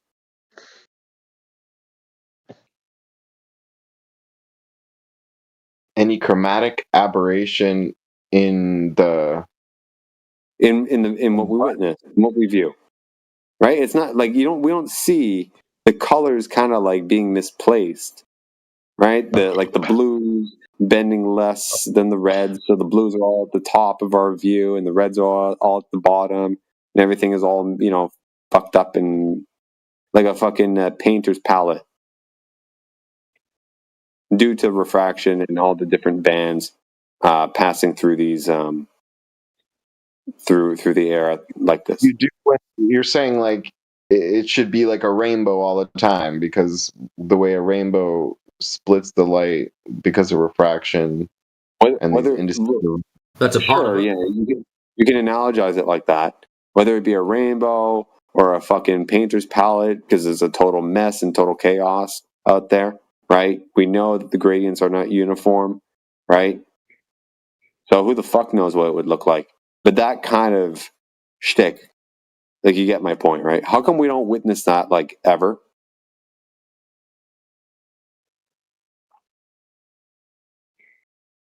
If it's really refraction in the fashion that you guys describe it, well, this would be a natural consequence.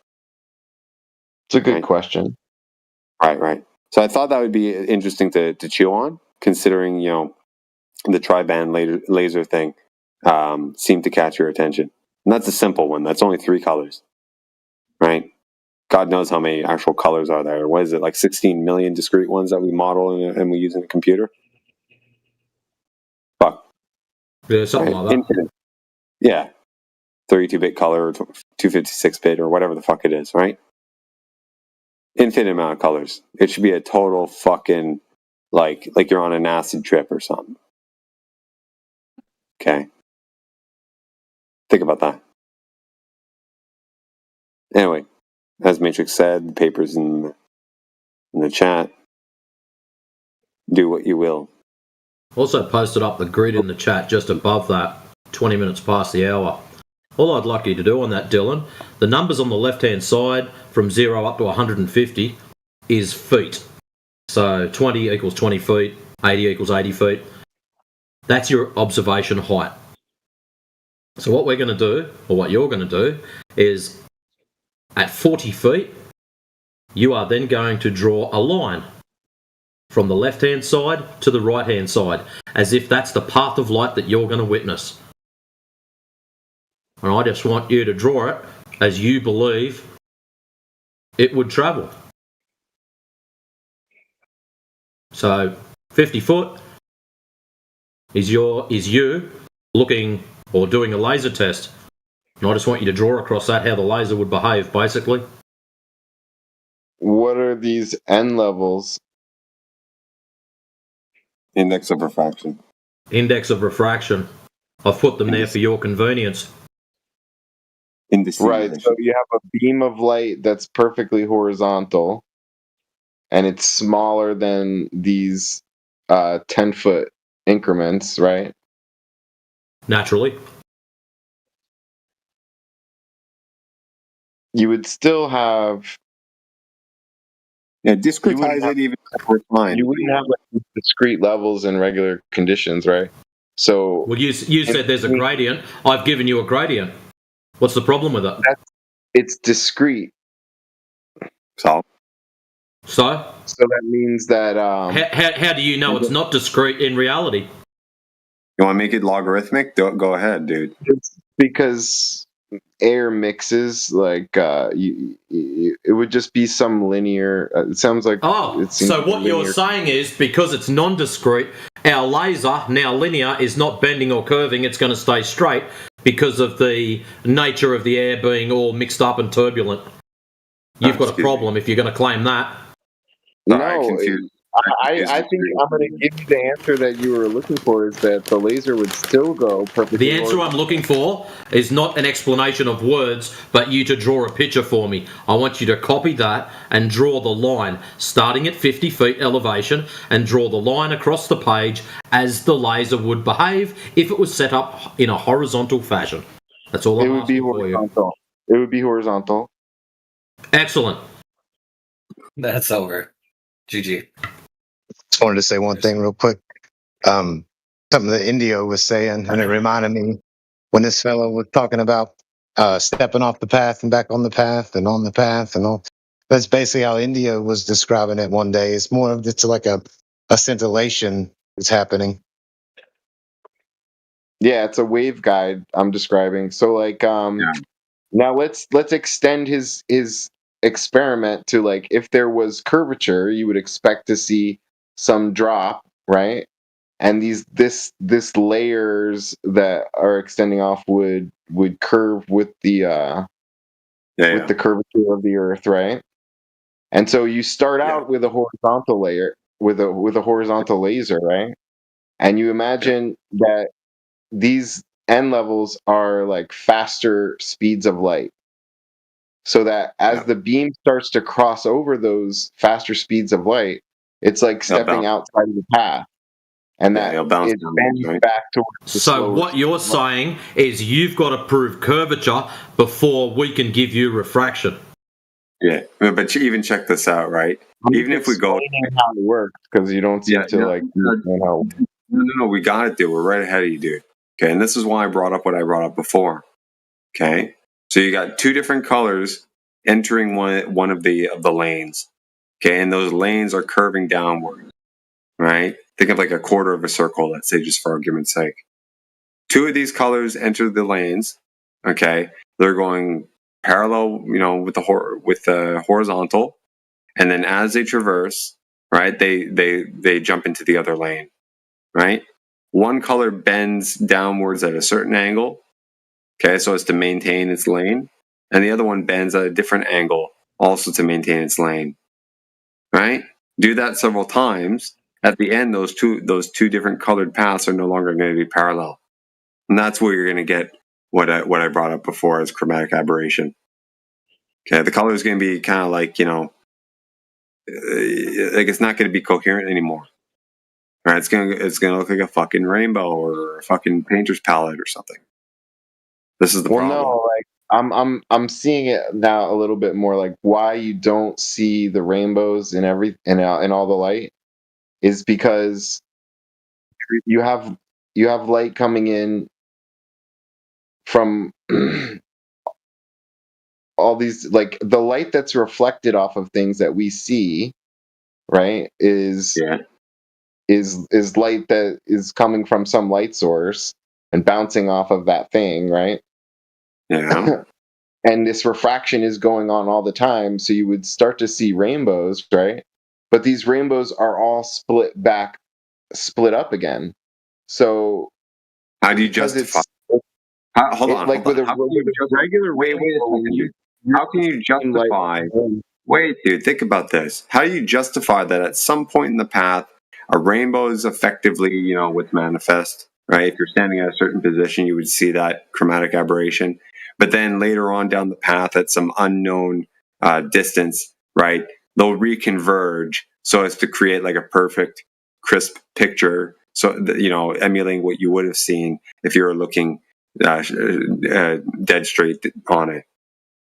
Like, how do you justify because that? The light is now, to me, it would be the light like converge again, because that's what I'm saying. How do you justify that it would converge back again? If you just think of it in a simpler way, like there's just 2 points of light, let's say. Yeah. Those 2 points of light are going to be splitting, you know, off in a different angles of the light. So you would expect that you would start to see like rainbows from each of those points, but the light is intersecting again from so many points that it just reconverges to white light again. So what you get is white light. That just sounds like pure fucking cope, dude. I'm sorry. That was like the biggest cope statement of the entire evening. Up until now, you've been more or less reasonable, but now this is like your fucking miracle.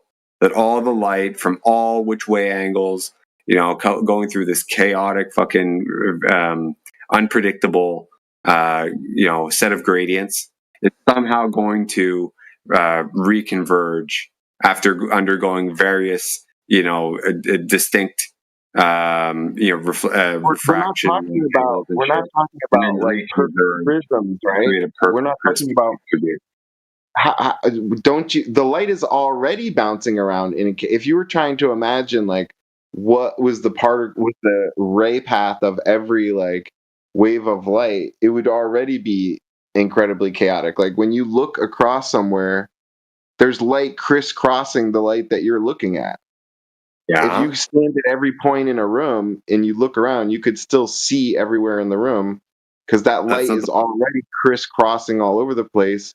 It just doesn't interfere with itself.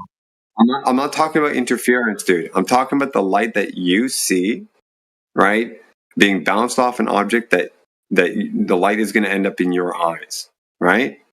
That light from dead straight on before you and a little bit below and a little bit above, at different angles, okay, all aiming to converge at your eye, have to undergo all sorts of refractive kind of like compensation shit for them to reconverge after splitting off and all this stuff. This is the point. Like, think of like something, picture like something fanning out and then fanning back in. You know what I mean by that? You ever seen like those types of diagrams, one to many and many to one? Well, we do sort of see it in like it seems like sunsets make the whole sky. Maybe that's something different, but it does seem like you get. I don't know.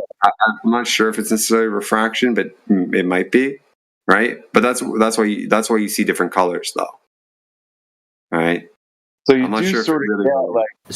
Speaking of different colours, hey Dylan, have a look in the side chat. If you're living on a ball tard, this is what would happen. Bloody phone. We're back in a minute.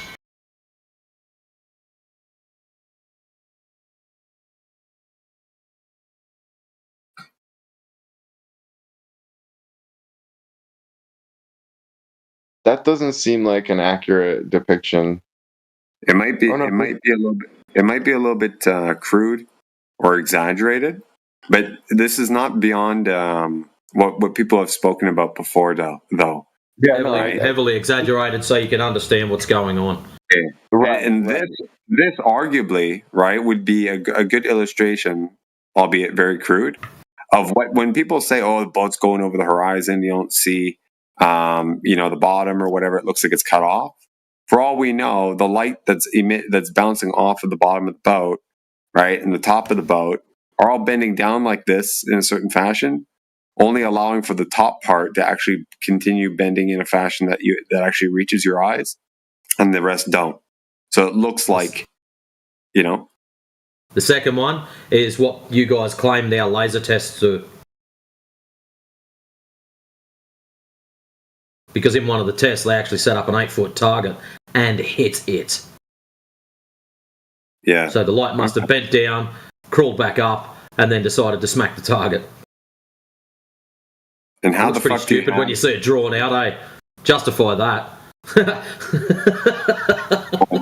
How the hell do you have the refraction index, right, decrease, right, as you lower in altitude, have the light bend back up towards the lesser dense medium when it's supposed to be going towards the most dense? Why? What is your evidence that this is the way that light? Because refraction wouldn't work that way, obviously. Please enlighten us all. Why would refraction not work in that way? Does it not pull towards the heavier indice, like you claimed earlier? Right, it always would bend towards the slower medium. Excellent. So in my top image, that's exactly what's happened. It starts off at 130 feet horizontal, and then as it hits the next gradient, it bends down, hits the next one, bends down, hits the next one, bends down. And that bend gradually increases and makes like a hockey stick. Overly exaggerated, but that is exactly what would happen. Dylan, this is the bit you need to understand. When we're doing laser tests, we are hitting the target. So you claiming that refraction is the reason why we're hitting the target, what you need is the bottom image. Now give us a reason why it did a big bend at the bottom and it came back up. What makes you think it did a big bend and when it came back up? It has to. in order to hit the target. The target is at equal elevation, both sides. Laser shoots horizontal, hits target on opposite end, 20 miles away. So, in order for you guys to have your refraction bending towards the denser medium, that's the first part. So we're starting on the left, and it bends down, down, down, down, down. Now, the problem we've got is it's got to come back up and hit the target. So you've drawn this incorrectly, first of all, because you didn't shoot Excellent. the laser. You wouldn't believe this. You wouldn't believe it. I've got a spare blank one just for you. So what you're going to do now is you are going to draw starting at 100. Listen, starting at 120 because that's your elevation, and finishing at 120. I want you to draw for us how light bends through that.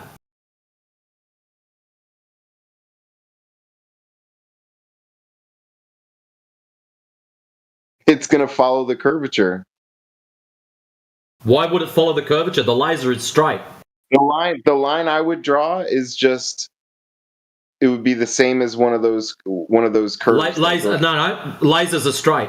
You'd have to show it in sections. Do you so have a look at my first image, Dylan. Have a look at my first image. Every single one of those sections is dead straight. They're not curved. Each of those colours, orange, red, green, purple. Looking at your second picture. They're all straight. So that's what you've got to show. You have to show Dylan. Just wait up. You have to, Dylan, hold on. You have to show, drawn across that, starting at 120, finishing at 120, straight sections. I'm saying that the line I would draw is the same as one of these lines of curvature, and you have to look at your drawing. You drew this red arrow. Dylan, how are you going to draw a curved line? Horizontally on your little drawing here. It should be if it was horizontal, then it would be tangent to that curve. So it's going to ramp up. So if we start at number 80, for example, it's going to be perpendicular to vertical, and it is going to ramp up. So it's going to run into the 90, then the 100. Hey, Matrix, can I ask you? Right, actually, it would be going through the layers. Yes, the layers would start to curve down, and it would curve with those. Yeah. So what you're saying is it's not going to follow that line. It's going to follow a different path, and it has to cross another index in order for it to change. If you want the light to curve, it has to cross to a different index or indexing. It does, yeah. It's going to Matrix, follow. can I ask you? Hold on. Dylan, hold on. I want to ask a clarifying question. Matrix, would you be able to redo this graph so that you see your y-axis? Okay. You see how like the y-axis is not exactly perpendicular to the ground at where they intersect with, where it intersects. Oh, yes, so it's actually splayed properly. I know what you mean, yeah. Yeah. Because I wouldn't mind redoing it, actually. Yeah, it's sort of a flat mongrel thing. So, like, picture like a quarter circle. Like, if you draw like you know what I mean? Yeah, draw that. Nice. Maybe make it less like sharp, so it doesn't have to be a quarter circle per se. Right? Because I started doing another one. Yeah. Yeah, that would be a little bit. That's a half circle. Yeah, cut that in half. Top down. Right. Cool. I'll bust it all. What that allows us to do, what that allows for them to do is visualize that. Okay, at the what do you call it? At the laser, at the laser's position, right? It's leveled, so it's shooting a beam horizontally, right, from where it stands, and it allows for the beam to go, to the right. And then cross over that other path at the top. Because that lane on the other at the top of it is at a lower index, right? It allows them to say, "Oh, well, that index is just going to bounce back down because into the original lane because it's going to be of a higher refractive index." So it's going to give them basically like a little like a zigzaggy bounce up and down, up and down, up and down along the radius. You see what I mean? That's what they have to claim. This one. Exactly. Yeah, we can put some numbers up that. Exactly. Yeah, if you wanted to see the bending part of it, instead of just drawing it as like tangent to the curve at every point. You would just draw straight line segments that would be kind of like I an did in the arc. first one. Right, you did straight line segments, but you don't have it start in the second Because that's one. what happened. No, I started at 130, went horizontal, and this is what happens. If we've set up horizontal, the line goes horizontal, it crosses into another indice. When it crosses, you follow the rules of that one. So you ask yourself a question, is the number greater or lesser than what I've got? If it's greater, then I aim towards the greater side. If it's lesser, I aim towards the greater side. That's what happens. It gets dragged by the greater side. So your light has to follow the path of that first one. But here's the kicker. If it does that, it's not hitting the target that's at 130 feet on the right-hand side. No, you have it drawn wrong. Well, here's the awesome plan. How about you grab hold of the third one, which is blank for your convenience, and you draw the pretty colours in and show us where the light's going to go.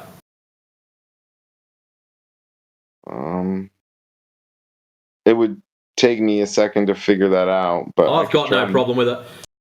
Right click on it, save image.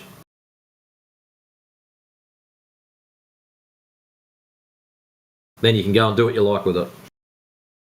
But do you understand the difference in that the way I don't think you understand the difference. I understand exactly what you're trying to say, but the problem is that's not what happens in reality. So you're slightly mistaken. And you need to see how that works. Drawn the ray of light going downward, so it's going to bend towards the lower. No, I haven't drawn it downwards. I've drawn it horizontal. To the curve, if it's tangent to the curve, the same thing would happen. It would just take longer to do it. It would be vertical. It would be. The same thing would happen. We're talking about Dylan, please, Dylan. The same thing's going to happen. It's just going to take longer for it to happen. It's exponential. The first section will be flat, curve, crash. The first section will take about 4 segments longer, so it's going to look ultra flat for a longer period. That's all. The rest of it is going to be identical.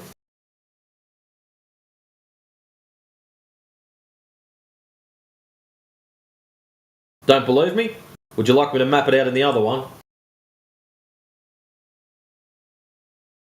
If you've got it mapped out, if you've got an easier way to draw like this, like a painter tool at hand, because I'm still fumbling with that, but I just want to make sure you understand. Like, if I could just, listen. I understand exactly what you're saying. I have got no issues with what you're saying, except you're wrong. Want me to draw it? Well, you can draw it, but I know what you're going to do, and then I'm going to have to point out that you're wrong again. What do you think I'm saying? Just so that we're on the same page. Basically, you're going to trace one of those lines that's already there. Right. I was going to do it as a... That is incorrect. I can do it with segments. Listen, the reason why it's incorrect is because the laser is straight unless otherwise deferred. You need to give the laser a reason to bend. Just because the ground is bent doesn't mean the laser is. The laser is acting as a tangent to a curve. Okay? Right, so you have to show in the drawing, you have to show the laser as straight segments, and as they cross into each new indice, you have to show that break and the bend at that particular joint. It bends back into the same indice. No, it won't. That's exactly what happens. No, it won't. So that means, if you listen carefully, if you hit the top line, that means you have to bounce down. If you hit the bottom line, it turns down harder. But here's the other thing to consider. It doesn't hit the bottom line. It just keeps hitting the top line and bending a little bit, and so it hits the top line again.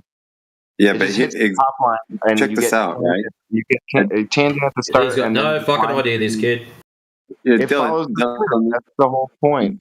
Dylan, there's a big problem with this. That you can show it. The bending happens at the border between indices. But Dylan, here's the thing, right? What you're describing, okay, it's almost like you're treating each of these lines, okay, these discrete N kind of lines, as if they're like a fucking mirror or something, right? If you shoot a laser down one of those tracks, it's going to bounce off one of those lines if the laser's straight. Okay, it's going to bounce at a certain angle and then kind of like go, whatever in that direction. And then as like the a mirror other curve kind of bends down, as the line curves back down, it's going to intersect with that straight line. It's going to bounce again at another angle. Okay, there's an issue here. You're treating this like a reflection. Okay, when the laser traverses one of those tracks, it doesn't bend back into the lane. It bends at an angle on the other side of the lane, okay, towards the initial lane. At what angle change is what's in question, okay? It doesn't bounce back in necessarily. It just bends towards it. It might bend only 1 degree slightly back towards the initial lane, downwards, let's say.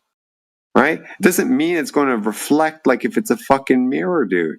So you can't just basically do what Matrix was saying, where you just kind of like, you just draw a line bouncing back and forth in one of the lanes to cross over. That's It not doesn't how bounce back and forth. It keeps hitting the upper lane and bouncing back. Yeah, but when it hits the upper lane, it's not bouncing. That's what we're saying. It's not going to bounce. It's going to go through, and it's going to bend accordingly compared to the two different indices of either side of that line. Yeah, it might only bend by a slight amount, dude. Not enough for it to necessarily maintain the trajectory that you expect it to. Right? And it gets worse, right? Because the gradient decreases nominally, right? The ratio or the proportions between the two change. Okay? Like going from 30 to 29, that's like, 1/30th of a difference. If you're going to 17 to 16, that's a 1/17th of a difference, right? Those are bigger proportions. That's going to imply a different bending, let's say, once it traverses that, than the first one. No, because it's just ratios anyway. So that's what I mean. It's a ratio. It's already a ratio. Yeah, but they're not the same ratios as you go up the rung. Right? 10 to 9 is 1/10, right? 5 to 4, even though it's a single unit jump, is 1/20th. Right? That ratio, that proportion is what dictates the actual angle shift. Right? Think of Snell's law if you really want to go into that, right? Was it N1 sine 1, over N2 sine 2 or some shit like that? It's a ratio. Right? Or I might get that wrong, but you know what I mean? I might have that mixed up. But it's still a ratio. It's a proportion. Right? That quotient or that end result, right, is the index of the other side. Right? Once you do some algebra and shit. Right? The higher the index, right? Different effect.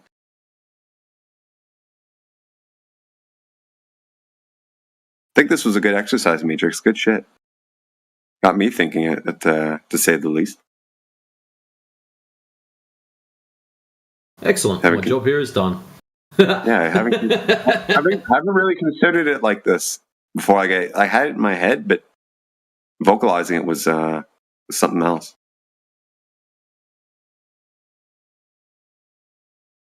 Do you follow, Dylan? Or are we just talking shit? Am I talking shit? I want to know. Yeah, I don't. I would have Hey, to see. there's the Oregonian train. Know if that is. Embrace the train. Doug, relax. No, seriously, there's a train. Look. Okay. Train's not spinning. Toot fucking toot. Go ahead, Dylan. I think I gotta call it a night here, gentlemen. But it's been. Yeah, me too. Actually, Catch you on the flat side. Give you something to chill on, dude. Yeah, it's gonna be sweet dreams. Come back. Yeah, keep an eye out for when Yoder's in here, if you can. If you want to take a look at that tri-band laser thing with him, you can do that. And in the meantime, check out the paper yourself, by all means. That's what was posted up here. This atmospheric turbulence one and the Physics University of Dayton, or is that one of the two or both? They're both a part of it. Yeah. Okay. Alrighty. Good Have a shit, good dude. one. Catch Great you on the talk. flat side.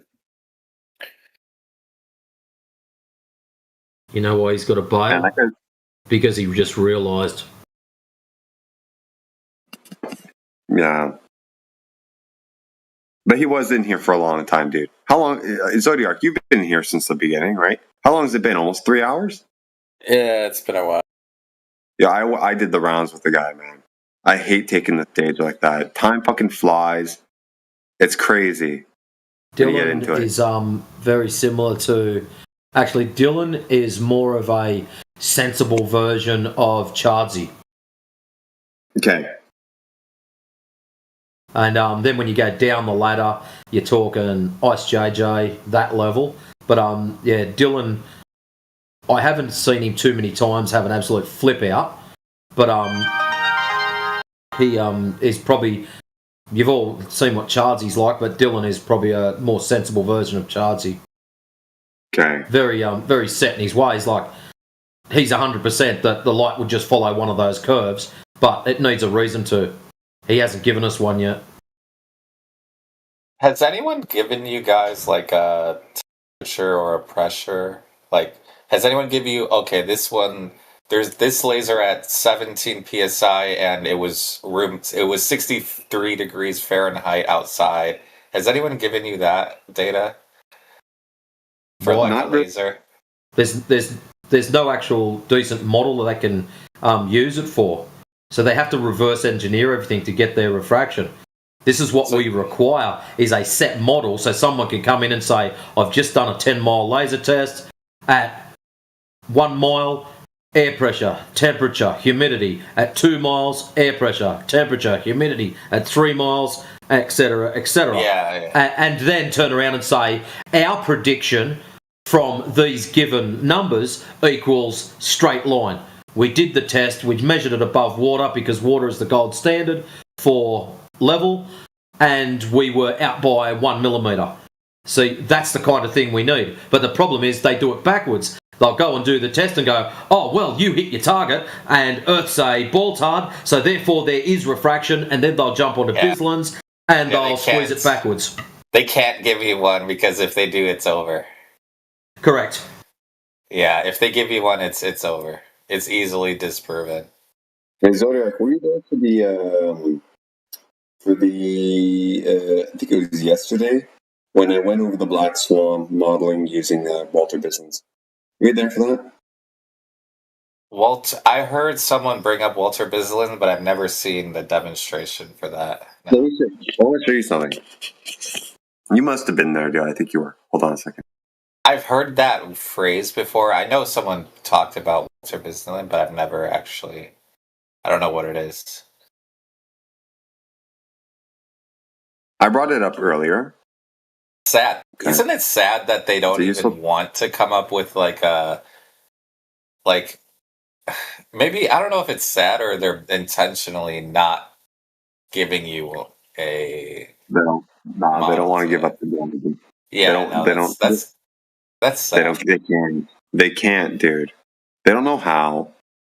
Okay. At least not the ones that I've spoken to. Okay. And I think they don't want to either. Check it out in the front chat. Okay. You see those 2 images I posted? Yeah. Were you not there yesterday for that? I probably was. Let me see. This is a recap. Were you not there for these?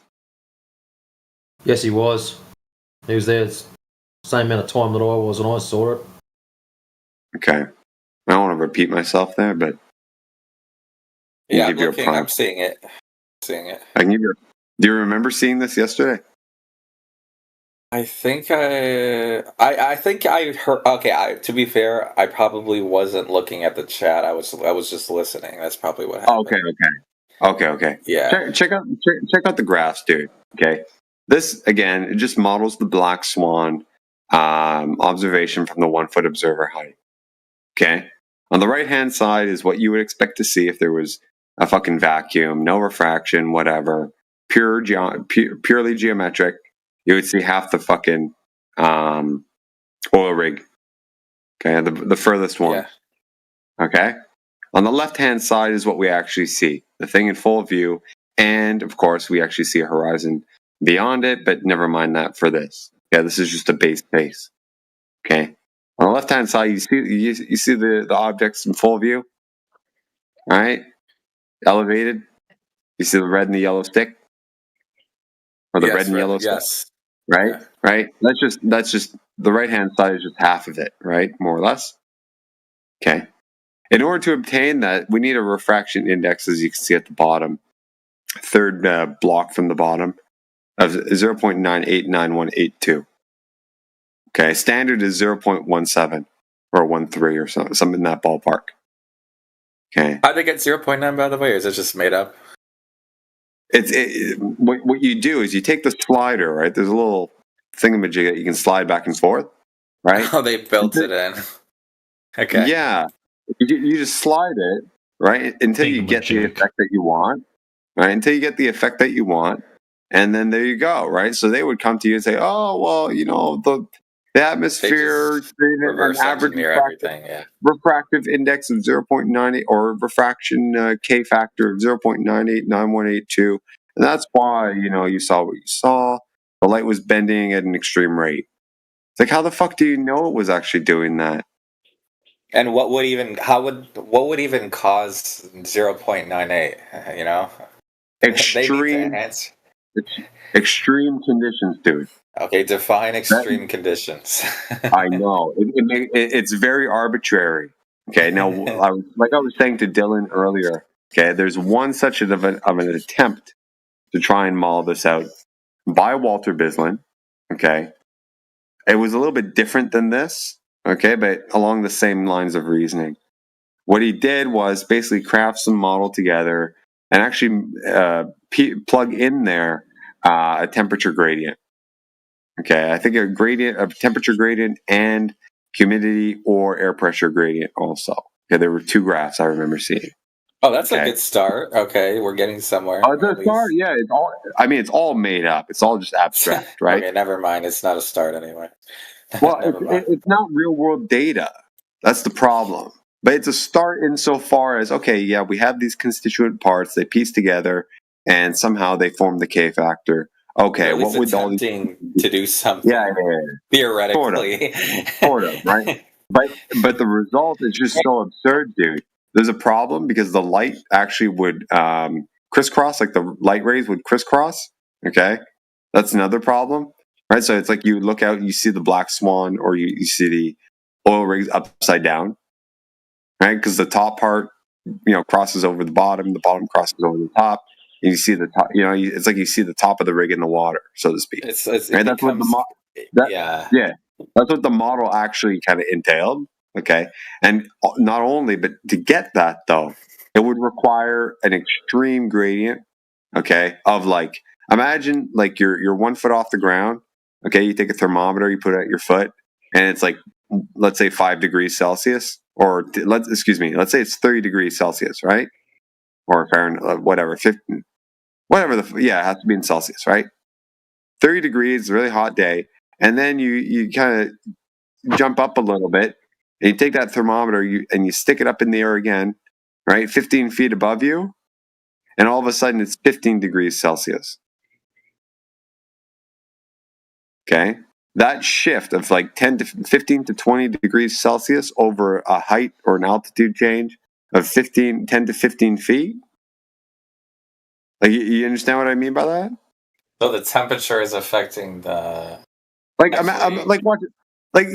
about this, right? If you take your thermometer, you're standing on the ground, you put the thermometer in your foot, you read, what is it, 80 degrees out Fahrenheit, right? Something like that in the United States. Okay? You take the thermometer, you put it at your eyeball level. It's going to be about 80 degrees again, right? Not much of a change. Maybe, 79.9 or something like that. Really small change. Oh yeah, Then you true. take, right? But even then, it's it's not very precise. Most likely, it's going to be the same. Yeah. Probably, right? And that's a 6 foot or a 5 foot difference, right? Yeah. A really, really small change over a 6 foot span. Okay. And if you take that thermometer again and lift it up as high as you could, an extra 3-4 feet or whatever, I don't know how long your arms are, right?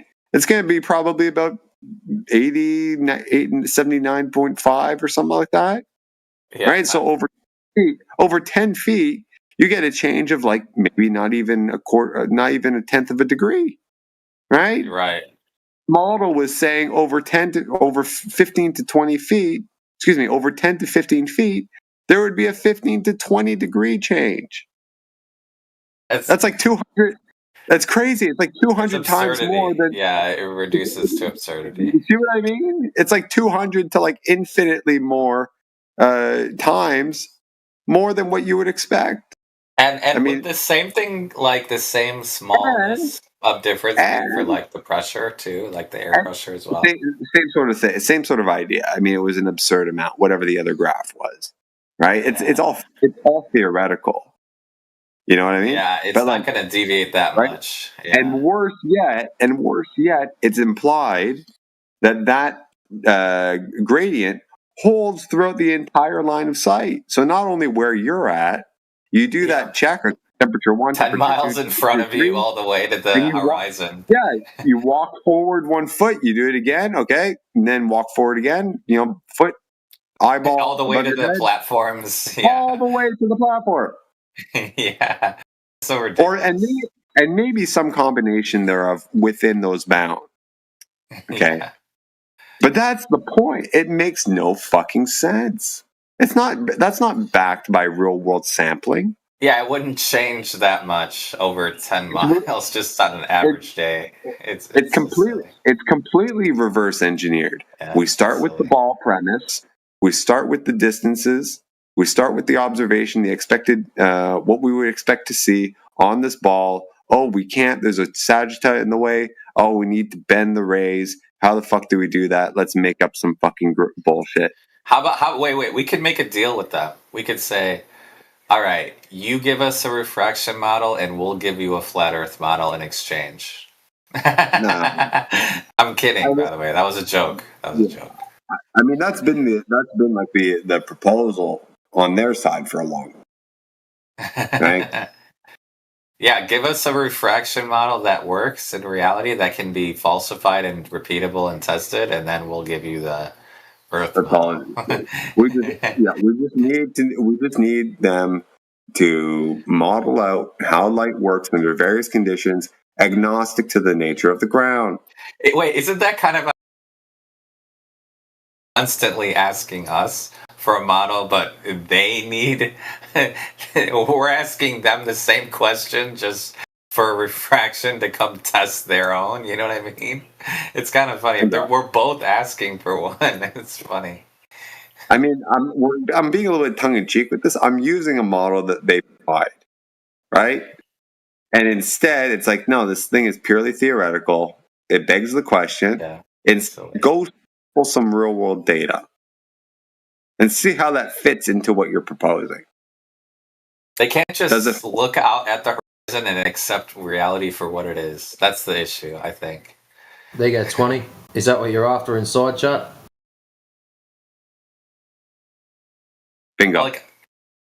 Go ahead, sorry, go ahead. Bingo. Yeah, no, put bingo. Some numbers up it. But that's what would happen. Wait, who said bingo? What? He did. That's exactly it. Yeah. Oh, sorry. I thought there was some troll that just randomly started saying bingo. Sorry. No, that's exactly it. They can't just go to the beach and look out at the horizon and just be like, yep, that's the horizon. That's it. Like, they can't just accept it for what it is. It's crazy. Yeah. So no matter, if you think about it, Matrix, okay, if you, like, going by this line of reasoning, what we talked about for this thingy, okay, there's no circumstance whereby which that initial red line, right, would stay within the same track that it was emitted or that it needs an entered. excuse to. So in order for it to stay along that, you would need an extremely compressed temperature difference. Like you're talking over, say, 1 meter, like a 20-degree difference in a 1 meter area in order for it to bounce around in between that, which in any ways would give you TIR. So you know when you get ships floating, that look with the reflective glass in front of it, or the sky reflecting in front of it, you would get that. So this is the problem. It'll get, if they're going to claim these extreme levels of refraction, that comes at a cost. That cost is we'd be able to witness that as miraging. Right on. Okay, so all these lines, picture all these lines really, really, really close together, right? Basically. So top to bottom is 10 foot. Yeah. Okay. That's the level of close together you're talking. Okay. Right. So it's not that the red line would stay in the same track. It would still cross over, but the tracks are just so close together that it's basically imperceptible that it's hopping tracks. Right? Well, this is what really messes it up. None of those tracks are of equal size. In reality, they're all over the place. That's the problem. We might have a band that's 10 tracks wide in the middle that's equal to 1 temperature. That's why the laser won't bend. Or, on the flip side, we might have a very compressed area where you've got 10 tracks in the space of 1. Then maybe they really can't come up with one then. Yeah, you know what you should do instead? Just take all those perfectly, rounded off, arcs, and just fucking like pretend like you're a 3-year-old coloring for the first time. Right? I thought I was. No. No. I mean for the actual bands themselves, not for the laser lighting. You know what I mean? Because they're not perfectly arches like that. Unless you're delineating altitude, which is fine. Altitude, is discrete. But here it's not altitude. It's the gradient. What I am going to do is go through and redraw that, and when I put the numbers on it, the line is going to be 15% longer than where it should be. So if he claims that it's going to follow a particular line, I'm going to make sure it lands on the one that's 15% bigger. Man, this is crazy. Because I can do that. Because that's what would happen. Because if they apply 7/6, that's what they'd get.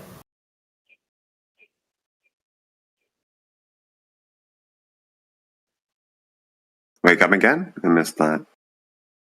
Yeah, 7/6, when they apply that, when they turn around and go, refraction 7/6, well, that's what would happen. But anyways, I like them blank because you can hand it to the kindergartners and they can colour in. Notice how he refused to do it? He was quite happy to talk about it, but refused to do it. Yeah. There's a reason for that, is because they understand that they've already shot themselves in the foot making these stupid claims. So it actually doesn't curve until it hits another...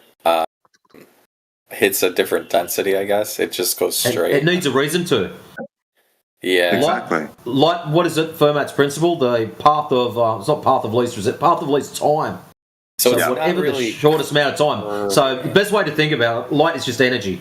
And it would prefer the path of least resistance. So if it gets the opportunity, it will stay where it is until it's forced out of its happy straight line. That's the best way to do it. So if it crosses a boundary, then it's going to follow the appropriate rule.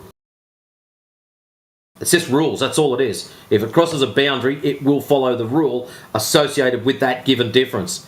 So if it's in 0.01 and it runs into a 0.02 and that's at a slight angle, well, you can work out the angle and go, right, this is how much I'm going to deflect and which direction I'm going to deflect. That's it. And then it'll do that. It'll bend at the boundary and off it goes again. By the way, did when Dylan was here, did you guys ever talk about how some of the tests, like, they show upwards? Like, there's some that hit the targets, but they're going upwards. Well, one of the tests that shows this mad hockey stick. They actually went out looking for the right conditions, and it's got this epic bend up. Looks like a hockey stick. It's crazy good. I wonder what Dylan would have said to that. Oh, it's the curvature. They're bending down. The ground's bending downwards, so we see the light go up. Wait, what? Yeah, think about it, right? If you're on a curving surface, and you have a guy far out in front of you who's shooting a laser towards you, you're bending downwards, so you're going to see the laser beam zip over your head, even if you're both at the same kind of like height relative to the ground. It hit the target though, so the target has to be. I know. I'm just talking about in this instance where the light appears to go straight up or bend upwards, right? He would say that no, it's not bending up; it's just going straight, but you're going down. So it appears like it's going up from your vantage point. Oh, he would say it's going straight in that case, or maybe even slightly bending up. I'm just making a joke. Like you know what I mean, right? Let's say you're in the watch this, like a good analogy. If you're in the Matrix, right? You're in Neo. Okay, a guy shoots you with a bullet, and you do the Matrix, right? Like you bend backwards, right? You see the bullet zip your head, right? Or right above your face because you bent backwards, right? That's what I mean. So that's the light. It's going to zip over your head as you're kind of like falling backwards due to the ground curving away. If the bullet did not hit the target. That's what I'm talking about.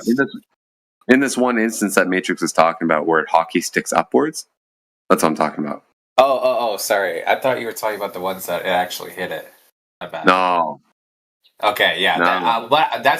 I was wondering what Dylan would have said in that case where it does hit it, but it's going upwards. Oh, it doesn't hit the target, but go upwards. He says it goes downwards, like what Matrix is describing in all these kind of like rainbow pictures. Wait, what do you mean? Okay, so a light is emitted from point A. It has to reach a target on the other side of a curved surface. So the light has to go straight and then gradually bend downwards, maintaining a certain height from the surface, right? Radially speaking, right? So it lands at the target at the same altitude on the other side of the surface. Yeah. Right? So it has to bend downwards from the emitter's point of view.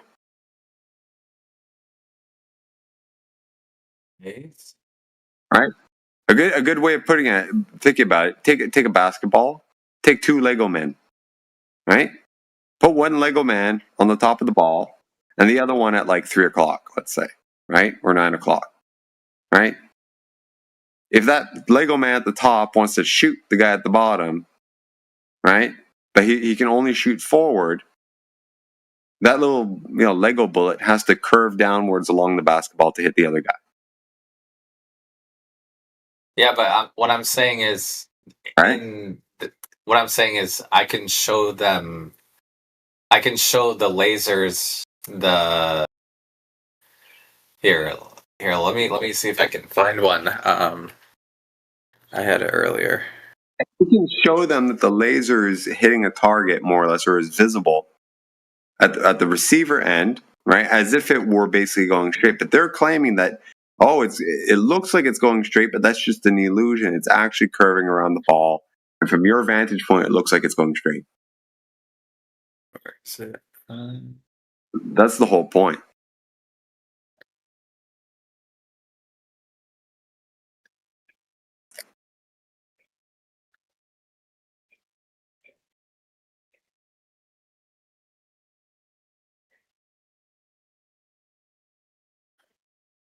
Where can I find it? Okay, here. I just posted it in the side chat. Yeah. That's what Matrix was talking about. You see the laser curving upwards? Yeah. Did these ones hit the target? No. Okay. Not in the sense that you think like the light's bending upwards. Maybe for one instance it looks like it flashes and hits the camera, right? It does. This is the interesting bit. If the laser lines up with the camera, even though it is bending upwards, you will still see the core of the laser because the first portion of it is still in line with the camera. Yeah, it did hit the target then. So it's really odd. It doesn't magically get out of your way. You can still look at it and see it. They still had to play with the angle, right? Or did they just rotate it left to right? It looks like it's just left to right. Left and right. And that one there to me looks like it's a perspective bend. So due to perspective, I need to see the full video, bro. It looks like it's getting shot over you. That's what that looks like. Whereas the other one, the hockey stick one, they're actually not in line with it. They're over to the side, and you can see it travel across the screen and then hook up. That's the one I'm looking for now. It's brilliant. Huh. And I think I've found it. Yes. Are there any other tests that it goes upwards and it actually does hit the target? Because I was trying This is not the video, but you can see the laser and the angle that they're at, so you can have a look at that green one at the start, how it goes dead flat all the way across, and then does the mad hockey stick when it gets close to the shore.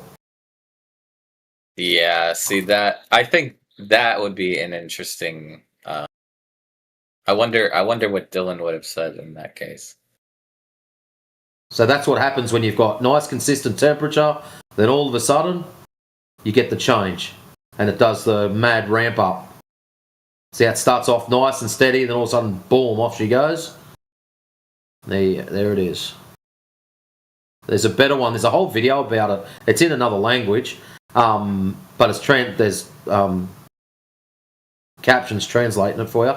Yeah. But they actually went out specifically, and it's that video there showing that green one. They went to a very specific location, waiting for the perfect temperatures, just so they could get that effect. So they had to be very selective about it. Yeah, I think this image right here, this makes That's a part of it. Yeah, they also have the front-on shot where it is directly in line with it, and over at the side so that you could see the thing in all its glory. Right.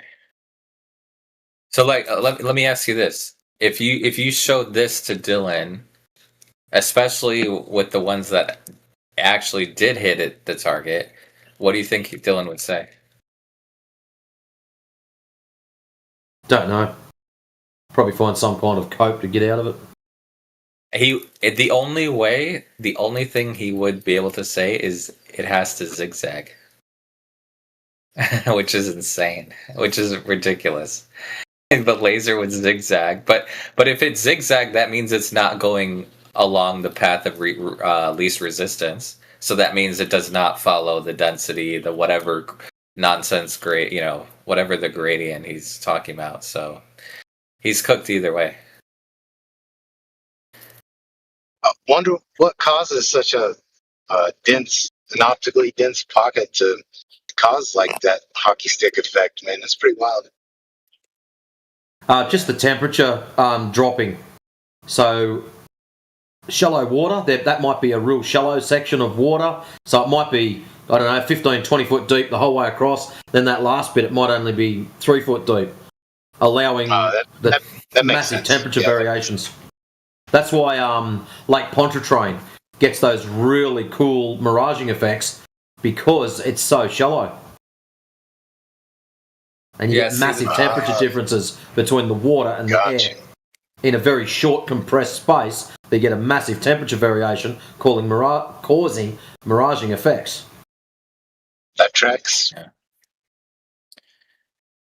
Yeah, see, they have to. They can't. They can. They're not going to be able to handle justifying the upwards laser because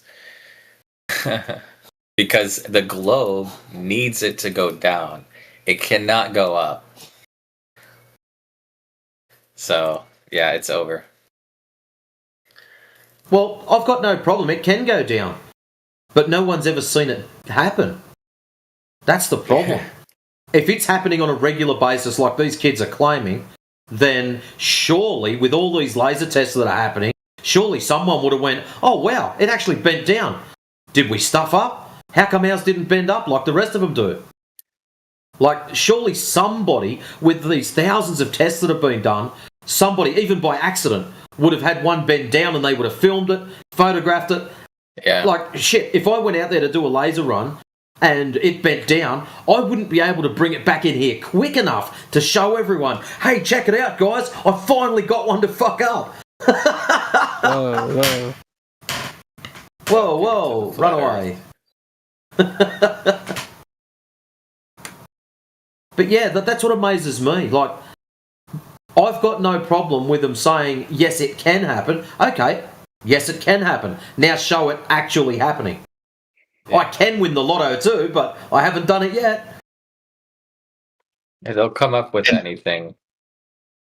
And the consistency that they need is, I mean, that's ridiculous. I mean, all the time. That's the other side of it. Boogie, 100%. The consistency. So technically we should be looking at 90% of them or better should be bending downwards, and the rarities should be the ones that are straight or bending up. It's silly. Well, that's what should happen.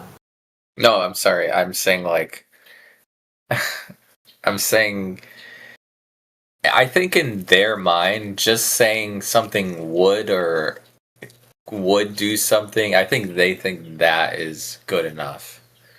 Do you know what I love? When we ask for proof of lasers bending down, when they show us the fish tank full of sugar water with the laser going through it. I love that. It's just like, kid, we're not after proof of refraction. I'd love to get some of these kids, what they need to be done to them is grab them by the back of the strides, throw them headfirst into ball busters, so a few others can just drill refraction the horrible way into them. And then they'll come back here and go, we like you guys a lot better. That's all they're looking for, really, is that slight plausibility that, you know, it's possible. You know, that's why I'm not disagreeing with the possibility. That's why I like showing them the upwards one. That's why I only focus on the ones that are going upwards. I'm not disagreeing with the possibility. We all know light can bend in all sorts of weird and wonderful ways. I'm wanting them to show it happening in reality. On paper, yes, it works. In reality, I'm yet to see it. Yeah, for sure, man. And like I mentioned earlier, man, the laser targeting system, like, I don't see how they could ever reconcile laser targeting being a thing. And, you know, they have at least 30-kilometer range, a lot of those systems. But now, wouldn't that be some math that we would love to see? You know, if they think all this stuff's going on, you know, I would love to see the math that you know, that's used in you know, military laser targeting. Yeah, like, in all honesty, if refraction was such a big deal for laser targeting, they wouldn't use it for military, I can assure you that now. It'd be a case of the very first time they used it, they missed. This is shit, boys, we've got to find something better. Exactly. It wouldn't even be a thing.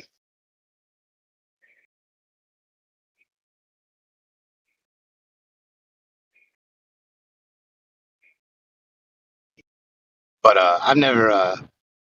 This is really the first time I tried to talk to Matthew Learns earlier, and the text, and, like, you know, I worded a question, and he was like being intentionally dense, and And then I was like, I took the time to like really word it really precisely. And then he still just answers a complete other question that could be out of nowhere that nobody even asked.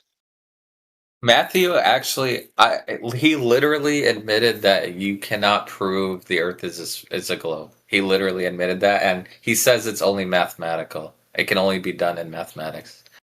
So he doesn't even like. He literally he would look you dead in the eyes and tell you there is no proof of the globe. On God, it's on live stream. So if you want, I can give you a timestamp and you can listen to him say that. Oh no, that doesn't surprise me. Which is so insane because like when I used to be a glober, I definitely would have said, yeah, there's definitely proof of the globe. Like what? Like this is why I don't know. Maybe they're just. And then he's like, proof is only for math and logic. And I'm like, well, isn't this a geometric question? Yeah. Yeah, it either is one or it's not. It's like it's so stupid, bro. It's so stupid. I don't know why. But I have to give it to him, man. Like they're practiced weasels, man. They're very practiced at the art of slamming their way out of anything you ask them.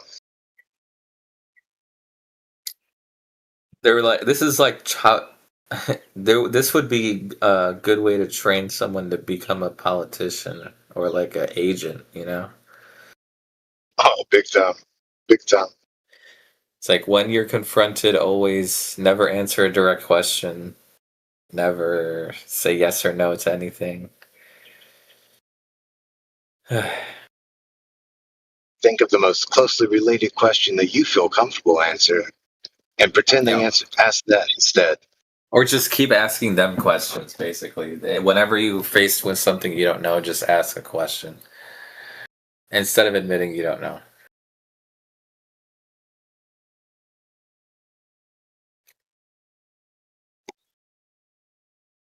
Or they'll always try to change the subject. But it's fine. The art of weasel.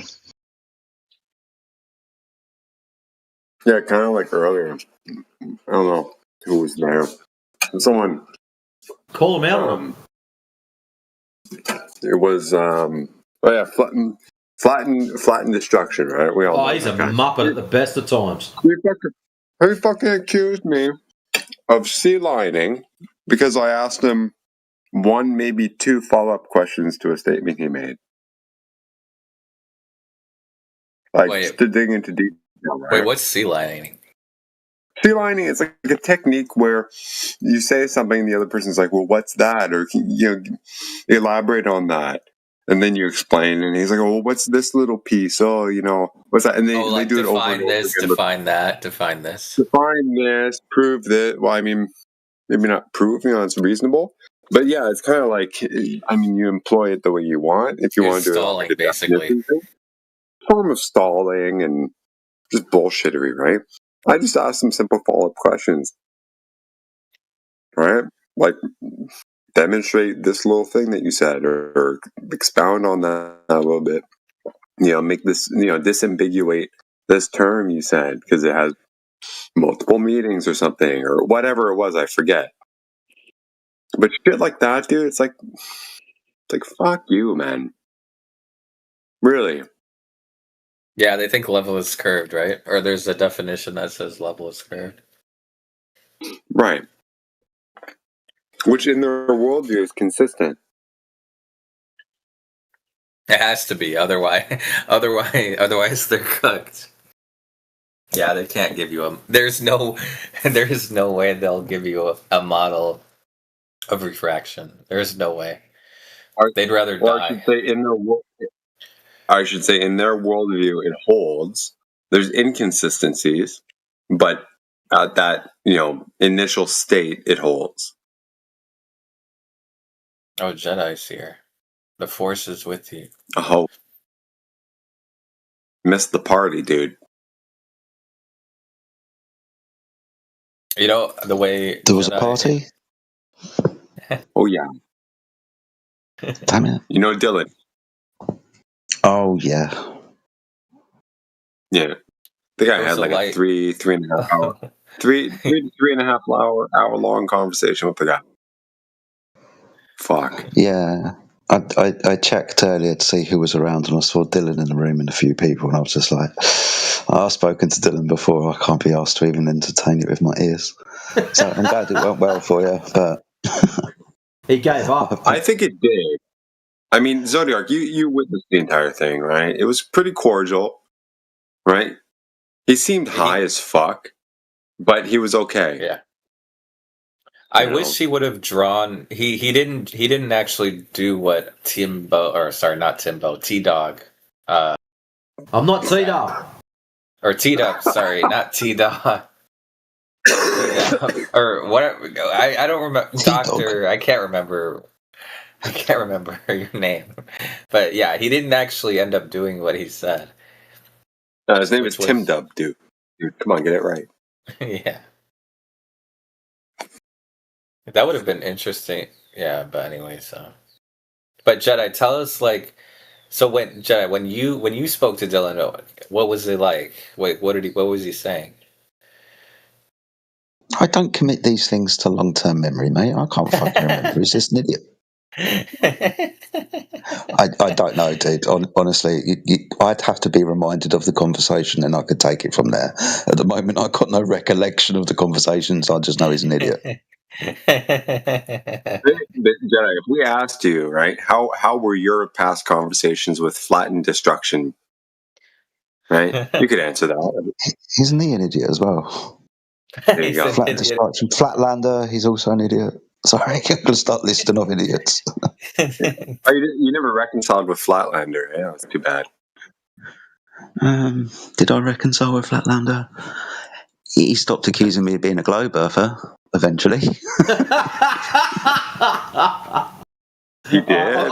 I'm just trying to preempt Jedi's list of idiots. Anyone that calls Matrix British, idiot. Anyone that calls me Australian, idiot.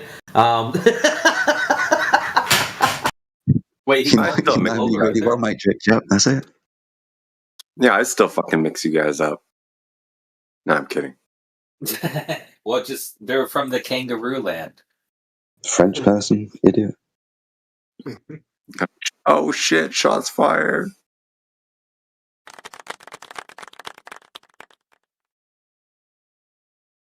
Yeah.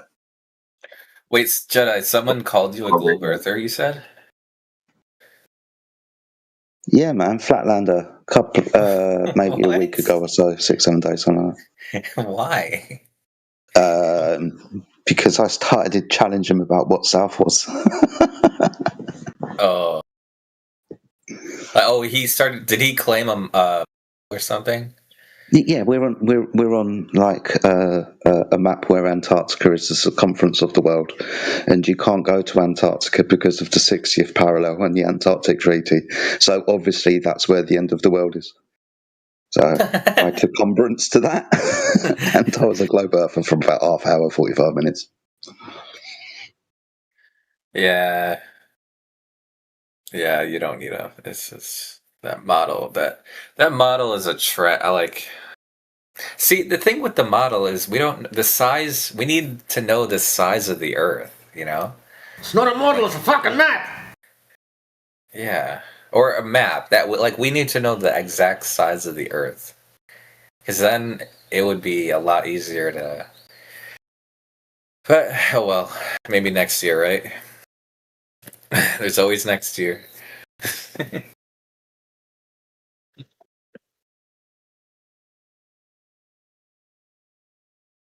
I love when I accidentally unmute. So glad I've got this mute button on myself most of the time.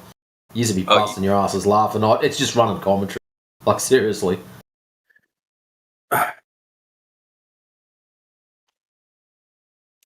Actually, I have a quick question. Have you ever heard of a glober who claimed that there was a model that accurately determines refraction? Because I don't. I Have I ever heard a glober claim that there's an accurate model of refraction? Yeah, probably. Yeah. They don't know what they're talking about when they say it, but yeah, they've claimed it. Really? Oh, okay, cool. I'd like to, yeah, that'd be interesting. That'd be like an interesting conversation because then I would be like, okay, so if the temperature is this, this, and this, then how much would there be? You know, but I guess they don't. Yeah, you start pressing on them and they start Yeah. falling apart. They'll have lots of confidence in the beginning, then you question them, and then they won't, and they'll fuck off.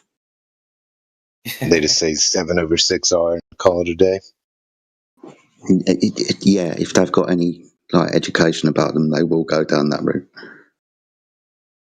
So did we ever try plugging 7/6 into the Black Swan? I'm pretty sure QE did. Go and do it. 7/6 will give you 16% greater. So give yourself 16%. 1.225 plus 16%. Where's my electronic brain? Because I hate doing maths. That's not even 2 miles. 225. It's over. Yeah, it's not even 2 miles. 16% Yeah, it's equals not, takes you to it's not one. enough. Takes you to 1.421. It's not enough. Yeah, it doesn't even matter. There you go. There's your Still 7/6R. It's still cooked. By a long shot. Yeah.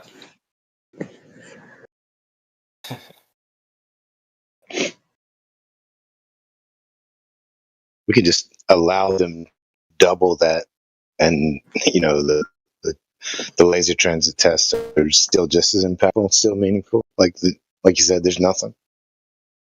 Yeah. Give them 100%. They need like 1,017/6R.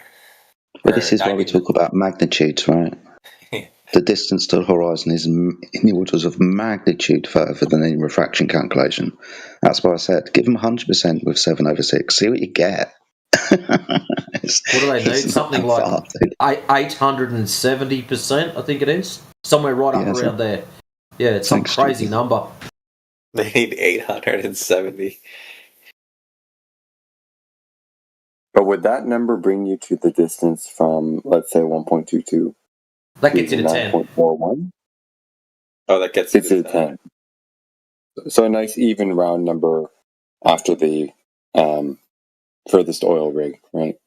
So what would be the radius in that case? It would be 870 times 3,900.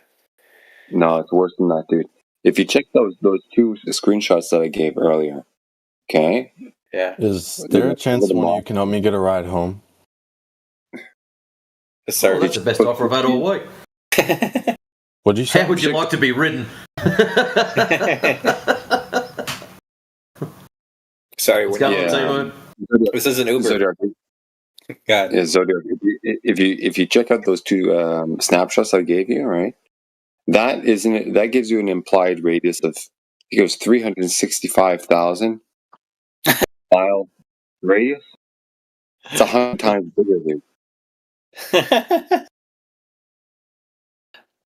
365,000, you said? I think so. Let me just double check that. It's 6 digits. Is that miles or kilometers? Oh, it might be in kilometers, actually. That's even crazier. No, it's in miles. Oh, okay, good. 365,000 versus 3,000. Wait, that's just the radius. That's not even the diameter or the circumference. That's just the radius. So we have 3,000 versus 300,000. That's like 100x or 1,000x. Just under 100x. Yeah. It's like 90. That's ridiculous. So NASA, I'll just call up NASA and be like, "Hey guys, we were off by 100. We'll just add 2 zeros and we're chilling." All right, thanks NASA. Bye. But then it's actually it's cooked even in that case because there's other black swans that don't have the same distance to the horizon. So either way, it's cooked.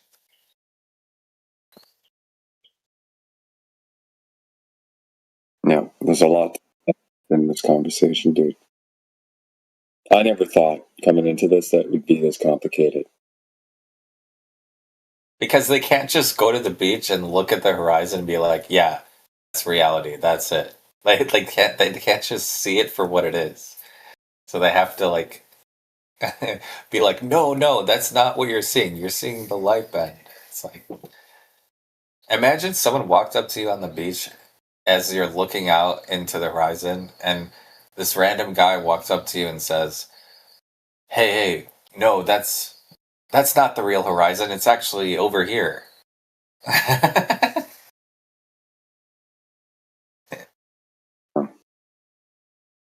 Imagine how it's just silly. It's retarded. Well, Honestly, it is retarded, to be honest with you. if I can even attempt to quote it, I like how Indio puts it. Something to the effect of, if you look out over the horizon, it looks flat, right? Like, does that mean it's not because it looks flat? Yeah. I probably. You see what I mean? Like, the logic is it has to be the opposite of what it looks like. Yeah. Like, They'll where does that literally come they'll say anything. They'll say, oh, the light has to be bending. Like, they'll say anything to get you to We know the light bends, but they throw in there that it must be at the rate that it needs to be for it to fit what they think it's doing. I don't know. I'm losing my fucking mind right now. 4:00 in the morning, so I'm actually gonna probably bounce out. So. Yeah, they don't know how much it is bending, and they don't know what direction it's bending either. They just assume they. Have a good night, bro. Yeah, nice chat, guys. I'll catch you guys tomorrow. Catch you on the Catch flip up. side.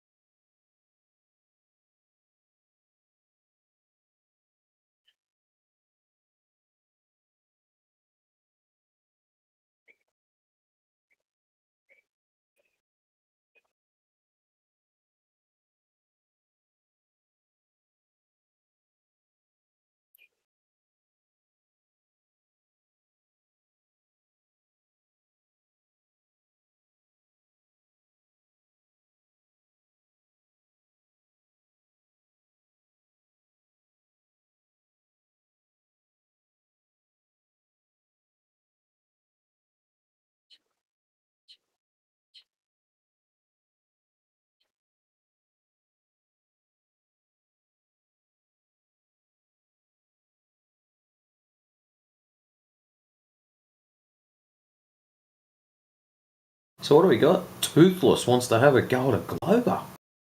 Well, we got to round one up, don't we? All right, Toothless, you're up. Hey, Glober. Mr. Toothman. Do you know what we need a meme with what's that clown? It down in the drain. Hey, I got some refraction for you. Yeah, Pennywise. Yeah.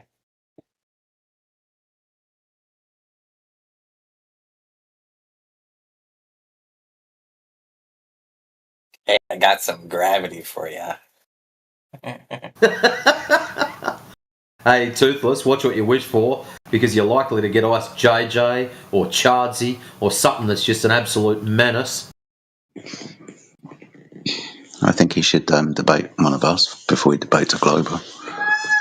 Sorry for my peacocks in the background.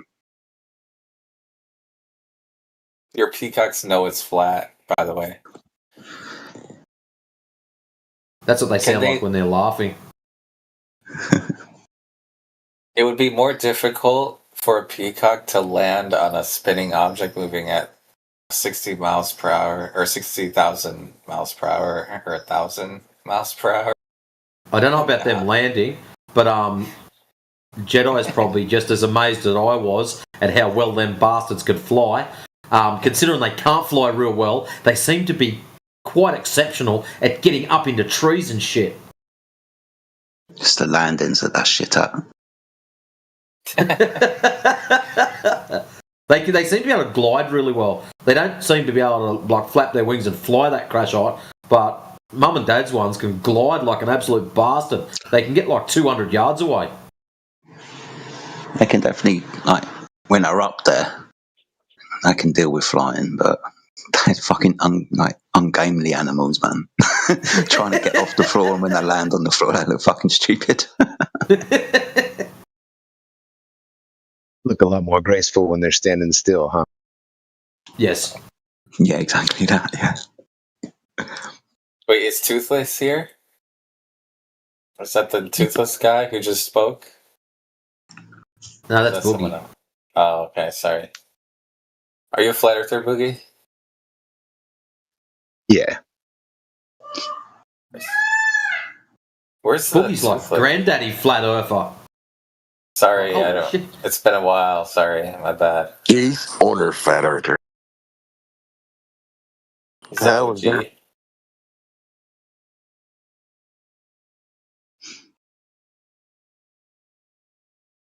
Is Toothless What's here? it? Yeah, Toothless here. And if you do it with an accent, it's toothless. It's an F. It's like like a list. Flat earthers. It's toothless. Like F. Are we gonna do the Minecraft meme? Dedicated wham. Okay, no one got that joke. So what do we got to do here? Globers run away when they hear that Toothless wants to debate. Well, that's yet to be proven, so you're already putting claims on yourself, so try not to do that. Doctor, what do you think about Harry Truman? Never met him. And bro, you live in a zoo, Jedi. No, he lives on a farm. Slightly different. Wait, is Toothless muted? Or is he here? No, he can talk. Come on. We've been waiting. You're the one. Come on, Toothless, you can do it. Be brave. No pressure. Yeah, no pressure without a container. Nice. See that joke? That was a good joke, right, guys? Splatter joke. Okay, he never okay, he gave up, I think, guys. Moment of silence for the globe. Sorry, Toothless.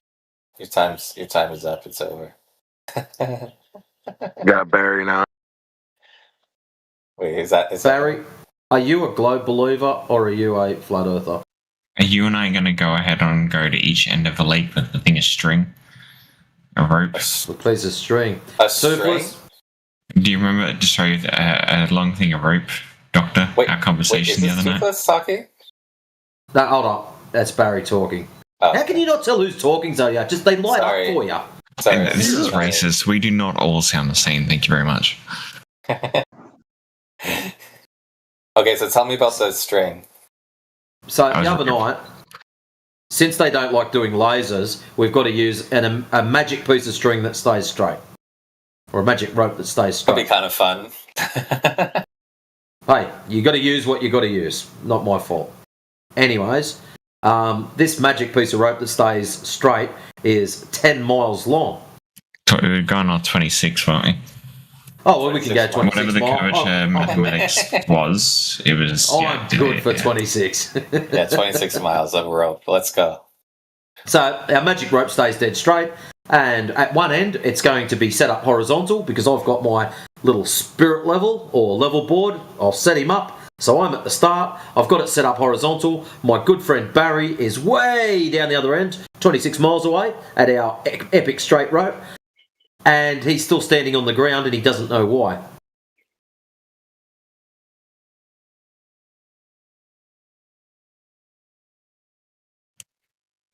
Wait, he's standing on the ground and what? Wait, what did you say? Sorry, I didn't... And he doesn't know why.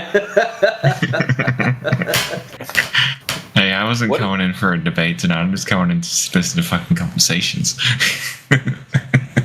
Alright, how about this? Why? And that's where we left him. Oh, he's gone. Okay. He's still there. No, it was like, no, what it was is like, if I know you're saying like straight line me up in the air the curvature thing, but at the same time, if the water was wet, if the rope was wet in the middle, anyway. Magic rope, dead straight. What about rope like straight? metal, Don't worry about the rope. We can chuck it in the water later on. It's a magic rope that stays straight. That's what we wanted. That's what we got. I'm not snapping my fingers again. Okay. So we got a straight rope. Yeah, you wouldn't be able to hold the what do you call it? Is there a tightrope walker walk along this rope? We can chuck one in there. The rope stays straight. I want to know what the longest tightrope walk is now. I think I'll it was the find out. Grand I'm not Canyon. asking you. I think it was I'll when they find walked out. over the Grand Canyon. Usually they're done by height. Let's see what the length is. So you'd have to be holding it above your head like 300 I was feet. wrong, actually. Or 3,600 meters. Okay. How far would the person at the end have to be holding the rope above their head if it was a globe? He's standing on the ground. He hasn't worked out why yet. Oh, because... I'll take your joke because the way you said it was funny. Wait, if you're standing on the ground, then there's no globe. Because if you're holding the rope, unless the rope is on the ground. But that doesn't make sense because otherwise it couldn't be that because you'd have to hold it. If you're both doing it at water level, and if you think about the curvature of the Earth, wouldn't the middle of the rope get wet from the bend? No, it's just above the water. So what would happen? It would act as a tangent to a curve. So naturally, the ground would slowly curve away from the rope because it's a magic rope that stays straight. So at your end, the drop over distance at 26 miles. Did you look up the drop over distance? Yeah, then there's no curve if he's holding it. Because otherwise it would have to go through the water. So the Earth is flat. You're saying if it goes through the water, the Earth's flat? No. Well, it's not going through the water. We've already established that. We're holding it just above the water. No, I'm saying if it was a globe, it would have to go through the water. If you're holding it. That's what and I don't want a wet rope because Jedi the tightrope walker will slip off. Yeah. The world's longest tightrope walk is 3.6 kilometres or 2.24 miles. I just said done across. Holy shit. It's done across the Strait of Messina. That's between Italy and Sicily. So, 2.25 miles. I remember watching this.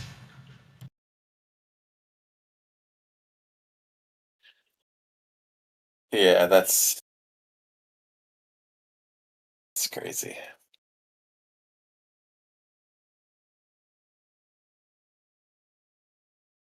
So if you're holding the end of the rope and you're standing on the ground and the rope is not wet, then the Earth is flat. But if the rope is flat, then sorry. If the rope is wet, then I am. No, right, that's a poor example. That's a poor example. If the rope is wet, it would have to go through the water. Yeah, justifying the curvature. Or you're suspended in the air by a couple of 100 feet. You'd also have to be holding it above your head, I think, too, right? Or am I crazy? You just got to be holding it. At my end, I've set it up horizontal. At his end, if we're on a ball tard, he is magically flying in the sky. If it's flat, he's just holding it at the same level that I am. I'll accept it if Doctor and I can get a 26-mile long rope across a 26-mile long lake. I'll accept it. That's why we use lasers, mate. So much easier. Point, hit the target, happy days. How about this question? Why do you believe the Earth is a sphere? I didn't come into debate. I came in to listen tonight. Well, you're not. Oh, he's not ready. Legitimately, I've been flicking through all the channels just so I can just listen in on shit. And half of it is Israel this, Israel that, heard a Muslim guy this, Muslim guy that. So, yeah. You're not ready to be a warrior? Be a globe warrior.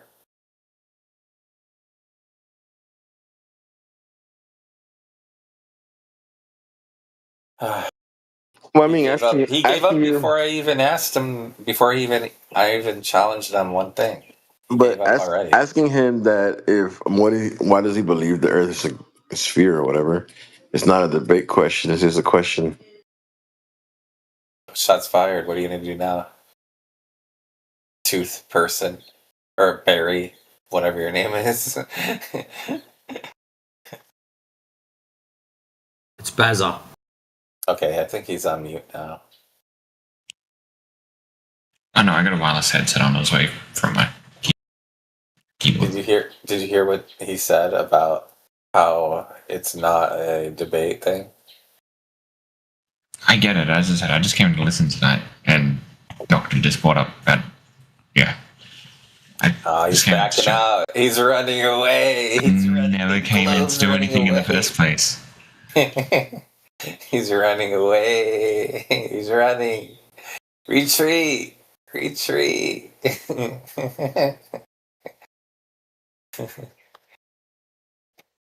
He's running away. No, my globe.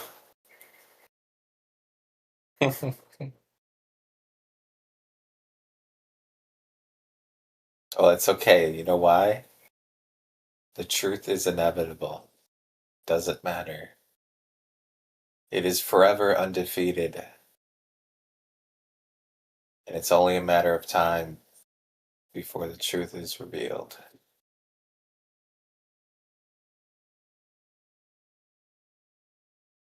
What's funny is, if you just look out your window, you can see it. You just look out your window, you see the Earth. No curvature. It's all around. What, you see so when you look out your window, you see a globe? I'm making a joke back.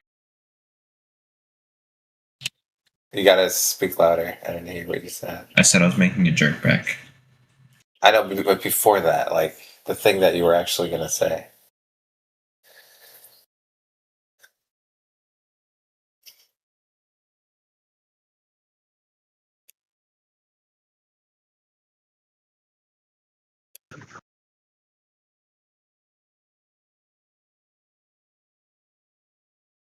Any other globe? Where's Mr. Where's the tooth guy? I thought the tooth guy said he was gonna be here. Mr. Tooth is gone. Toothless is right there. Are you Toothpuss Virus? Sound like you're in the inside a time machine or something.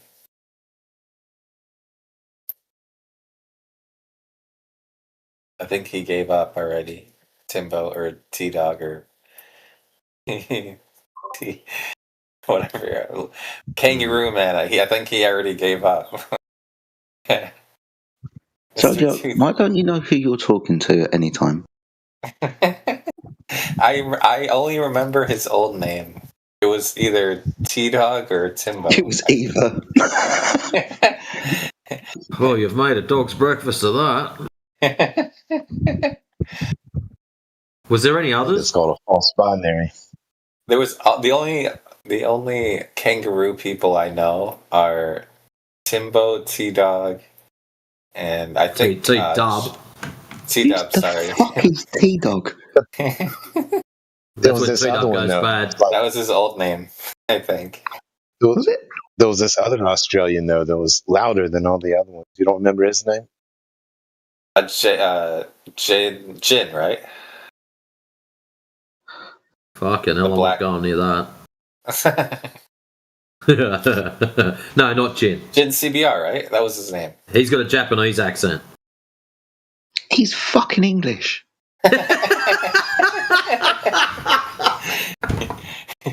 Oh, shit.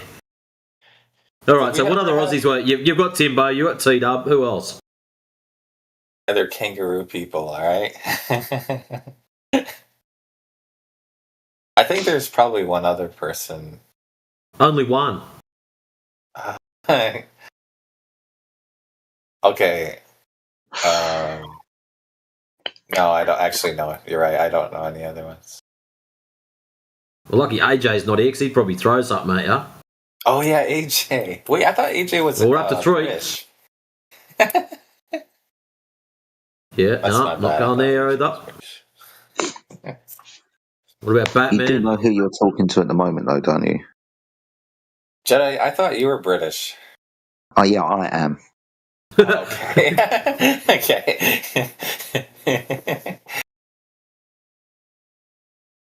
But you know, I'm not Matrix, for example, right? Right. Oh, Right. Matrix. Yay! Wait, is Matrix Australian? Is Matrix Australian? Earlier he was fucking TV. Sorry. I forgot. Yeah, my bad, Matrix. I forgot. I noticed. That's my bad. Hey. Now I can't tell any of you guys apart. That's such a racist comment, that. Oh, they all look the same to me. No, it just sounds. They all sound like kangaroo people. That's it. That's all I know. People. Trying to figure out if that's racist or not. It is. It definitely is. I'll take it as a compliment. Oh, it's racial. It's definitely racial.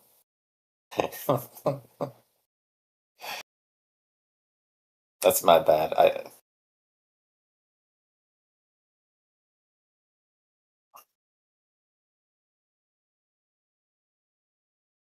I don't know. So the Globers, is there any other Globers besides Barry? I think Barry gave up already. Because Barry said he's only going to be listening. Have a go at this old baby I found. Look in the side chat. Even Jedi's not even old enough for that one. Hey, Boogie might be. Oh, he's a chatter guy. No, that's a pretty good one. No, ain't quite a mid 80s model. Oh, wow, you're only mid-80s. I thought you were older than that. Damn. Don't say it, Jedi. Don't. Just leave it alone. Just let it ride. All right, mate. We know the truth. Just let it ride. Is he Wait, is that guy a flat earther? Boogie? Yeah, he's a flat earther. Okay. Yeah. He's a pretty handy one, actually. Super chill. Not like me. I'm just like a little bomb waiting to go off. So Toothy never really is talking. Like, he doesn't talk much, I guess. Tooth, whoever, that one guy. Pretty good in the side chat. Stop. Okay. I'm just concerned when he does get the chance to bite down on the Glober, the lack of teeth is going to let him down. Oh, wait, he's like a new flat earther? Oh. No, he's been in here before. Normally when he talks, he's got a buzz to his microphone. I think the 26 mile of rope is that would be really fun. Actually, do I think 26 miles of rope and you just hold it? Might have somebody called Roscoe joining us in a moment from a side chat. He wants us to be intellectually respectful. So if he does join, roll out the red carpet for him. Okay. Got it. What's his name again? You said Roscoe. Roscoe. You and names, dude. Have you got Alzheimer's or something? Yeah.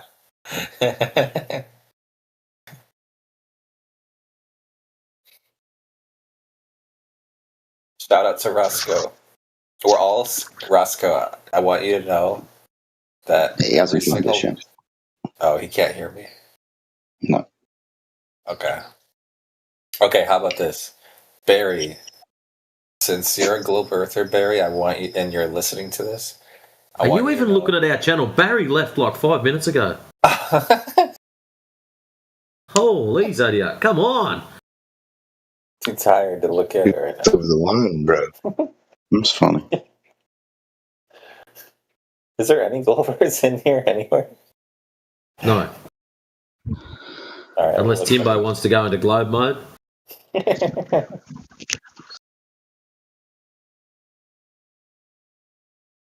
Hello, Zodiac. Hello, are you a globe earther? Globe Earth? No. Bro, I don't Welcome. believe in that shit. Yeah, me neither, bro. It's bullshit. I just wanna ask you something.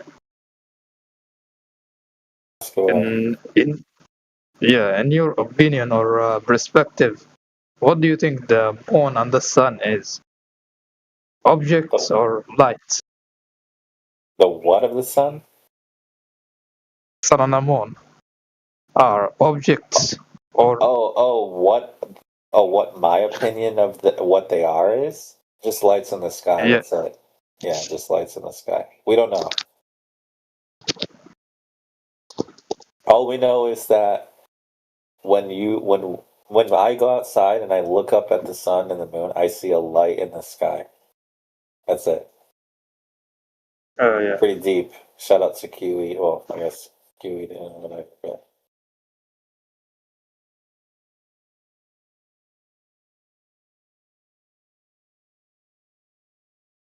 But like what they're made of? Nobody knows.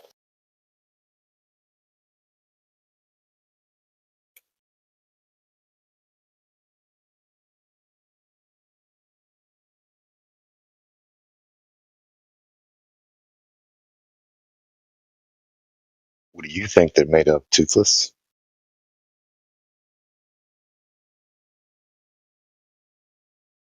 Wait, I thought Toothless was a Glober. Are you trolling me, Toothless?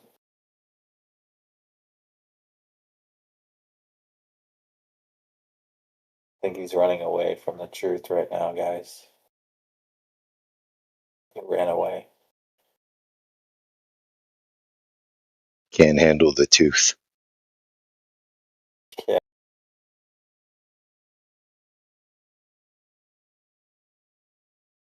Toothless, I want you to know, if you're listening to this, the truth is inevitable. You cannot run. You cannot hide. I thought Agent Smith was inevitable. Yeah, but he's a lie, though. You know?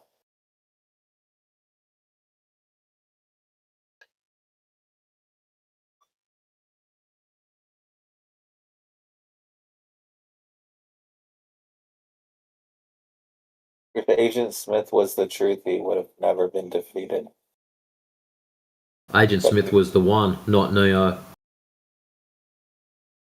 Really? Go back and watch the movie again, and have a listen to the breakdown that Morpheus gives with the whole one story. Agent Smith fits every single component of that list. Born within the system. Smith was. Neo wasn't. Wait. He could change things at will. Smith can. Neo couldn't at the start. Oh yeah, true. And all the other things. Go back and watch it again, and you'll realise that Smith was the one, not Neo. Yeah, because Smith could do anything at the beginning. Yeah.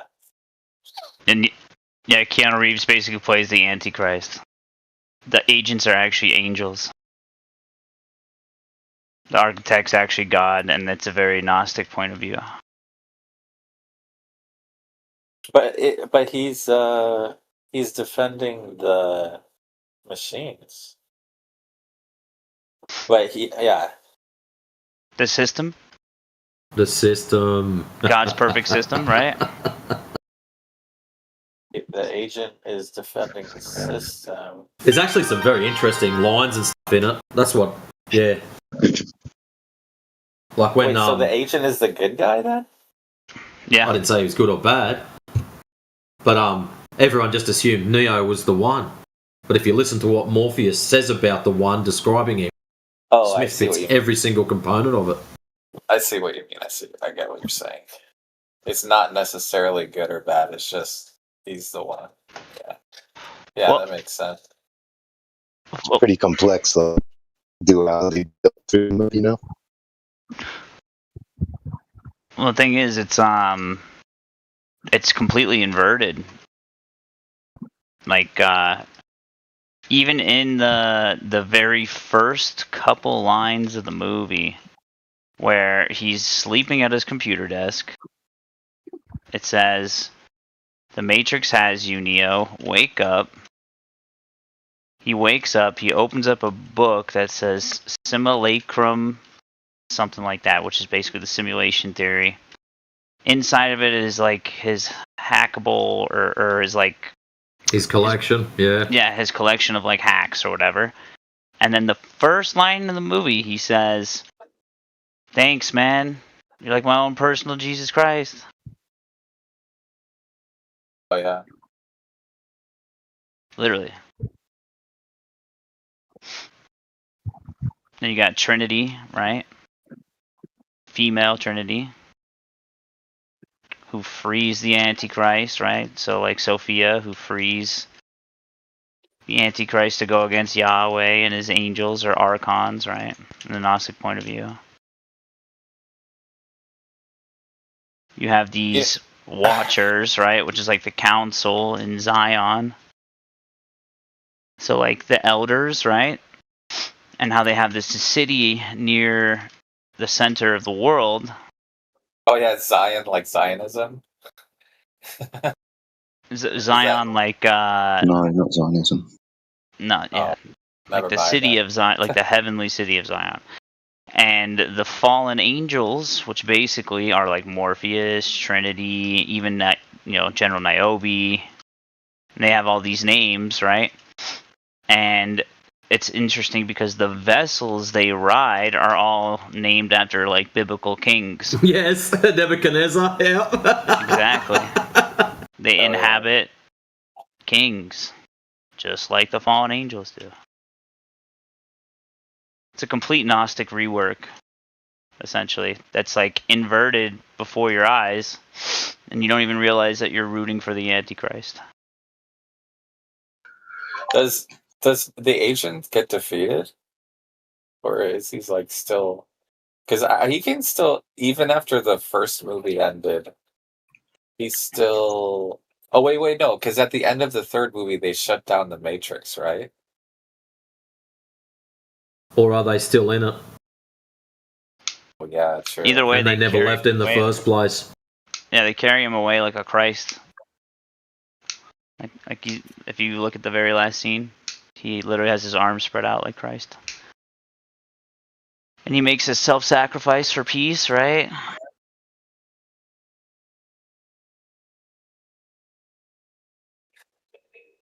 The thing is, the Gnostic point of view is that the God of this world, the creator, basically is evil, and that he created a prison for us, and that if they join up with the archons or the angels,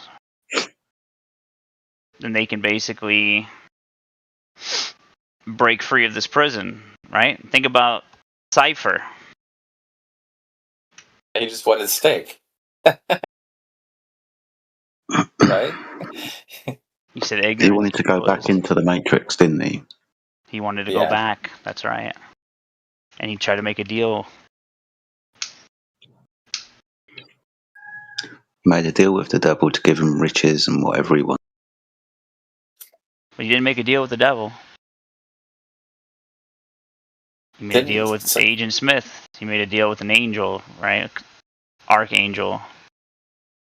And it's a cipher, right? He's a cipher. Like, so basically... It's the code. Yeah. He basically... If you want to get to the Father, you must go through me.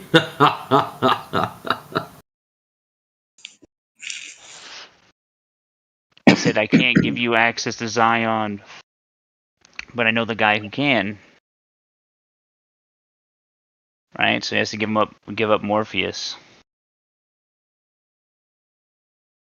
So weird, dude. But it all seems kind of far-fetched, right? You could say I'm reaching, you could say all this stuff, right? But this is what Witsit showed me, which was awesome, because I had no idea about this kind of viewpoint. And as if to confirm his viewpoint, right? The fucking Wachowski brothers became sisters. Yeah. I mean, if you want a great big like neon sign that's pointing to some Talmudic bullshit, then yeah, some kind of reworking or reinvention of these things through symbology right before our eyes, where it's all inverted. Exactly. Yeah. The inversion makes way more sense because they literally inverted themselves. This is one of the interesting things about witchcraft and these types of spells. We don't think that they're on TV screens, this programming and stuff, but this is what this type of stuff is all about. Not every single movie, for example, that comes out of any production or studio is, laden with esoteric symbolism, but a lot of it is. Matrix is definitely one of them. There's loads of films out there that point to some kind of layered story. Yeah.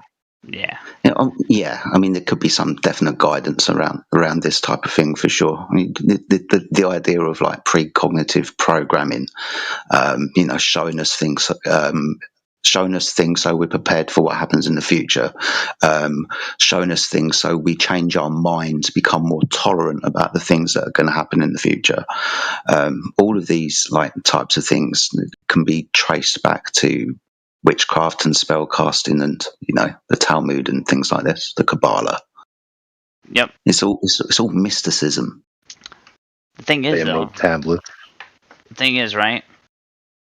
Like you said, not all movies, right? So if that's true, not all movies are just straight Kabbalah, mysticism, Talmudic, right? What guides those ideas? Right? Like what made the producer, director, writer, screenplay writer, storyboard editor, whatever, what guided those people to be inspired to even write that story to begin with, that also eventually inspired other people, like good movies, you know what I mean? Like there is both. Yes, I think I said this the other day, maybe about 2 weeks ago, along the same kind of lines. Like, not every single movie out there is like got evil intent. If you see things like repeating numbers in films and so on, or stories that kind of make you feel a certain way, sometimes I think that's our consciousness trying to wake ourselves up, or God trying to wake us up like an alarm call.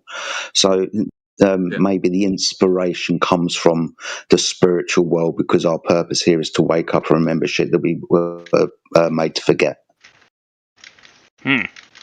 Well, I kind of think of it as like they are like ideas are thought forms in a sense. And what I mean by thought form, I'm saying like the idea of getting inspiration means that you're tapping into something that you didn't create in your mind. You're just tapping into it, like you're tuning in, right? And the idea that people, or us, why we're so special, is the fact that we can literally tap into pretty much anything that we could possibly think of in terms of like frequency, like tuning in. We have ideas the that ability range. of creation, isn't it? Yeah. It's turning the spiritual into physical. Correct. Like turning your dreams into reality, like, to use a loose term, but literally the power of manifestation. That's God's gift, though, right? That's God's gift by making us image bearers. Or we literally bear the image of God. Is there something I don't know if you guys are aware, but there's a woman called... How you doing, mate? You're good, man. What up? I didn't man. see you in here. Hey, Beast. Yeah, what's up, bro? Yeah, I wanted to add a bit of context. There's a woman called Sophia Stewart who claims that The Matrix was taken from her original story. The original story was called The Third Eye. And in her story, it is basically the Terminator and The Matrix is one movie. So she's basically saying they took from her story, and the full story is the Terminator that moves then into The Matrix. I don't know if you've heard that one. No, I have, but I think she's full of shit when you actually look into it.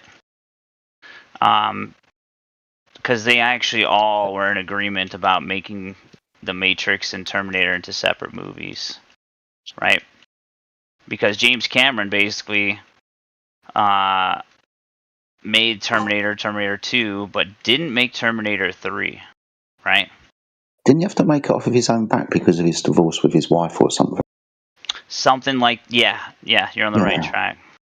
But essentially something happened to where this like weirdo group of Hollywood writers that were all buddy basically kind of like, yeah, some personal things happened or whatever, and then that's when it went to crap.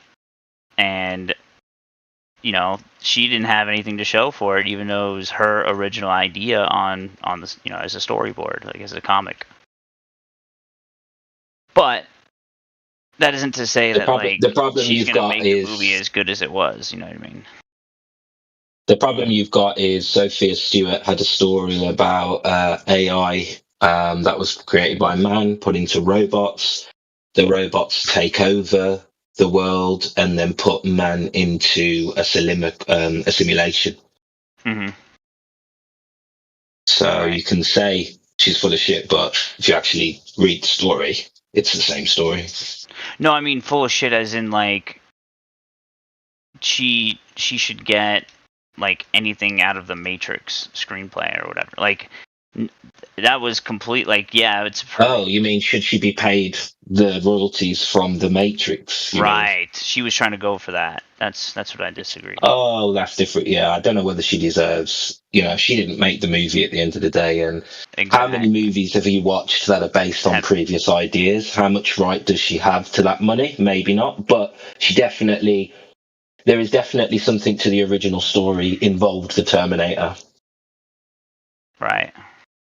But it's a good point though about like intellectual property. Like how could you even claim something is yours? Like patent? Like patent ideas? Yeah, if somebody else tried to create, I don't know, recreate Jurassic Park, then, you know, there would be claims of copyright, right? Intellectual property rights. So I think it's the same. Like anyone tries to copy somebody else's story. If I tried to do Romeo and Juliet and didn't give any credit to Shakespeare, I'm pretty sure people would be upset about it. Right. But I called it Betty and Bill, but it was still Romeo and Juliet. That wouldn't be right. The thing that's interesting, right, is you have the infinite regress of inspiration. Like, obviously there's an original idea that someone might have had or thought of or shaped, and then someone got inspired from that and then went on to the next part of that idea to its completion, to its in totality. But, like, who's to say that every single person that was involved up until that point didn't have credit, you know what I mean? Because I don't think the idea itself belongs to anybody, because I think it's something that's independent and wants to be, I don't know, brought forth into the world, so certain people are inspired by said frequency. You know? Yeah. So keep it really simple. There's a thought floating around in the ether that wants to be acted upon. It might that thought might appear in 100 people's heads. One person might put it into action. Right. Kind of thing. Okay. Yeah, or there's that, chain of but people. then you've got straight copyright. Like I don't know if you remember. Well, obviously you remember The Lion King. Well, there was a film that ripped off called Kimber the White Lion. Yeah. And it basically stole the actual idea. I heard A about bit that. like Hunger Games. They copied Battle Royale. Don't know if you remembered that. Well, everybody knows it, right? Battle Royale was awesome. I love that film. Well, the thing is, this is the kind of thing, though, right? Yeah. There's only a certain amount of ideas in the world. There's only a certain amount of musical notes that you can play in a certain amount of order. You play them in the same order again. It's the same with movies and ideas, right? It's all loosely based on somebody else's idea at some point. You can talk about it was stolen or copyright was infringed or this idea was taken from there, but eventually we all inspire each other to do something. Yeah, I do agree with that, and I have no problem with it. I think if you're trying to figure out the philosophical meaning behind The Lion King, then I would probably have a look at Kimber the White Lion. If you're trying to look at the philosophical meaning of The Matrix, then I think you should look at The Third Eye. I get you. Because all you're doing is, this is a watered down version of a story that was probably deeper in its original. Yeah. In its original form. Yeah. I think we get that with like Hollywood movies and stuff anyway, right? All of the stories are loosely based on some kind of theology. That theology might be inverted.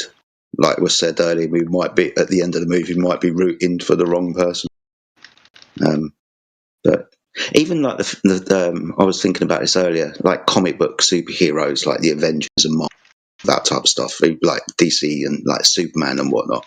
Superman's got some really interesting theology plastered all over it that appears to be plastered more and more over it as time's gone on. Obviously, like his original name, Kal-El, that name El being linked to Elohim and so on.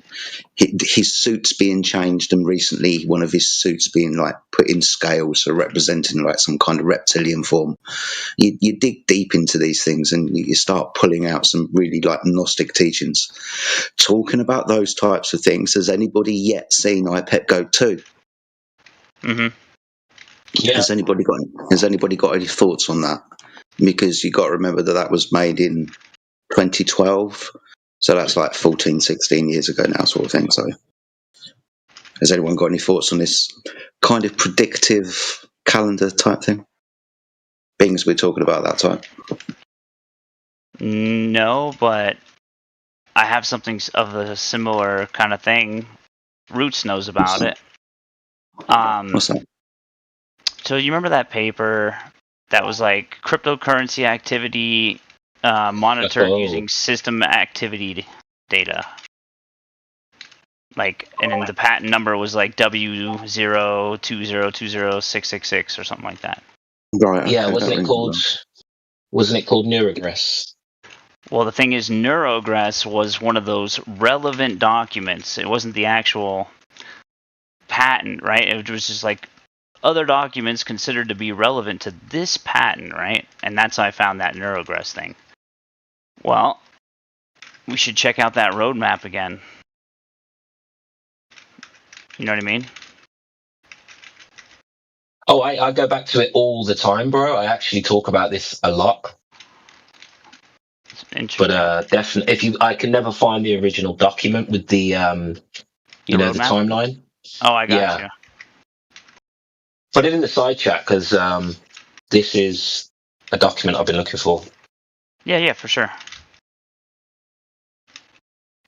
Give me a moment. Yeah, so Jedi, just to catch you up. So there's this document by this company who are in basically nanotechnology, in the nanotechnology sector, and they're basically they've put together their roadmap of how the technology will develop. And it's genuinely terrifying what they're planning over the next 10 to 15 years. Man. In terms of nano machines and what they're going to do with them. The peacekeepers. Okay. So how's this nanotechnology going to be implemented? Is it going to be implemented like biologically? What are we talking about? Go outside and look up. Oh, chemtrails. No, it's like Elon Musk's. I've forgotten what he's got. Neuralink? Neuralink. So, like Neuralink, they're going to be implants that people choose to have for certain benefits. Oh, okay. So we're going to be like an antenna. Well, we already are, but Yeah, I know that. So they're going to try and make us into a different antenna by putting nanotechnology into us, so we can have instant uplinks to the internet like the cloud. no. Here's the crazy part, right? It's non-invasive Yeah. technology. It's not a what? Sorry, Non-invasive. It's not non-invasive. Yeah. Okay. So you do a line of cocaine, right? You Yep. get a feeling. Yep. Imagine stimulating the same neural pathways that cocaine stimulates with electricity. It's called electroceuticals. Sorry. Okay. I've got in mind people sniffing electric sockets now, but please get that image out of my head. That's hilarious. There's a movie based around this sometime in the future. People Soma and all Carry that on, stuff. mate. Yeah, but Yeah. it's essentially that, though. There actually is talk about using like magnetophoresis or like electromagnetic osmosis, which is basically, you know, you're using EMF to make your body more malleable, I guess, for Yeah. the drug lipids to basically pass into your skin. There's like bubble vaccines and stuff like that now. Like there's so many things to the subject, but that's just trying to give you like some context. The thing that's interesting about it all is that we've already have been aware of this stuff via optogenetics with rats. You know what I mean? Okay. You can control rats by stimulating a part of their brain. Yeah. Just like what they're talking about now, but what they had to say, and this was crazy, it was in 2012 about optogenetics, is that in order to manipulate something like a human, you would need to, and I quote, alter their DNA through some type of RNA modification for that to happen. Sound familiar? Yeah, very. And that was about in 6 years ago, 2012. familiar. Yeah.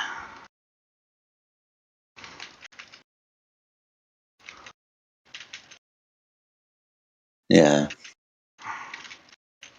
I'm aware of this. This type of it. Let's call it an agenda.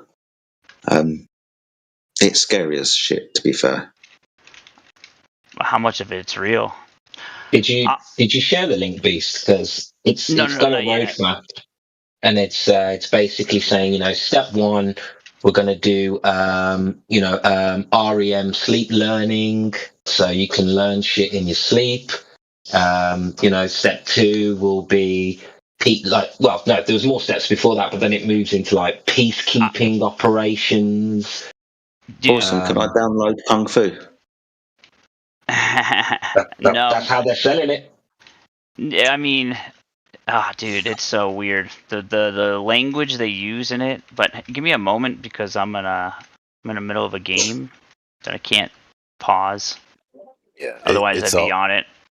It's all so sketchy, man. It makes me fucking not look forward to the next time I have to go to the dentist. Like I don't even want some Novocaine. I don't want nothing. No needles.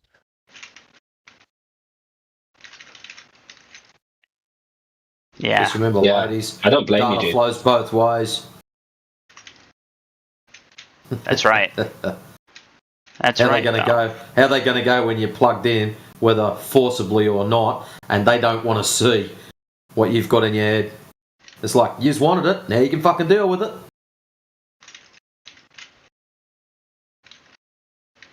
And even in there's loud too.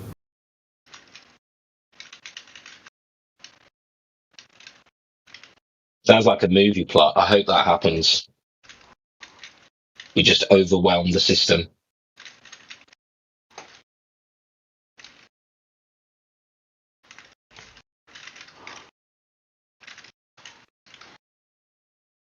I try to stay away from this shit, even to the point where I don't have an Alexa, and the kids are pressuring me like crazy. Can we get an Alexa? Can we get an Alexa?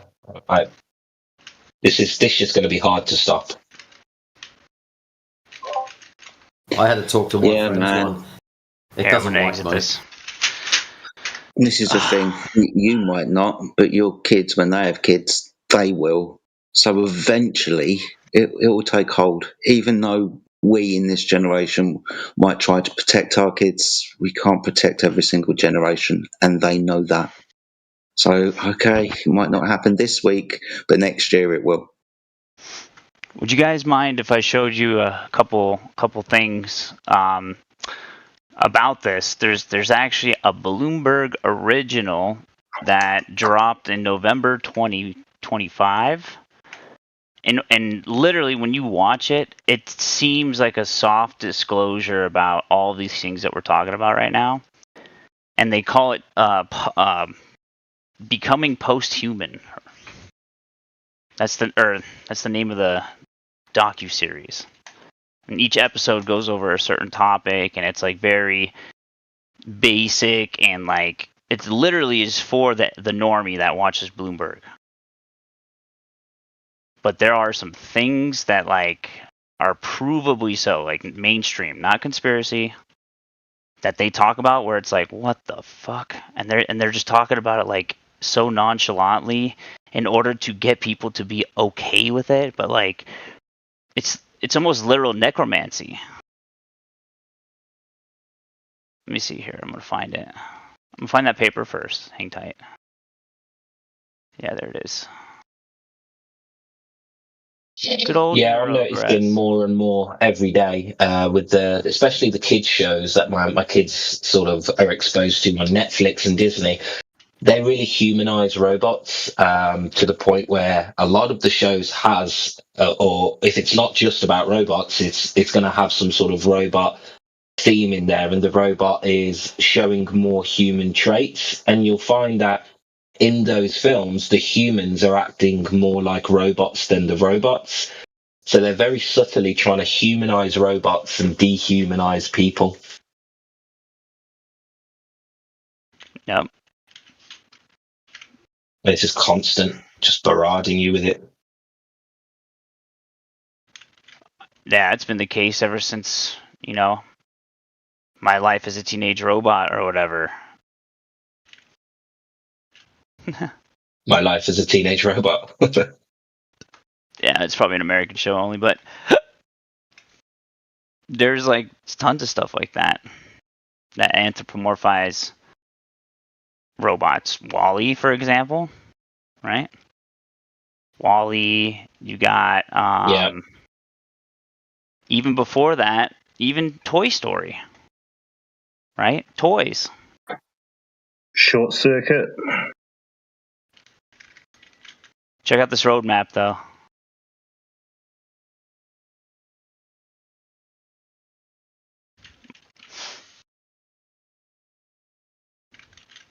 The last part of this roadmap is called Singularity.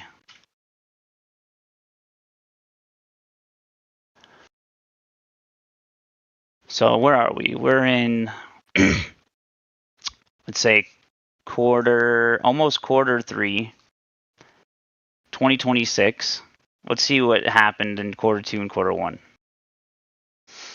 Well, they're behind schedule. I don't think so at all. Starting to utilize neurocontrol in peacekeeping operations.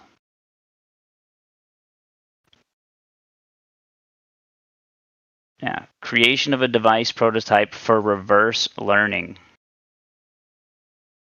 Holding the next year, they want to hold a championship in reverse education. Beginning of studies in mutual thought-powered education. That's the last part. But even before that, I mean, you can literally line it up with the release of Quest from Meta or Facebook or whatever, for Oculus, before they bought them. Literally says in 2020, right? Q2, addition of the VR, AR, MR, neural control algorithm training to the marketplace. Then it says testing the intelligent house management solution based on the Neurogress platform's ecosystem. So smart houses, yep, with VR, AR, and MR, which is mixed reality. Then it says first industrial use of neural control for first neural control for industrial use, which is true. You can see like certain robots in factories being operated on by people with goggles on, or with VR goggles. The only thing that isn't true, or if it is, I haven't heard of it, is the creation of a cyber sports robots team in Q1 2023. Some of it's a little off. You know what's interesting though? We've got the world's first enhanced games at the moment. So we are literally changing now what's acceptable. The organizer of the enhanced games is a transhumanist who encourages technology and pushing biological boundaries. Yep. So they're bringing this in, and I think the enhanced games is a way for them to usher that, well, if it's enhanced, well then why can't we just bring a robot into the enhanced games? That's a way in.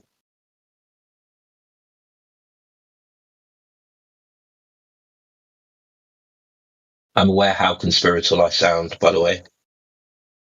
You're good, dude. We've been talking like this since we first met, and it's the same thing that's going on. But you've seen the transhuman thing, right? Becoming post-human with Emily Chang. I showed you that, right? I don't know with Emily Chang, that one, but I've seen a lot about it. Oh, dude, that one's nuts. That's the one I was talking about. Like, it's like actually like a soft disclosure. Steven Spielberg film, disclosure. Oh, I know, and they're trying to push all that stuff right now, the alien stuff. Exactly. Yeah. The thing is, if I put in a little microchip in your brain, that makes you think you're looking at an alien rather than a demon. What's the difference?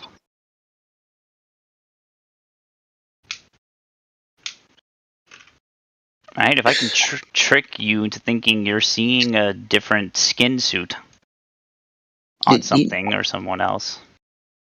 Yeah. You know the film They Live, where the guy puts on glasses and he sees the truth? Mm-hmm. It's kind of like that, but they get to give us the glasses now. So they get to reprogram our DNA so that we get to, you know what I'm saying. Fair enough. What you just said, though, that's the difference, right? Is that they are giving us the glasses as well as, they're giving us the problem and the solution, and with a big smile. Yeah.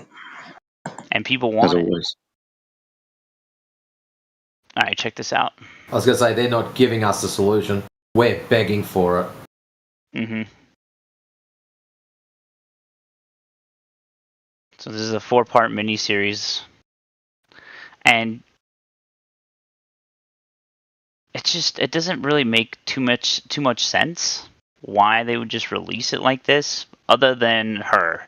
It makes perfect sense with her because she is someone who is fully in it and thinks that the earlier adapters or adopters of this technology will reign supreme, which is why she's totally cool with giving up all her information, her biometrics, and being like the first of the first people to use some of this technology. I'm just interpreting that from what I've seen, but like, I don't understand how she has access like this other than that, because she's friends with like Mark Zuckerberg and stuff like that. Where is it? This is it right here. I want you guys to see this. And I'm going to skip into it. So there is this thing. First of all, I could skip this pretty much, but essentially, he has this thing, and this guy literally talks like he's Pinky in the Brain, by the way. Like, what are we going to do today? What are we going to do today, Pinky? It's like, we're going to take over the world. It's like, this guy literally sounds like a supervillain talking about, like, hey, we can control rats now with light and make them maneuver in any way that we want to. And then they just keep alluding to, like, well, what about people? Then you get this section of it where it's like, there's this company called, I'm not even kidding, called Motive, but it's MOTIF, where they put this little tiny, like, I guess you would say microcontroller or chip, but it's like the size of like a thimble, right? Like about that size, and that's the section of skull that they remove out of your brain or out of your head, and then they replace it with that chip thing. And what it does is it emits, I guess, like destructive interference patterns, supposedly for the depressing, like, you know, when people get into a big depression or whatever, apparently you can counteract it with like these waves. This is what they claim. But so you have that being sold, and then this one is the most interesting in my book. They talk about AI in the brain. They talk about brain-computer interface. This guy, Chris Henson, he's talking about, like, he was one of the founding fathers of a neural network, which is what led to, like, large language models to begin with. So he says that you'll never, ever, ever, ever be able to mimic consciousness, right? You'll never be able to actually fully emulate a human because we're constantly changing in variables. Like, always. Like, as soon as you move around a bit, like, your body temperature changes, your skin, there's so many different variables. It's just impossible to emulate all of those things. And I agree with him. And then you have generative AI, and this is what I wanted to show you guys. Sorry, I just had to catch you guys up through this whole thing so you didn't have to watch it. It's called OpenBCI. So they're basically going to let it become open source, but imagine video games, movies, or television shows that don't have an ending. It basically writes itself. We got them now, haven't we? Yeah, Online games. Mm-hmm. But, like, in terms of, like, it's writing the end of the story based on your emotional and physiological responses. Like that kind of stuff. It's pretty wild, but yeah, we'll start from here. This is so crazy. But see, like, they make it all like, it's very well produced.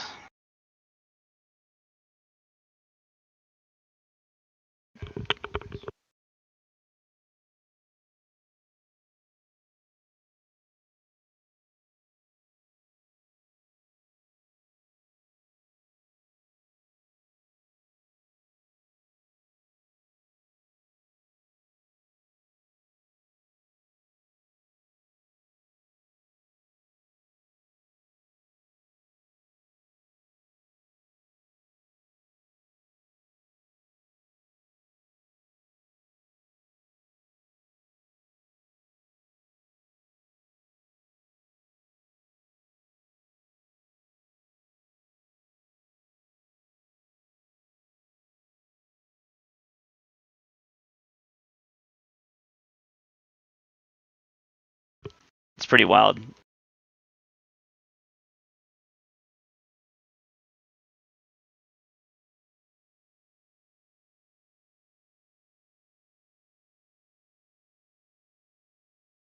And then what he talks about with her right after it, it's so dystopian, like, just right in the open.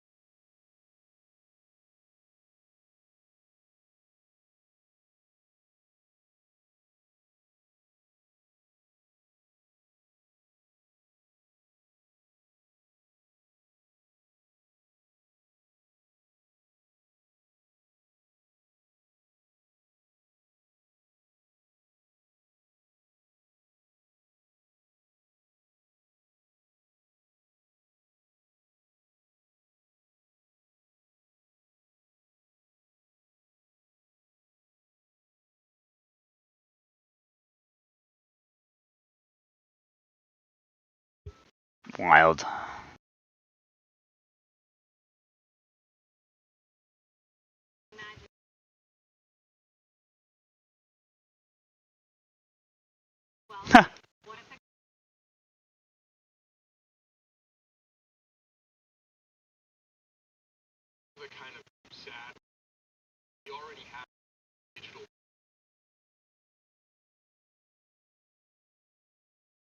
He's basically saying tough shit. Yep.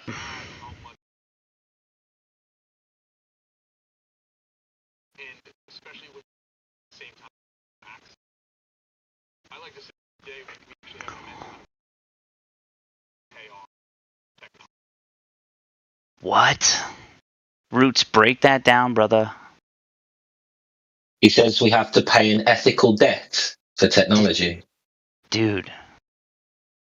Alright, this is my theory. Tell me it's not Satan's work without telling me. Bro, here's my theory, right? Yeah. We have to pay off an immense amount of ethical debt with technology. How is this technology built in the first place?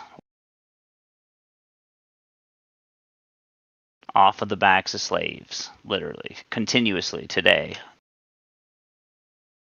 Your smartphones, your microprocessors, your motherboard, like all the materials that have been sourced to make the computers that we all use and love today.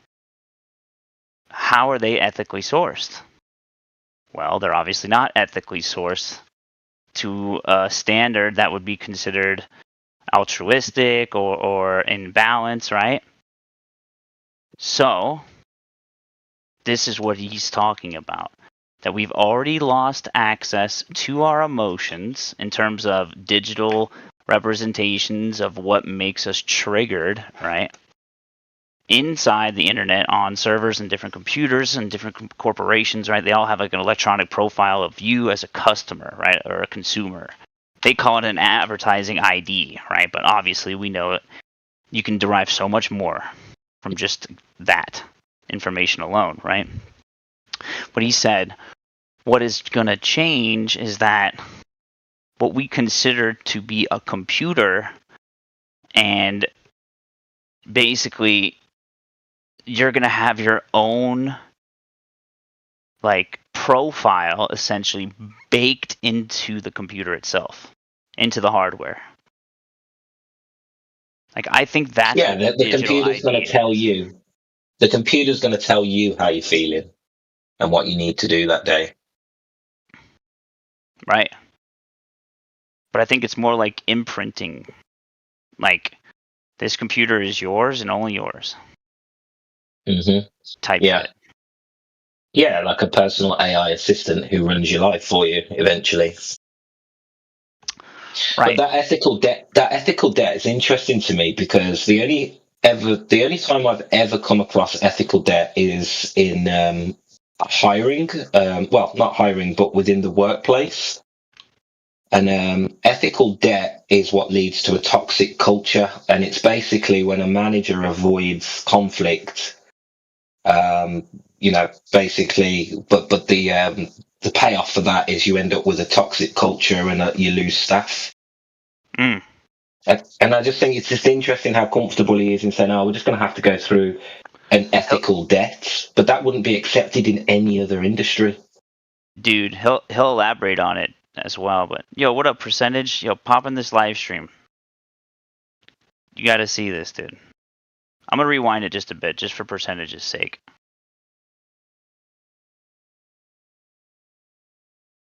Get in here.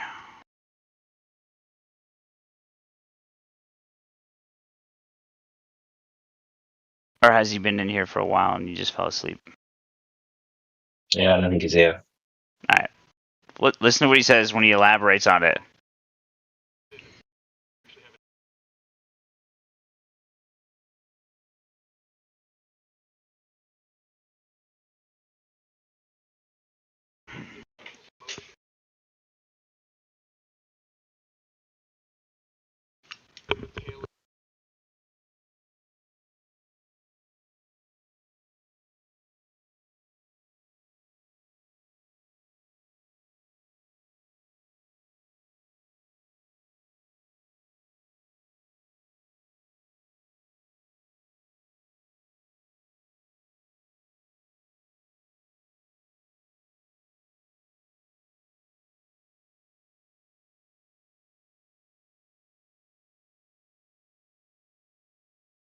Crazy, dog. How do you say it's not Satan without saying it's Satan or whatever? What'd you say?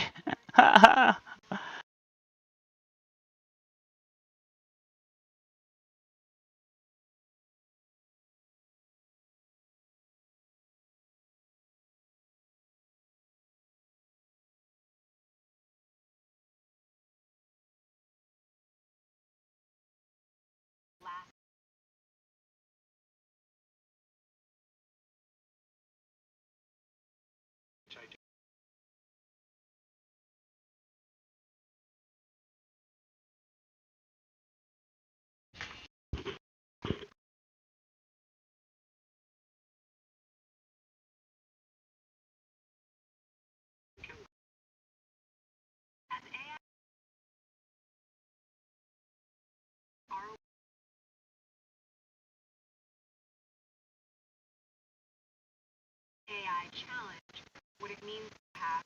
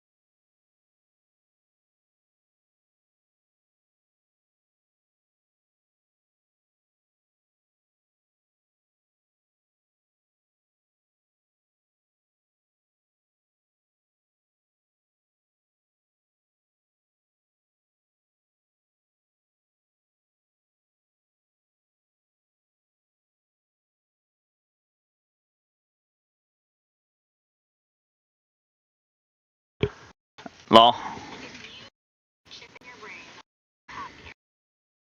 would you do? Look at this. Get be happier, and it's like what is how would they get happy?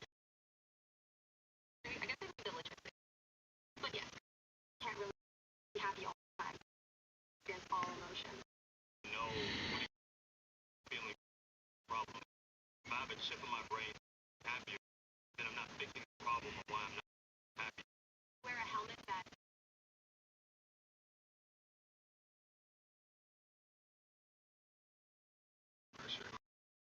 yeah, well, if you put the helmet on, you get smarter and richer, but tech companies have access to thoughts.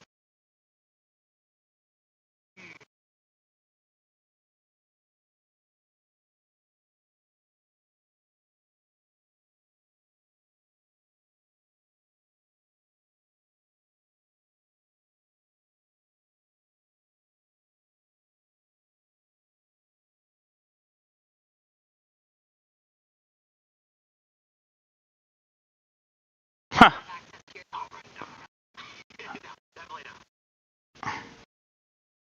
Oh man. But yeah. Every time I think of that stuff, dude, I just, oh man. I've kind of got over it now, dude. I'm at the point where I know it's happening. There probably isn't a way to stop it, and I'm just embracing what we have. I know that sounds defeatist, but I just No, don't I'm see in the the point same in boat. applying energy to it. I'm in the exact same boat, except maybe not exact, but I am in the same direction, brother. Where it might have been in the last 2 years where I realized it's a spiritual battle, and the spiritual battle trumps all other, like everything else. Yeah. Yeah, I'm in the same boat, and I feel like, in the movies where you see it more in the movies because there's not many people like this, but especially people who do the right thing, even if there's massive consequences, or people who, put their self at risk. I don't know, I just see it as, I understand now that if you can't save the world, the only thing you can do is have your morals and stand for them, right? From an individualistic point of view. You can't change the world, but you can control you. You know what I mean? At least exercise what you've got left, I think. You know what's ironic about that, Roots? You're a Christian, you just don't even know it. You don't even know it, Roots. Well, I share the values, dude. Put it that way. It literally talks about share the how values. you're not part of this world, and that if you love the world more than me, then the love of the Father isn't in you. Yeah. I kind of see this as a fallen world, and that we definitely shouldn't be following the people in your life, like, the average person. They don't know what they're doing. Right? All men are deceivers. All men are liars. Dude, have you actually read Descartes? No, not at all. Okay. When you hear Rene Descartes, you picture, scientist who has like a mechanistic view of the universe, who thought it was like a clock that you just left alone, right? Yeah, the mathematician guy. Yeah, the philosophy guy. None of that is true. None of that is true. He's the guy that. Yeah, go ahead. He's the guy that said, "I think, for there I am." Right. And that's another thing. That is, yes, he's that guy, but he's also the one who made X, Y, Z and ABC in terms of ABC being like unknown quantities, and then like X, Y, Z being like unknown variables or whatever in Cartesian space. So he made Rene Descartes. He Cartesian coordinates. Cartesian coordinates. Right. Really? Okay. That's where it came from. Cool. Yeah, I didn't know. Cool. Guess what also came from Rene Descartes, right? The scientific method, pretty much. I thought that was credited to Francis Bacon. It was credited to Francis Bacon, but check this out. He had these things called the Meditations of First Philosophy. That's what it's called. Something like that. Let me see. Hold on. It was called... Let me make sure I get this. Yeah,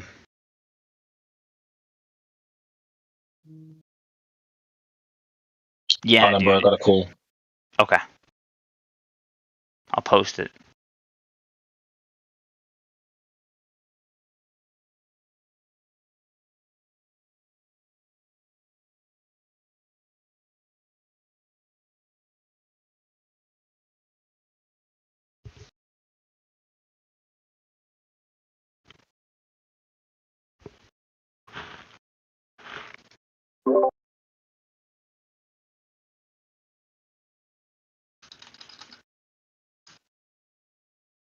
Oh, Ice JJ Fish.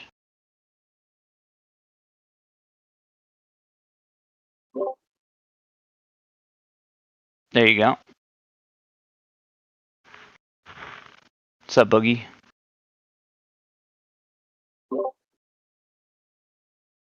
I don't know if you... I saw you unmute, but I couldn't hear you. Oh,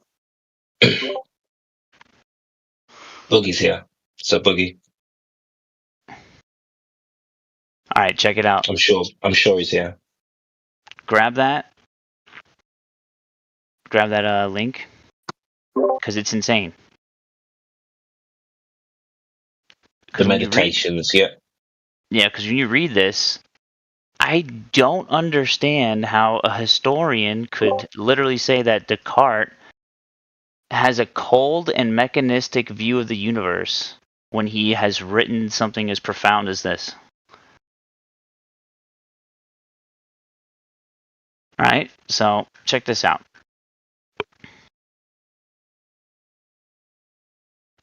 The first meditation, right? He says this. He says, what can be called into doubt? He says, the meditator reasons that he need only find some reason to doubt his present opinions in order to prompt him to seek sturdier foundations for knowledge. Rather than doubt every one of his opinions individually, he reasons that he might cast them all into doubt if he can doubt the foundations and basic principles on which the opinions are founded. Everything the meditator has accepted as most true, he has come to learn from or through his senses. He acknowledges that sometimes the senses can deceive, but only with respect to objects that are very small or very far away, and that our sensory knowledge on the whole is quite sturdy. The meditator acknowledges that insane people might be more deceived, but that he is clearly not one of them and needn't worry himself about that. Do you know what's weird? I used to think like this when I was young. I used to think that people who get like demonic possession or they go crazy, it's something that what I wasn't capable of. Now I'm older and I'm carrying more baggage. I'm a bit more open, like, oh, I could see how that could happen. But I literally couldn't see how that could happen when I was younger. Right, you just like, That's oh, interesting. that guy's crazy. I was like, why are people not being disciplined in the mind? I think. Why are people using excuses? Yeah, you're good. All right. Yeah, I guess I had some technical difficulties earlier, but yeah, man, the more you broaden your mind, you know, the more you train yourself to find these other perspectives, you know, and to find them more efficiently. Yeah. Once you figured out your mind and how it works, then I think it would be, and you truly, truly take on that inward journey genuinely with meditation, I think there is a place you can get to where you can't be brainwashed. Ah, check this out. This is literally the argument, like he has laid all of these arguments out, right? And well, if that's true, then this is true. Then if this is true, then that's true. Then this must be true. And if these are true, then what does that mean about this? And it's called the First Meditations, right? From Rene Descartes. This is where you get the I think, therefore I am. But like everyone always shortens it to that. But dude, when you read it, it's crazy. So check this out. And this is from What Can Be Called Into Doubt, what I just read, right? About skepticism. Number 1, if I am dreaming / deceived, then my beliefs are unreliable. Descartes, and then this is someone explaining like what he could have meant by that. I'm just going to skip all that. I'm just going to go right to quotes. So he says this, right? Number 1, we have access to only the world of our ideas. Things in the world are accessed only indirectly. These ideas are understood to include all of the contents of the mind, including perceptions, images, memories, concepts, beliefs, intentions, decisions, etc. Ideas and the things they represent are separate from each other. These represented things are many times, quote-unquote, external to the mind. It is possible for these ideas to constitute either accurate or false representations.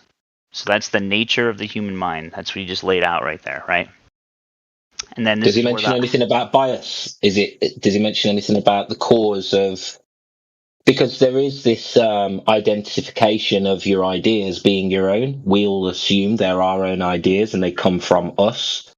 Whereas this argument is a bit different, which is what I actually, when I say believe, I've heard this and I resonate with it, but I don't know whether it's purely in the core yet.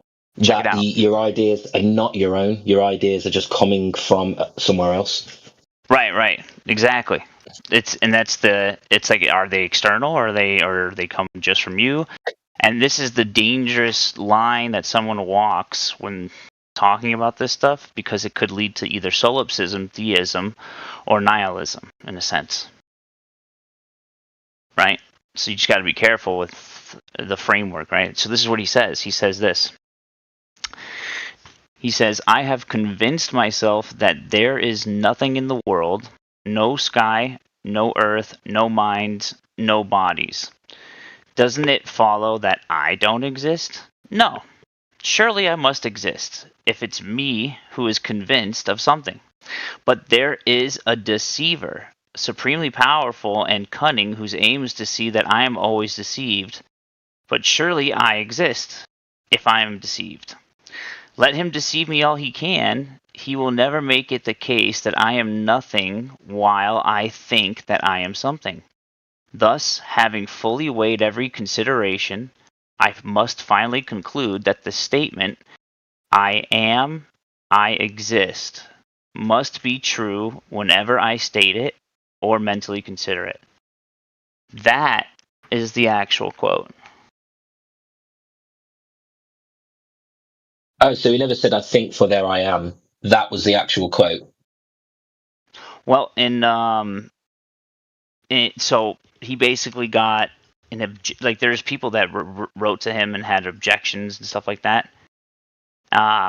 He wrote back in a response to one of the objections to the original quote, saying, I think, therefore I am. Cogito ergo sum, essentially. But the point of me bringing this up is like, right after that, Roots, literally right after that quote, and everyone always stops at that quote and they say, oh, well, I think, therefore I am. That means it's only me, I'm the God. Me. The next meditation goes into concerning God and that he exists. And every scientist, rationalist leaves it out. Like Brenda, for example, who always uses this quote. All right, check this out. Descartes proposed that there are three types of ideas. Innate, ideas that are and have always been within us. Fictitious or invented, ideas that come from our imagination. And adventitious, ideas that come from experiences of the world. Descartes argues that the idea of God is innate and placed in us by God and rejects the possibility of such being invented or adventitious. So adventitious is just ideas from the world, yeah? Things you've picked up externally. Yeah.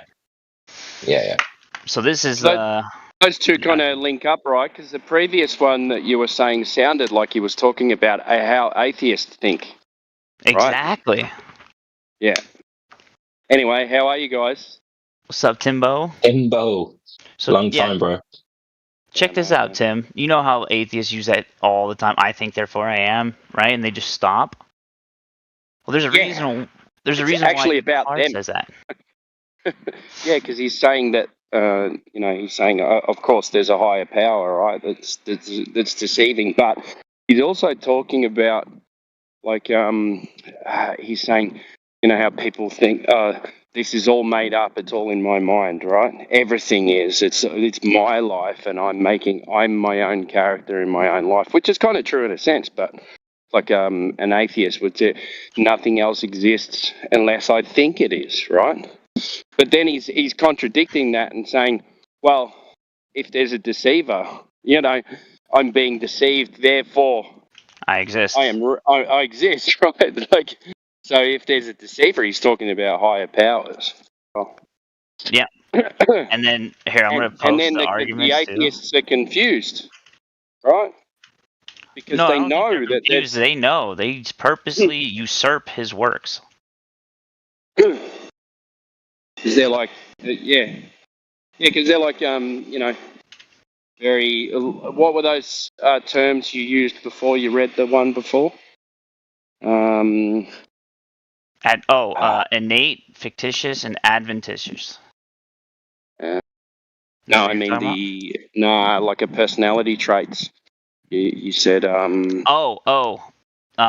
Theistic, yeah, solipsistic, or nihilistic. exactly. Yep. Yeah. But he's saying you can't be that way. No, he says it's retarded. Yeah. I'm about to post the arguments right here.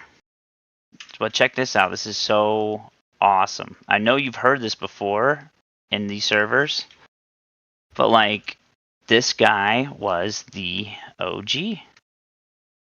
Who? Descartes. Oh, okay. Yeah. Yeah. But like when you hear Rene Descartes, you think of like someone as like, rationale. He has like a ration to him where he's not about God. He thinks the universe is a mechanistic, like cold, calculating way. That's the narrative that goes out. Yeah. I'll literally show you a documentary where that's how they describe Descartes. That's how I always pictured him in my mind, and they always picture Newton as like someone who is more open to spiritual aspects or metaphysical. It's complete dog water. Well, if you're if you're in that field, you have to believe in God, right? Yeah, especially if you're part of the Royal Society.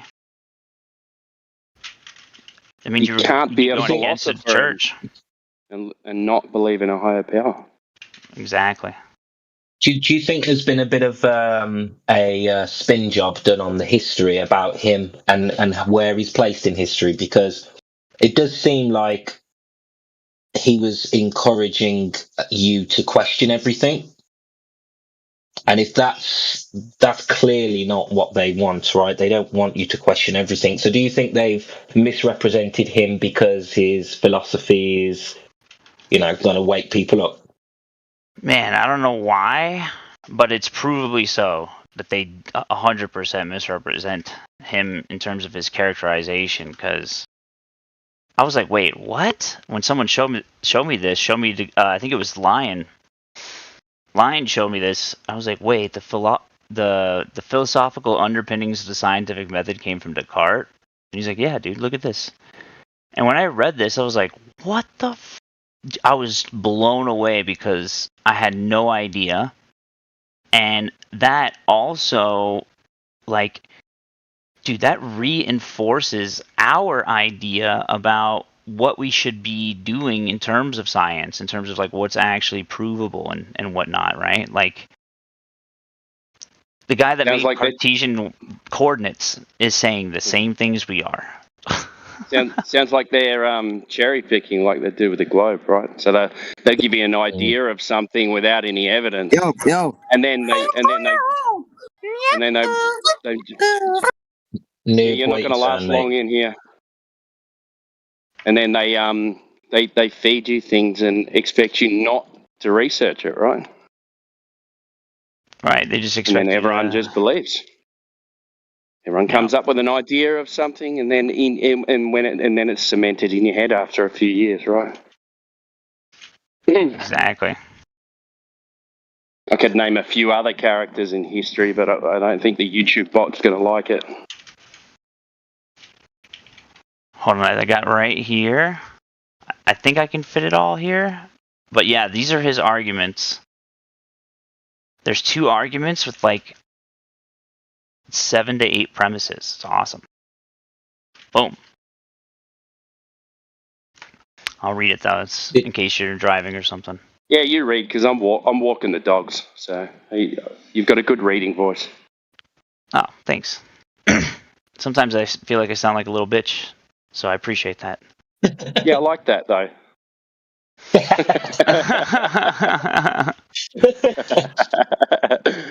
Alright, check this out. You ready? Argument 1. Something cannot come from nothing. Number 2. Big Bang. Exactly. Number 2.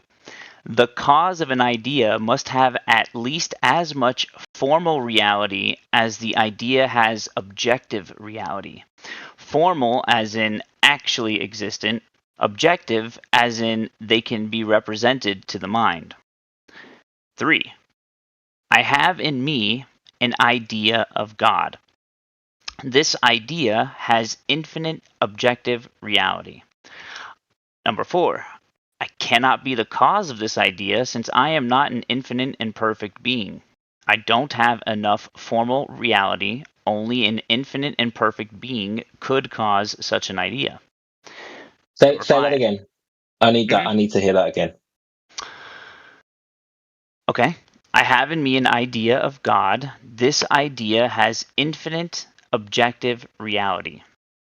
I cannot be the cause of this idea, since I am not an infinite and perfect being. I don't have enough formal reality. Only an infinite and perfect being could cause such an idea. Do you agree with that? Yeah. Number 5. So God, a being with infinite formal reality, must exist and be the source of my idea of God. An absolutely perfect being is a good, benevolent being. Number 7, so God is benevolent. Number 8, so God would not deceive me and would not permit me to error without giving me a way to correct my errors. That's just argument 1, right? While I agree with that, I'm not sure that mankind doesn't have the ability to create the idea of God on his own. I disagree with that. I don't know why that doesn't resonate. I just think that's possible. I'm not sure. I think that's the reason that Jesus was sent down. Yep. So that we can imagine something that we can relate to. Otherwise, you can't. I don't think you can come up with an idea of it. I don't know. What do you mean? We had the ideas of God thousands and thousands of years before any prophet. Yeah, but his argument is that that idea of God comes from God. That's his argument. I agree. That's pretty much the only controversial one for me too. And I don't know. I'm still thinking. It's interesting, you guys. I'm curious. What was the idea of God before Jesus? What? It depends on what culture. The atom, the Alpha and Omega, the Elohim. The ultimate. Well, let's keep it close to what, like the same kind, right? Like Judaism. Let's go to Judaism. What was their idea of God? Well, I mean, we can get into specific, like, how can you differentiate between lowercase g gods and the God, right? So we would all have to agree on God, no matter what religion, right, would have to be the ultimate. I don't know, because they're all different.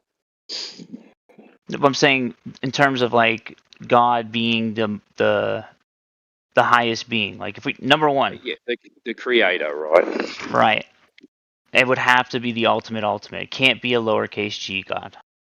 Otherwise you get into infinite regress. And what he's saying, what do you mean by lowercase g? Well, if it's a God that can do God-like things, but was created and not eternal, then that's there's only one, right? Yeah. But like Roots was pointing to other cultures about, that had an idea of God. And that's what I'm saying. Like, if we're not attributing the idea of God being caused by God himself, if we're saying that, oh no, we created the idea of God to make us feel better, that's the thing I don't agree with. Then you created something that's uncreated, right? No, you create something that's lowercase g. Because you are not perfect. This conversation could get way too deep. Let's keep going with it, man. Yeah, I don't want to get too lost in the sauce, but what he's saying there, Roots, maybe not, you may not have to agree with 6, 7, 8, but 5 is just saying the idea of God it comes from God, that he put it in him. That's what he's saying. Yeah, I mean, I understand what he's saying. I just don't think I see a world where God is created by man because of circumstances of the human mind.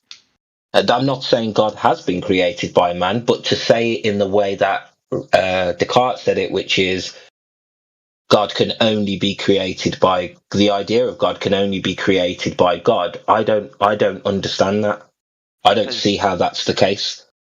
If you define God as infinite and perfect, then only something infinite and perfect could create the idea of infinite and perfect. No, but when we live in a dualistic world, right, then we can have a representation of extremes on each side, and you don't need God to be able to conceptualize that. Yeah, you just understand dualism, and you're able to create a top of that, an extreme version of that side. Yeah, that's what I was thinking, kinda. It's like, just imagine, perfect. You see something that's not perfect, and then you find something that's better, and you just to conceptualize of perfection, and it's not that I don't agree with it. It's just like it's a small step in logic. Just, I mean, that's the only thing I'd really have to say about it. I think you were right, Roots, about depends what culture you're from, right? Because I kind of agree with it just because of what I believe, right? But I can understand where you're coming from too. Yeah, I mean, I'm just thinking in a world before God. I'm just thinking, we still have like power and wisdom and love. So where does that come from? No, but when was the world before God? No, but I'm saying hypothetically. Obviously, I can't point to the first, idea of God. But what I'm saying is, the idea of ultimate love would become a perfectly loving being. The idea of ultimate wisdom would be an all-knowing God. The all-powerful becomes an all-powerful God. So God becomes this representation of perfection. And I think that's a natural thought process of us humans. And then I see a complete different perspective on it too, to where you step back even further and say the creator created everything, including me, so he created the thought as well that I had, or anybody could have. Yep. That's so get this right. So like, you said, Roots, you were talking about like love, right? So I think the only way to experience something like love is with other people, right? You agree with that? Yeah. Relationality. I'd say most stuff. Yeah, I think that's the key to the Father, Son, and the Holy Spirit, right? Mm-hmm. So you have this ultimate love between three persons of the same entity, right? Otherwise, if you don't have those three persons of the entity, then you can't experience love, right? And if you're saying that and I'm going into the weeds a bit, but it's just something to think about, right?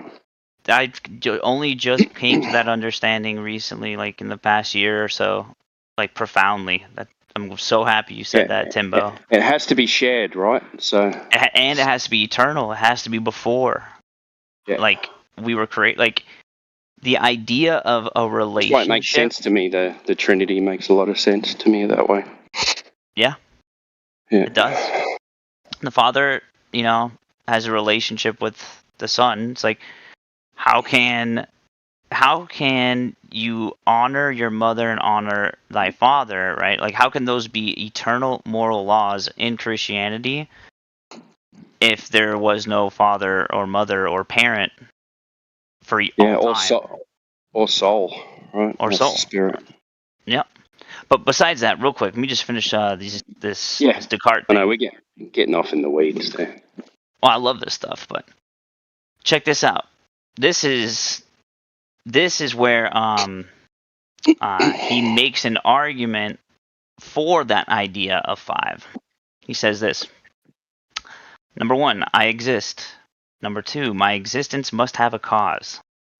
Number 3, the only possible ultimate causes are A, myself, B, my always having existed, C, my parents, D, something less perfect than God, E, God. Not A, if I had created myself, I would have made myself perfect. Not B, this does not solve the problem. If I am a dependent being, I need to be continually sustained by another. Not C, this leads to an infinite regress. Not D, the idea of perfection that exists in me cannot have originated from a non-perfect being. Therefore, E. Then I burned it, motherfucker, and I spend this money, cause I earned it, and you feel it. Shut up. Yeah. All right. Therefore, E, God exists. It's funny, he popped in, his name was King. Therefore, King. Fitting of the topic, right? I know you guys heard these arguments before, right? Right, like in presuppositional argumentations? Yeah. This is where it comes from. Did you guys know It's that? actually surprising. Yeah, it's actually surprising how much we still use today of his work. Isn't that crazy, dude? Foundation. Yeah. Dude, X, Y, Z. What year was he in? 1600s. 1600. I think it's 1694. Okay. Interesting century that was. Oh, no, I'm way off. 1641 is when this was published. The Meditations on First Philosophy. Oh, sorry. That was the shortened version. The full title is Meditations on First Philosophy, in which the existence of God and the immortality of the soul are demonstrated. Do you know what I love about that time period? Every book title was that kind of length, right? Every fucking book. Yeah, you know what you're going to be reading, right? Yeah. Now, Well, makes now sense. it's now they put titles on all these clips, and it's got nothing to do with the clip, and it's just clickbait. At least the books weren't clickbait. But it would make sense why you'd agree be with that most of specific, this. though, right? You know what I mean, Roots? Because, like, yeah, making a book in that time, that was expensive. You wanted to be very specific. That's so funny. Well, I feel like advertising has changed us to the point where, books now that can be like, I don't know, let's say you write a book about the dimensions and it's like some Aristotle metaphysics analysis, it's like the authority. That wouldn't be named like the way it was before. It'd be named like something like Exploring the Dimensions or something like. Advertising has really changed the way that. Yo, King, come on, bro. How's this guy unmuting himself? I muted him before he left. Maybe we clicked him at the same time because I muted him too. So. Yeah. Right. Fingers on the triggers. Hey, Jay, what's up? He heard our conversation. Hey, what's up, AJ? Oh, that's interesting. Yeah, you can stop talking about me now. I'm here. Yeah, it's quick. I'm bloody fool. You hear that shit he was talking last night? Who? Hey, let me ask you How is- something, AJ. Yo. Do you exist? Yeah. Unfortunately for some. If you exist, then you must have a cause. I do. Right. The only possible ultimate causes are yourself, you always existing, your parents, something less perfect than God, or God. Which one do you think solves that issue? God. Yep. Done. And it's just that simple. Alright, my work here is done. Yaga Bruno, take over.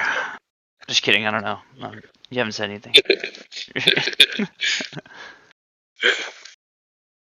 But yeah, did you know about Descartes and his first meditations on philosophy, AJ? What, sorry? Look in the chat.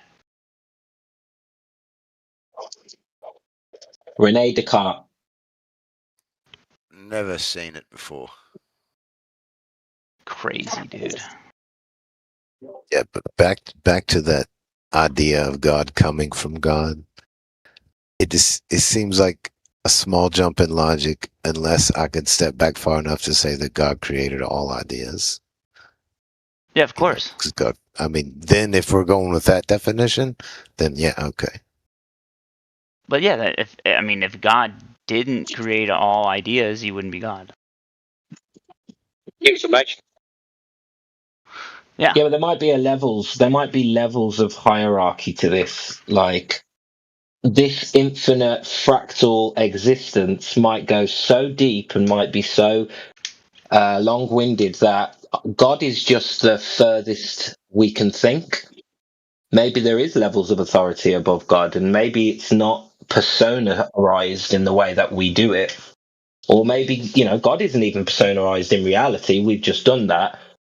But actually, it's more of a process, an ongoing process. And that existence is God, You know what's funny? the true God. That you can't think about. I think that's what God is. You guys are right on the money. That answers that Descartes thing, right? So God can He only come literally from says God. what you guys just said right after that last statement I said.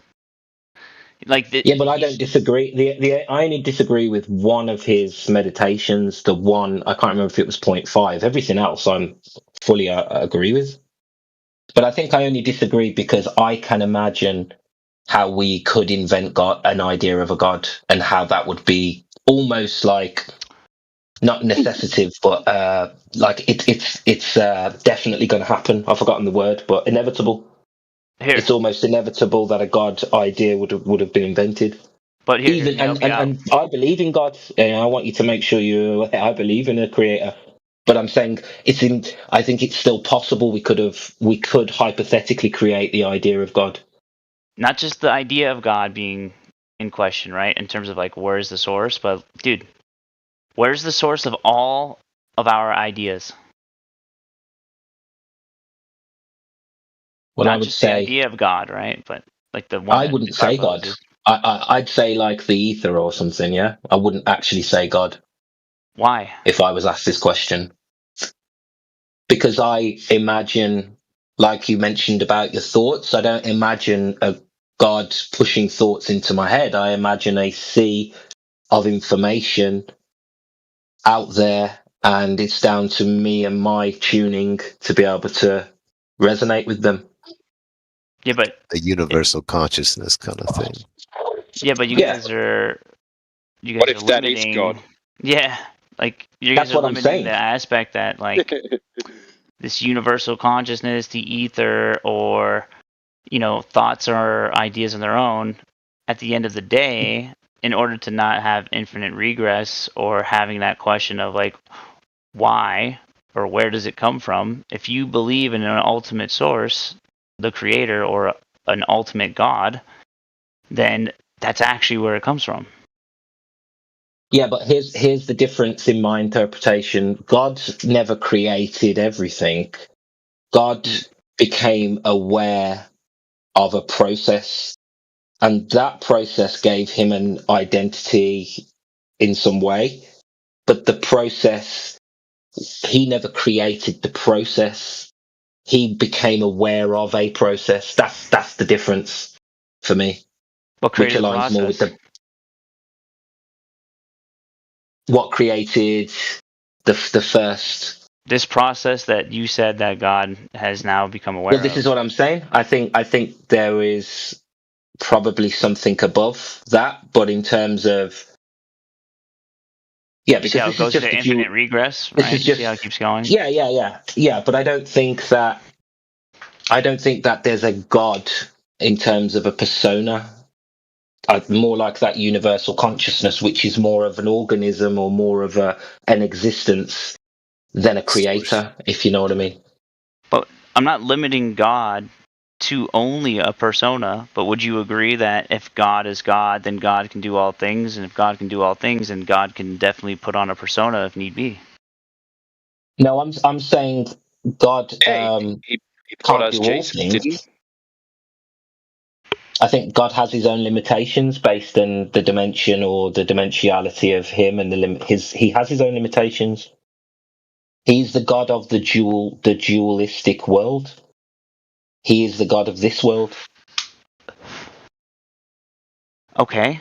He became aware of dualism. He became aware of consciousness, and so he became aware. Something became aware of itself of this process. Maybe there was a creator of that, but that's beyond How do you know any of what that? we're talking about. Well, this is what I'm saying. I don't know, but what I'm saying is okay, I can ask you the same question. How do you know this being that you're describing created everything and is limitless?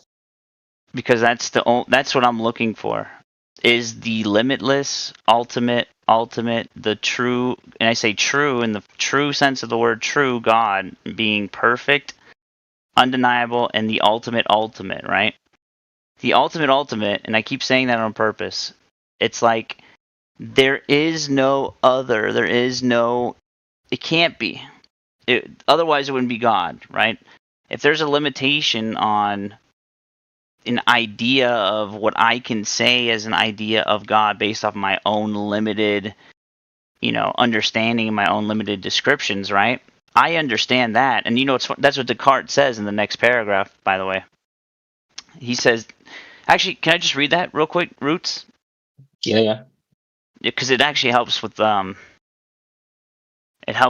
idea of trying to describe the ultimate without actually being God. You know what I mean?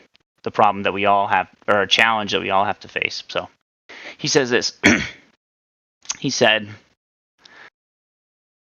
if I've got everything in me from God and he hasn't given me the ability to make errors, it doesn't seem possible for me ever to be in error. Because of free will, yeah? Right. He hasn't given me the ability to make errors. Yeah, Exactly. you got free will. That's where the error comes from. That's where what error comes from? The potential. I thought you just said he said there's no errors. No, he says, if I've got everything in me from God and he hasn't given me the ability to make errors, it doesn't seem possible for me ever to be in error. So this is the he goes into it though, but this is the title of the next meditation, which is concerning the true and the false, right? So he says this. He says, I find that I am, quote unquote, intermediate between God and nothingness, between the supreme entity and non-entity. Insofar as I am the creation of the supreme entity, there's nothing in me to account for my being deceived or led into error, but in as much as I somehow participate in nothing or non-entity, that is, insofar as I am distinct from the supreme entity itself and lack many things, it's not surprising that I go wrong. I thus understand that in itself, error is a lack rather than a real thing dependent on God. Hence, I understand that I can err without God's having given me a special ability to do so. Rather, I fall into error because my God-given ability to judge the truth is not infinite. So he sees error as not an action, but a lack. I agree with that. I agree with that too. And that's what it means to sin, right? To miss the mark. Like it's a lacking, right? So when I say the ideas we can't possibly have created such profound ideas, right? It's because I don't know where they come from. I'm lacking that information. I'm lacking how I even got this idea in my brain to begin with, or even my brain or my mind, like whatever. I don't have all the answers, right? So I know that I can't be the one that created it. That's my only contention with what you said earlier about like creating the idea of God. Yeah, I do see it similarly, but I see it as, you know, we have all this information in the ether around us, and all of this can be accessed through your DNA. So I do agree with you, but I believe that we get inspiration and ideas from our history and our DNA and epigenetics and whatever else. Right, and that all stems from something, right? Yeah, but what is that thing? Nobody knows, right? Nobody knows whether there is a being that's sitting judging us, or whether there is just a endless process that was set forth by an even higher being that has no interest in us as individuals, apart from, you know, a general wish you well, enjoy yourself. We don't know. We don't know the difference. All we know is that our ideas, and I would agree, our ideas are not necessarily our own, and we are tapping into something else. You know what's funny? The next paragraph. I realize that I shouldn't be surprised that God's doing things that I can't explain. I shouldn't doubt his existence just because I find that I sometimes can't understand why or how he has made something. I know that my nature is weak and limited, and that God's is limitless, incomprehensible, and infinite, and from this I can infer that he can do innumerable things whose reasons are unknown to me.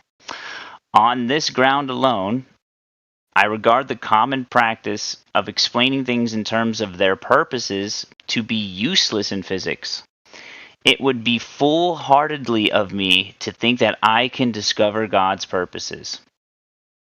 When asking whether God's works are perfect, I ought to look at all of them together, not at one isolation, for something that seems imperfect when viewed alone might seem completely perfect when regarded as having a place in the world. Of course, since calling everything into doubt, I haven't established that anything exists besides me and God, but when I consider God's immense power, I can't deny that he has made, or in any case, that he could have made many other things, and I must therefore view myself as having a place in the universe. Super interesting guy, dude. Yeah, I like what he said there.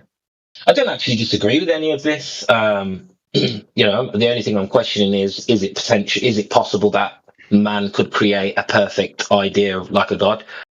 That's the only bit I still struggle with. But yeah, I agree with absolutely every other part of this philosophy. Well, it's almost like, all right, think about, and I know you know this because this is part of your job, right? Like you recruit. When you're hiring someone, right, the qualifications and the general vibe that you feel, as well as what they can actually empirically and like actually do, like what can they actually do in terms of like a, you know, very Skill cold set. Yeah, like just you know, names on a piece of paper, right? You need that aspect. You also need their purpose, right? Like, why do you want to work for me? Why do you want to work for my company? Like, why do you want to be here, right? And also, you want to know if they will treat people in the company the same as they, as you want to be treated, right? Like, this is why a corporation is a body, right? It's a body of people. It's a corp. It's a corpse, right? It's you're in one body, one company. Like so you follow the same rules. You have a company policy, etc. Think of the same kind of rules, but for reality, and not just reality, but your actual emotional and metaphysical will that you can't actually explain scientifically, right? But you have these rules, right? We're governed by these emotions. We're governed by these metaphysical thoughts or ideas, right? That is what I think a true man of God would want to dive into, which is, if God exists, what are the rules, and what does he want from me, or she, or it? Until you. No, I don't disagree. I don't disagree, but the question is, where do we look for those rules? Where do we get those rules? Because we've already been through the different types of thought with Descartes. We already understand that he values your senses and logic. So with that being said, where should we look for these rules? Well, to man? For me, I would look in scripture, in context, and yeah. But scripture, what scripture? Because that's all written by men, right? Yeah, but they're just written by men. So basically you're saying look to your fellow man. Well, it's like playing Guess Who, right? Well, that's the claim is that the writings were inspired by God, yeah? So men were, I suppose you could say, possessed to write what they wrote. And I actually seen something really good on this actually the other day, where someone put the whole Bible through AI to have a look at the actual logic, and it came back that it is, would you say, congruent with actual eyewitness accounts, and the way that some of these eyewitness accounts are written in different ways from different perspectives, yeah? But all in all, it's supposed to be God's book, yeah? Inspired by God. Right. Before we get there, though, to that step, because I want to get to that step, though, Roots, right? You have, like you said, which ones are correct? You have to play the game of Guess Who. There's traits that you intuitively know which are godly and versus wicked or evil. Everyone has that ability to discern. But the question is, am I supposed to improve my discernment in order to get closer to the truth? That's the question that you should have. I haven't stopped. I'll never stop. You know what I mean? Yeah. Like, I'll never stop. But let me tell you something. You hit biblical scripture, and you know what's funny? It's like, I know why God let me go amongst everything pretty much else first. Because once I hit biblical scripture, dude, it's so much richer than you can even imagine. And I don't mean that in a condescending way. I'm just saying, like, it has been absolutely bananas in terms of, like, making connections and then having, like, there's a reason why they call it the living word, because I'm getting closer to that Guess Who problem, bro. There's only a couple things I got to put down. Yeah, that's fantastic. But what I'm saying is, you can do the same with the Quran. You can do the same with the Vedas. You can do the same with other religious texts from other cultures. You can't do that with the Quran. Yes. I have to stop you right there. Well, you can definitely do that with the Vedas, because I've done it myself, and most of my breakthrough moments philosophically and spiritually have been looking into the Vedas and Hinduism. Yeah. I agree. I do. Listen, I agree with you wholeheartedly. But the Vedas and the Vedic teachings, the Eastern philosophies, are lacking one thing, right? It's one thing, and that is salvation. Jesus. Yeah, the idea of I knew being. it. Yeah, because in samsara, right, perpetual suffering, the wheel of suffering, right? Like when I was first initially going down my journey, I used to think that that reincarnation, if it exists, is hell. That there's infinite hells, but only one heaven, or one actual way to connect with source, right? But I didn't have the I didn't have all this knowledge I have now about to describe that position. But that is what I felt in my mind, in my being when I had my moments. Like, I'm not going to bore everyone with it. But the point is, I've had my spiritual breakthroughs. That was the conclusion I came to, but I didn't know how the words for it, right? But that doesn't mean that there isn't some good fruits from Vedic teachings. But the problem is attribution, right?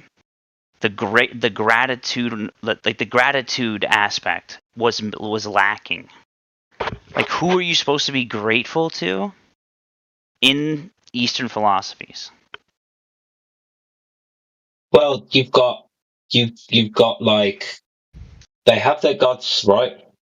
And then you've got the Atman, which is the self, and then you've got the Brahman, which is the idea of this background reality, which is what I would say is closer to my idea of God, the Brahman. But it's all there, dude. It's just not personified into. It's just a little bit more complex. Well, the story layered of Brahma, realities.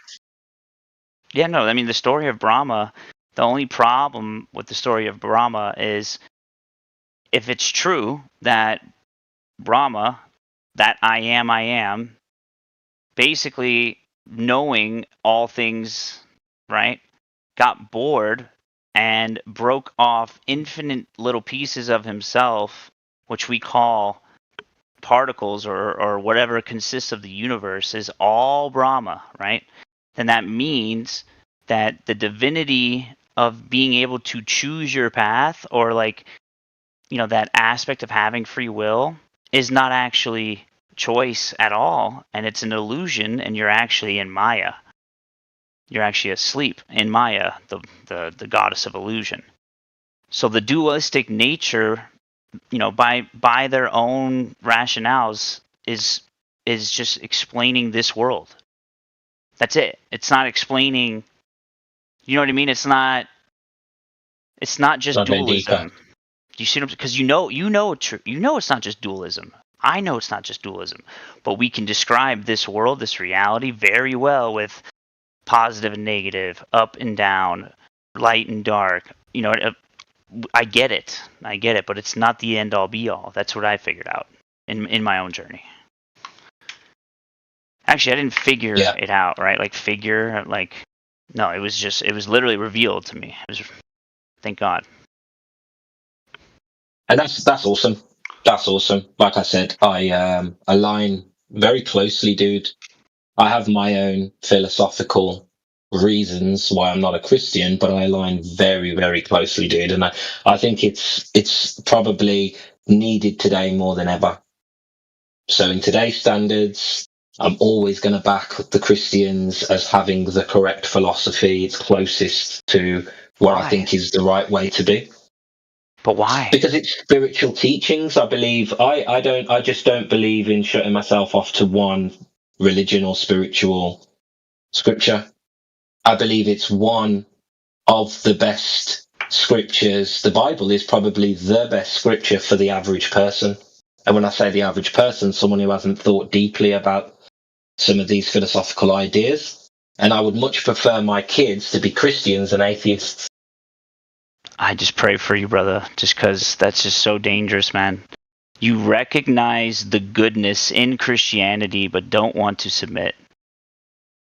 No, I just don't believe. I don't believe some of the core claims. I don't believe the Bible is written Inerrantly. divinely. I think a lot of the information from the Bible is in older texts. I think we had a revision and a resetting of how we interpret the religious texts, and the Bible was the final product from a reset of spirituality. So for me, it's watered down. Okay. If the manuscripts that you're talking about, right, have been purposely continuated up until this time, but the historicity of them remains true in terms of like they are actually that old, then what other documents do we have that we can point to that have that same background? No, I believe the Bible was written. I believe the Bible was written around. If we're going to stick with our timeline, I think the Bible was written around, just after the AD calendar was introduced. So I think the Bible was written by men, and it was interpreted by, from things like the pyramid texts, the laws of Ma'at, the stories of Gilgamesh from the I forget, but there are multiple sources where you can see the same stories.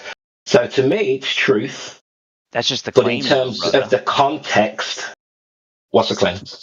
That's just a claim that you can see the truth in multiple. Like, how do you know these stories didn't actually mimic what was in the Bible?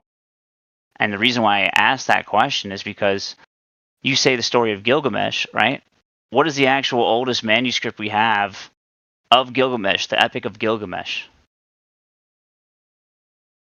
It's Babylonian. Was Babylonian before the Tanakh or after? I think after. I don't believe in the Dead Sea Scrolls. I think we don't have any direct evidence there was an Old Testament or the Ethiopian church, bro. A Zionist. I believe that the Jews were worshipping Yahweh, and Yahweh was a god in a pantheon of other gods, and then eventually Yahweh became Yah. But I believe that they were worshipping multiple gods, and they're keeping that from easy access for you to find out. But you can find it. You can find that the Jews were worshipping Yahweh, and Yahweh was in a pantheon of other gods at the time. You can also find the Ten Commandments in the laws of Ma'at. You can find a lot of the stories, similar stories, but with different characters in some of the Egyptian texts as well. Okay. Let's just say I subscribe to those Egyptian texts. Does it tell me anything else? What? Well, yeah. I mean, you've got the whole Hermes book. I've forgotten the book. The law, or the Kybalion, bro. Yeah. Yeah, you've got all of that philosophy. Right, but all that doesn't give me a reason for existing.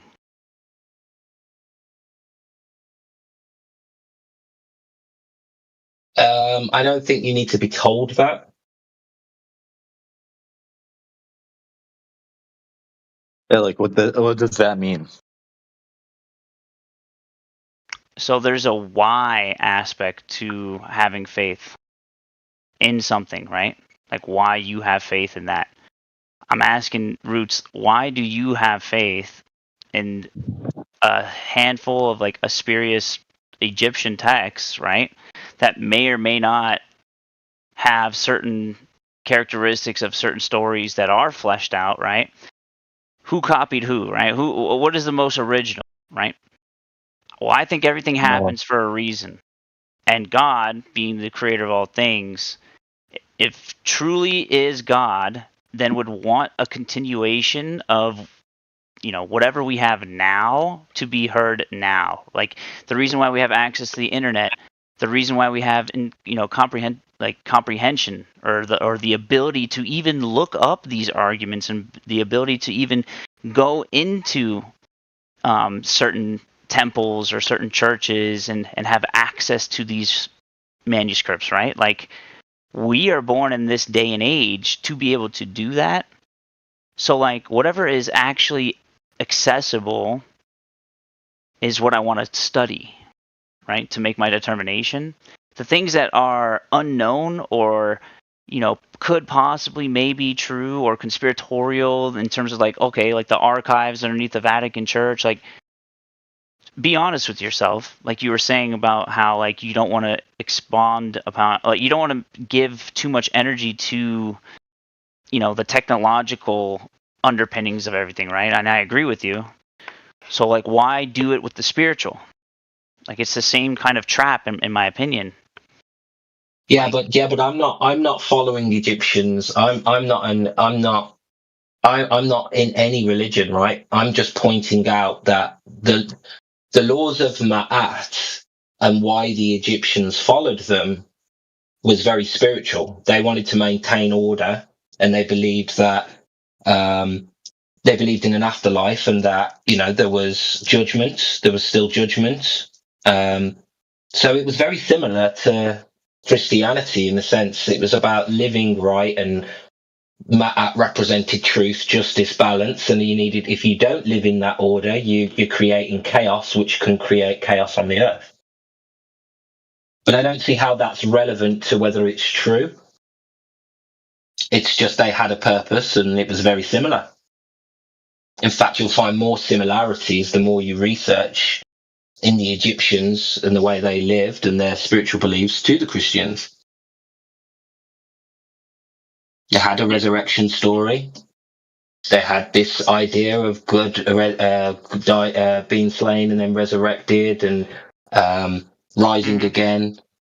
They had all the same ideas, dude. Yeah, I know. No one doubts that Moses was basically, you know, completely enveloped with Egyptian teachings. Like that's, you can't argue. I agree with you.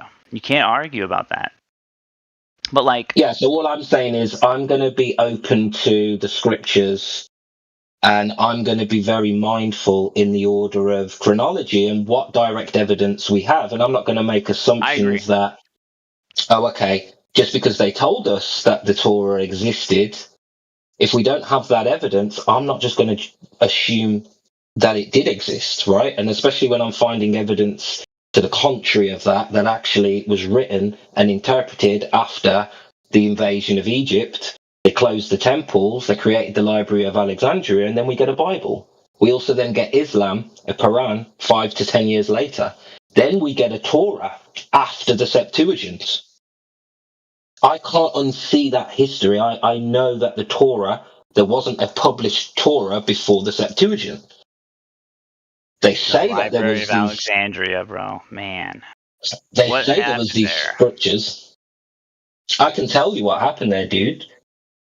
This is what I'm saying. When you learn the history of what happened in Egypt, and Alexander the Great took over Egypt, made Greek the lingua franca, there was arguments and problems because a lot of the ruling class were Greek, and a lot of the people were Egyptian. And in the temples, they had a big dispute with the Greeks because they were saying that all the deities were black, basically. And they wanted to introduce somebody called Cypirus to represent the Greeks. The Egyptians said no. So then they shut down the temples. The Greeks shut down the temples, removed the scrolls, and put it in a repository that was called the Muson on the Bouchon, which later had an outhouse built on it called the Library of Alexandria. And that's where they confiscated all of the original scrolls. And then within 100 years, we have a Bible. And then the Library of Alexandria burned down. That is pretty much what happened when. Where are you getting this information from? I gotta see it, dude. So you can Google what Ptolemy did when he was given Egypt. Ptolemy closed the temples and created the first museum. The root word of museum is muson, and it was called the Muson on the Bushon, and it was a place for people to go and debate and talk, and that's where all of the scriptures were moved under the stewardess of Ptolemy. Then we get a Septuagint Bible, which was supposed to have been translated from these Hebrew texts, but we didn't have a Bible, we didn't have a Torah until after the Septuagint. They just said they had these Hebrew texts, but we don't have any evidence of these Hebrew texts. Apart from in the 70s, in the 70s, they came up with this story that they found these original scriptures. It was 2 years before 1948 or something like that, supposedly. But I thought it was the 70s. No, you know what's crazy about the Dead Sea Scrolls is the Enoch portions, bro. And they had other portions. Like, I used to say the same thing. Me and Lion would have, like, back and forths, bro, for a long time about the validity of the Dead Sea Scrolls and the convenience and timing of them, especially during, you know what I mean? Like you know what I mean? During all that, we went back. Here's the biggest problem. But Beast, here's the biggest problem you've got. But I didn't finish. Nobody can interpret what's in that Dead Sea Scrolls, and nobody has the original Hebrew to be able to confirm what's written in them scrolls. Well, that's the problem. Well, I mean, how do you know that? Because there is no original Hebrew to be able to cross-reference against. This Hebrew that it's written in, this Paleo-Hebrew or whatever, there was no understanding of the language, or there was no primary source texts that we could say this means this, that means that. We don't know what was written on these documents. But how are you claiming that? If it's been translated and transliterated? Because I've done the research, dude. The only other thing that they've got that they claim is original Hebrew, I've forgotten what it's written on, but it's written on this silk or something, and it's very limited, and there's questions around that. Apart from that, we don't have any original Hebrew. So then to say we found this original Hebrew, well, who the hell can interpret that? Because nobody speaks it. So what I'm saying is to base our whole history off this one text called the Dead Sea Scrolls that nobody could interpret, to me is a step too far to say that all this was originally the Jews or the Israelites or whatever. Because by the time the Septuagint was being written, we didn't have any Israelites walking around. We didn't have any people operating in Hebrew, not even Israel. They were doing Aramaic and something else. The only evidence we've got that Jesus even spoke Jewish was in the Bible. It says that he spoke in Hebrew. So for me, it's just a little bit too much of a stretch to go, I'm going to put all my faith in that. As much as I think it is grounded in truth, I think we had a reset of spirituality and they've taken us a bit further away from the esoteric side, which I think was important, and they've turned that into evil, and they've turned the metaphysical into literal stories. I think a lot of these stories were metaphysical, and now we've turned them into physical people and stories, and now we've got the book of Job, and we've got all these people's stories to listen to, but I think they were more metaphysical previously, these stories. Here, let me read something to you real quick about the Dead Sea Scrolls, because this is what, dude, I had the same interpretation about the Dead Sea Scrolls and the validity of them until I had a conversation with Lion and actually had to hear him out, like give him a full steel man, right? So they're called the Qumran scrolls, right? Like the Dead Sea Scrolls, they were found in Qumran. But the reason why they call them the Dead Sea Scrolls and not the Hebrew Bible scrolls, right, or whatever, it's, they had Hebrew, Aramaic, Greek, Latin, Arabic, Nabatean. There's other scrolls about like Jewish sectarian writings and administrative documents, deeds of sales, even divorce records, marriage records. So it wasn't just like a specific biblical scroll that was, just to corroborate the Bible. Like it was a whole bunch of parchments that were found in this cave, essentially. And people theorize, in that area that during the burning of the destruction of the Second Temple is probably when they hid all of these manuscripts in that area, so that way they could not be destroyed, right? Which is why it was so weird to have all these things in the cave, but it makes sense when you look at the time, right? So I get what you're saying, but dude, it's not just biblical scripture that was found in that area. And again, I have to have faith. Have to have faith in what I was finding, right? But there's so many other things about the biblical stories. Like another one that's insane to me, Roots, is the sulfur. Have you seen that? No, what about the sulfur? Pepe, you're hot micing.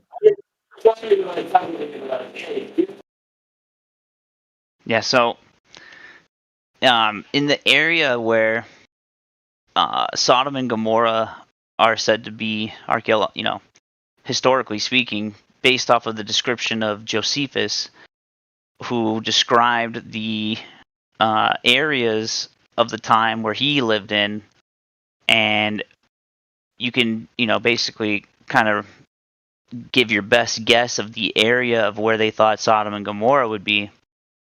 And you find this place that is just full of just white ash and like 90-degree angles in terms of like they're definitely buildings. They used to be buildings, right?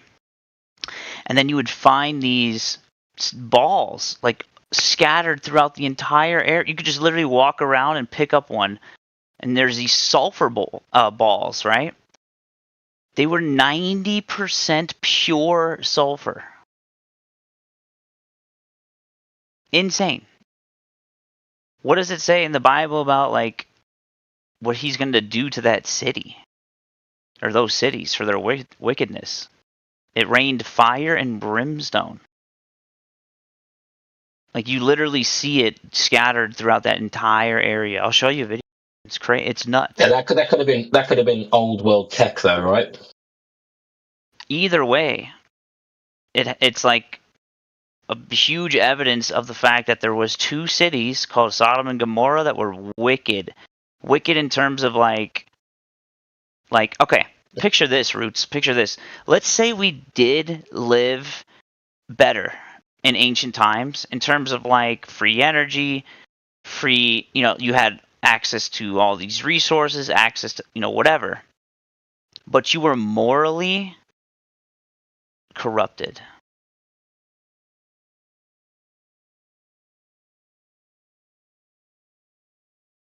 You see what I'm saying? What's your question? Well, back then, right? If you didn't have the struggle of scarcity, let's just say Antiquitech is real. Let's just say Tartaria and certain ancient technologies are real, and that they actually did exist before they say in terms of like the timeline, How do we know that it was good? Like, to me, it's like, I feel like if you gave the culture of today, right, like people of today, like people who come in and just blast music and just interrupt, like morally inept people, if you gave them access to literally anything, right, free energy, abundance, no consequences for their actions other than physical, like, you would have a Sodom and Gomorrah. Like, you would have a morally Yeah, but I think depraved that's society. impossible. See, I think that's literally impossible because I believe, and I'm aware Gilly's here now, and I was banned from your other server for talking about this, but I believe your morals are set by nature. And I believe by nature, you don't need a rule book.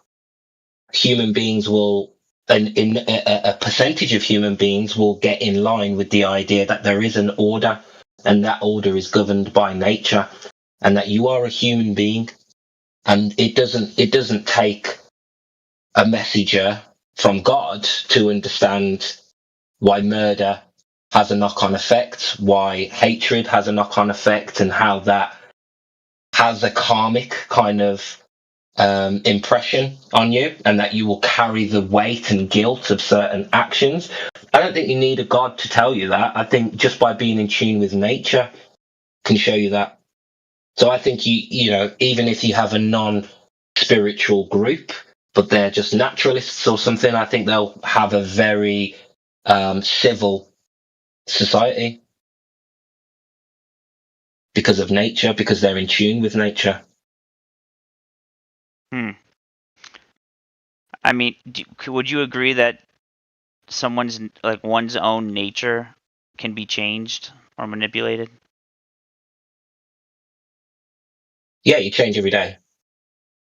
Right. So, But I believe you grow every day, right? You grow, and some people get disillusioned, so you don't see the growth. But I don't think it's a linear growth. I think more like we've all got a sphere to be filled, right? And part of your sphere is filled, but you've got one side filled up way more than me, and I may have the other side filled up way more than you. But until you fill that whole sphere, your work isn't complete. So yeah, it might be good to, you know, be philosophical and be religious, but that's only a portion of your sphere that needs filling up. You also need to fill it up with life experience and making some choices. okay, yeah, no, I agree. But in terms of, like, the claim that you said, you don't need a book or, you know, something. You don't need God Other to tell than you about nature. morals other than nature. Okay.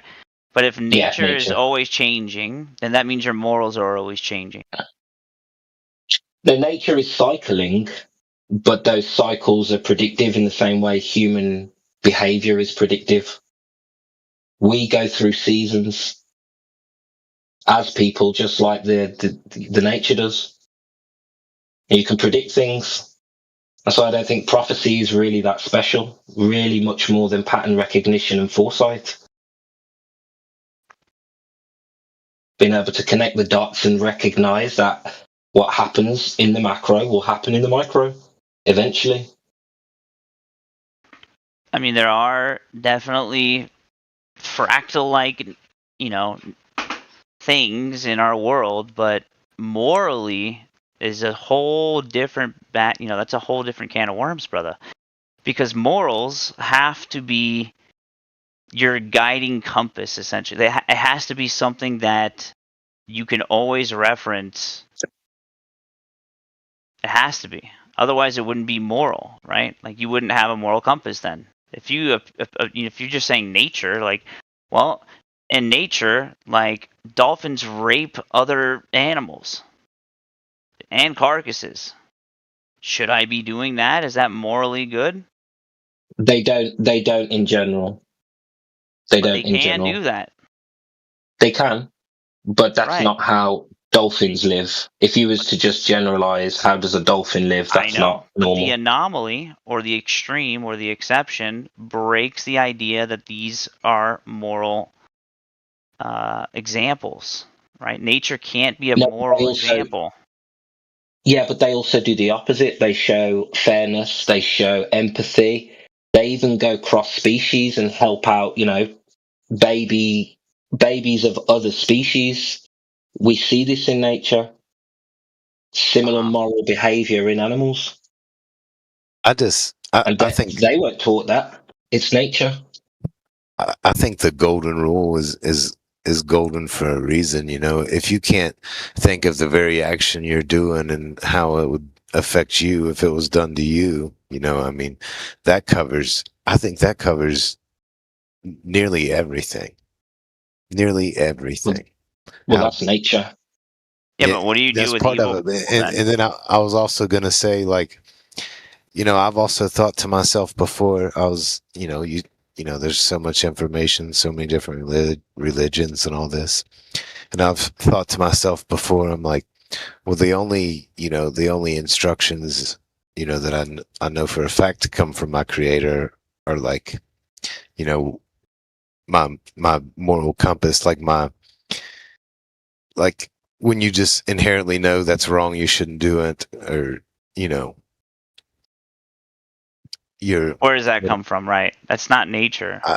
No, I mean, there's also an element of social conditioning and how you're brought up, and you know, what's acceptable and everything. But there's like, I think there's once again, you know, the golden rule covers almost everything, and then it's just about, you know, staying true to self and following your inner guidance, man. Like what you know to be right and what you know to be wrong, and you know, it comes from everywhere. But if all men are deceivers, right?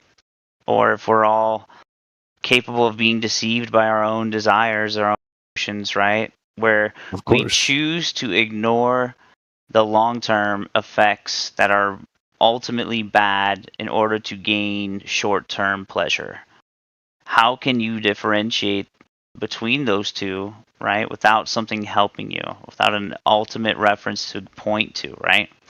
Otherwise, Yeah, but it's you could say, but that hold on, that reference is nature, dude. Hold it's on. not the spiritual book. But dude, Hold on, look I'm at not done. slavery.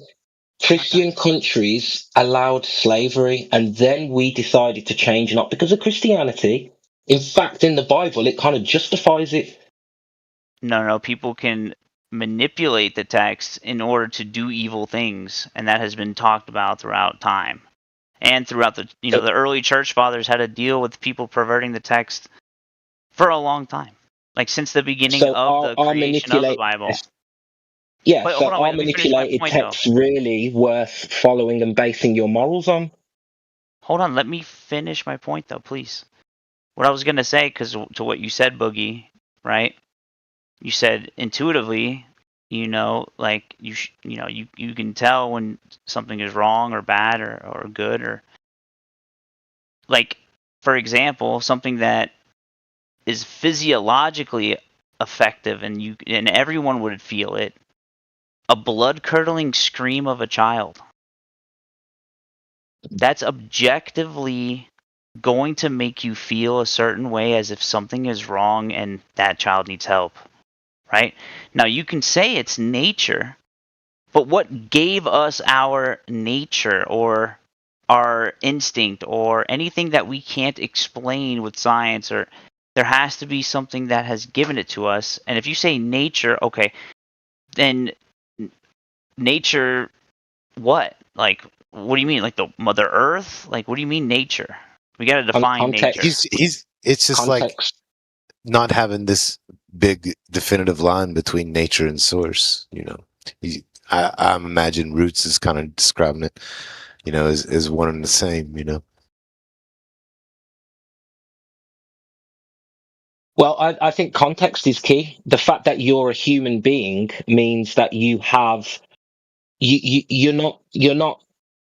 are defined by that's your context. The context is you're a human, so your empathy towards humans will be greater than towards other animals, and we see that in the animal kingdom. Why? Because context-wise, you know who you are, you know you're a human, you know how your actions affect other humans. So for me, the fact that you're a human in nature is the context of where your morals will sit. If you was a dog, then your morals, your context would be based on the fact you're a dog. So that would be innate in you. You as a dog would walk around, see another dog, same species or part of your family, and you'd be like, yeah, that's one of me. That's us. So that's the context. The context is you're a human. So then we're empathetic more to humans. So if you start hurting other humans, you're going to be able to feel that guilt. And I think you can with other animals as well, but it will be to a lesser extent because you're not that animal, you're a human. Yeah, but I've seen the opposite. I've seen people not give a fuck about babies and care more about puppies. That'd be free will, wouldn't it? Yeah, right. We've got free will. Yeah, right. You can Right. make those choices if you so choose. But you're going to carry that guilt, though, by default. And what I'm saying is somebody who tries to justify terrible behavior like abusing a child will live with a certain amount of guilt, and whether they have to reconcile that before death or whether they do it immediately is on them, but they're going Why to should they feel suffer. guilty?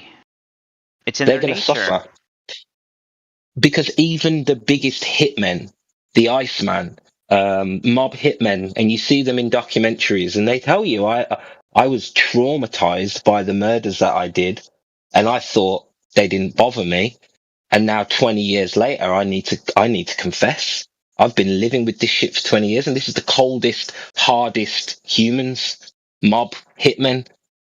They all Right, say but the same guilt- thing, dude. So Like it's about guilty. people becoming their mask, you know. It's about people becoming who they're pretending to be, you know, and not living with their true self.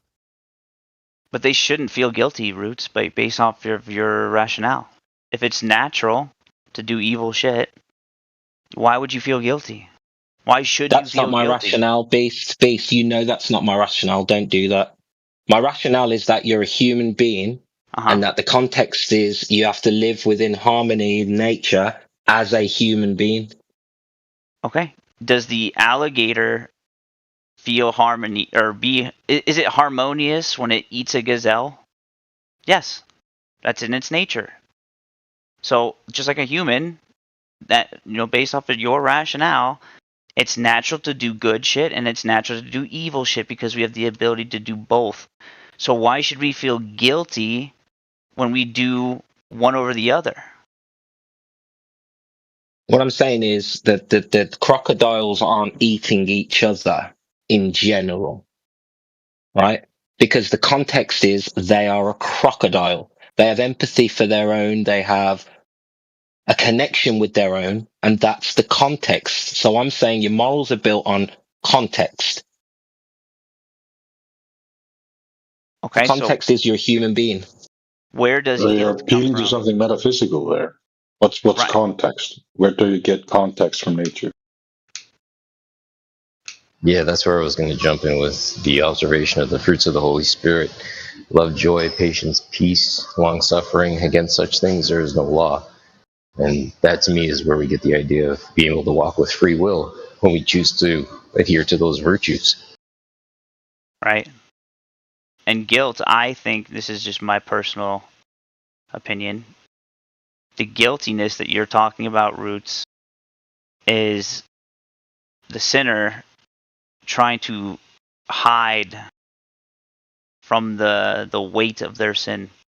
Because intuitively, like Boogie was saying, intuitively, we know that there is nothing under the sun that we can hide from God, right? Like we will be held accountable at the end of time.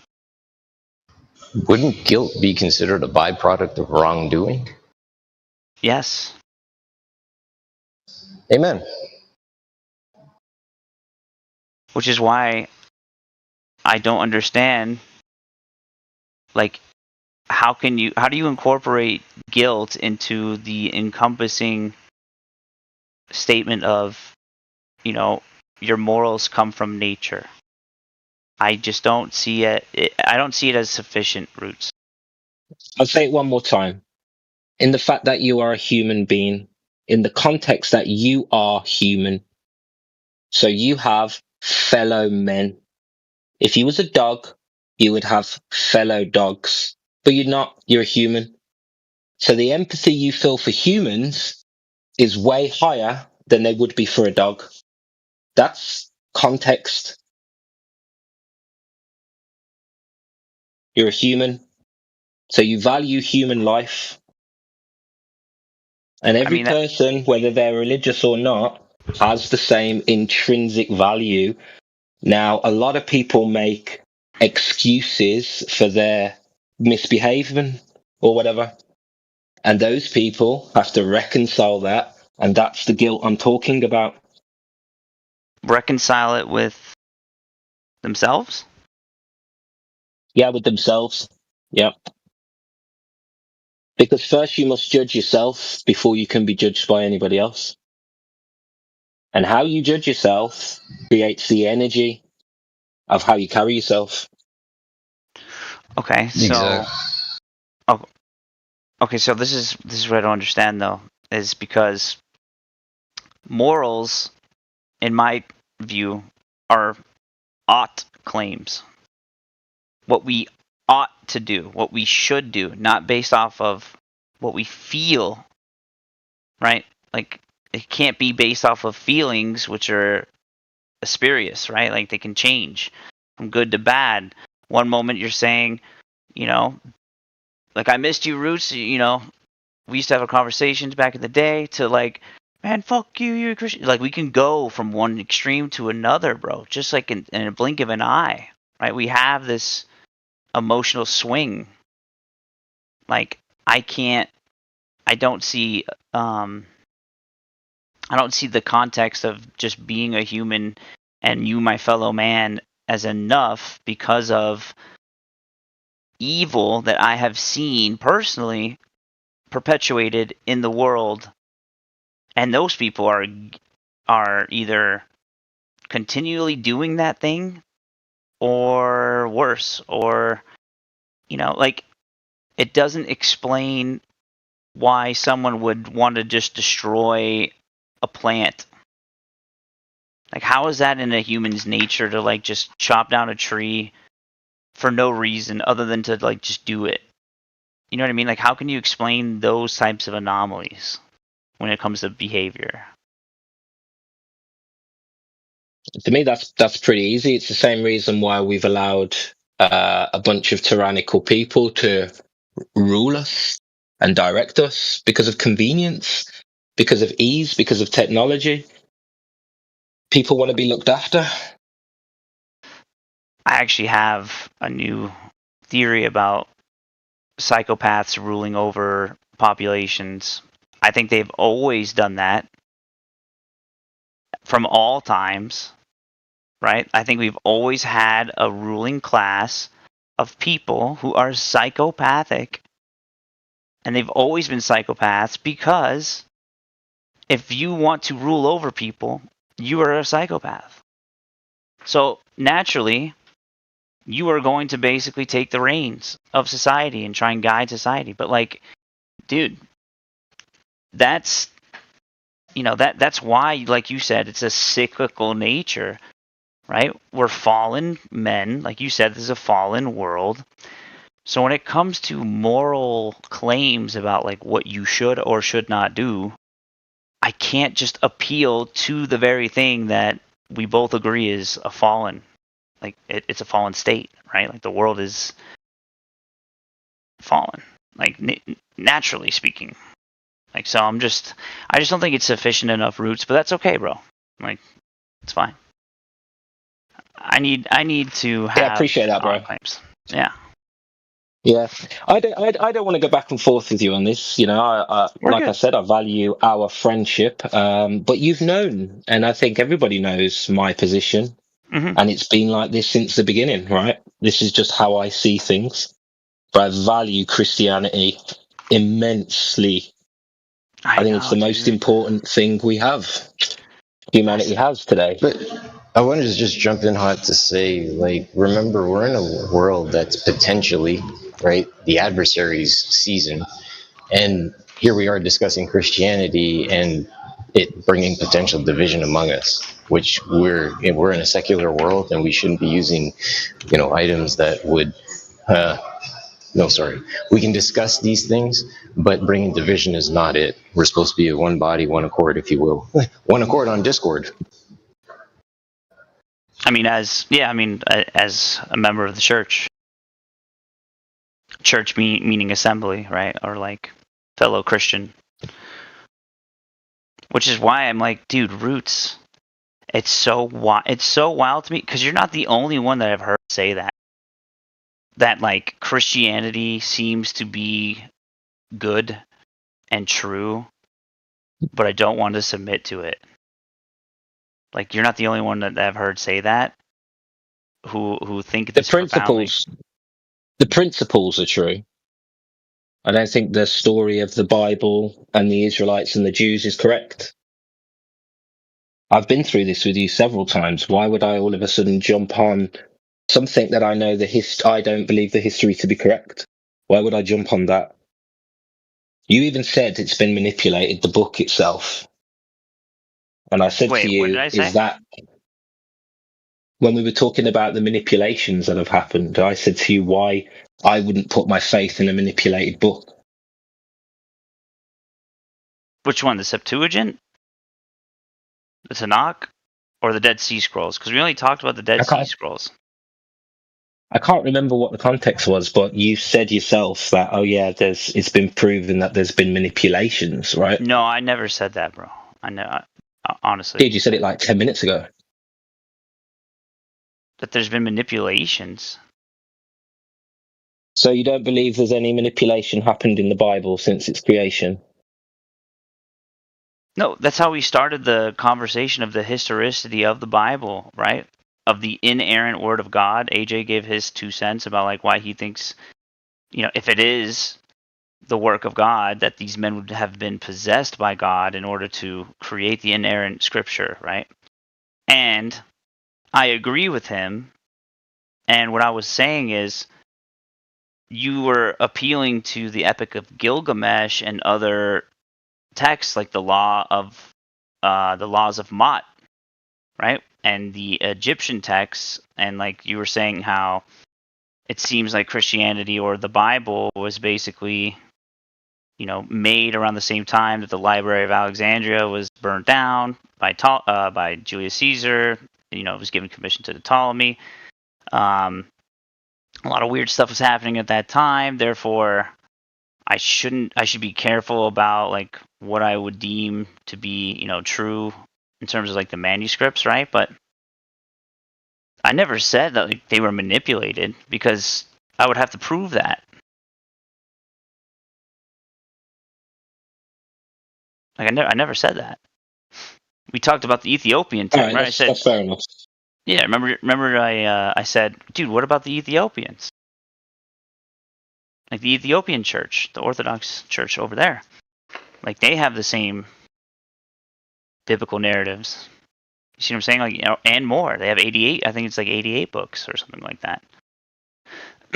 But then remember I asked you, I said I said in terms of like historicity or documentation, like what do we actually have of the Epic of Gilgamesh, right? Or what do we also like, or what else do we have in terms of like documents that you can actually point to? I'm not saying replace the Bible. I'm not saying that at all, because that would be unfair. But what I'm saying is pointing to in terms of like inerrancy or like purposeful like will to keep those texts preserved. That's another thing, Drew. The spirit of people being overcome by the Holy Spirit to have that will to want to preserve these documents the way they preserved them all the way up until now. That's what we were talking about. So, question for you guys. If we just went to one book, John, and we observed 3 verses within John to provide some foundation for this. John 14:6, Jesus said, I am the way, the truth, and the life. No one comes to the Father except through me. John 14:16. Just going to cut down the range. We're going off for an hour. Are you hot micing, or are you saying bye? Aldridge? Oh, no, my bad. What? I don't think he's hot micing. I'm going to go there on the weekend. I'm not hot micing. Sorry. Yeah. My bad.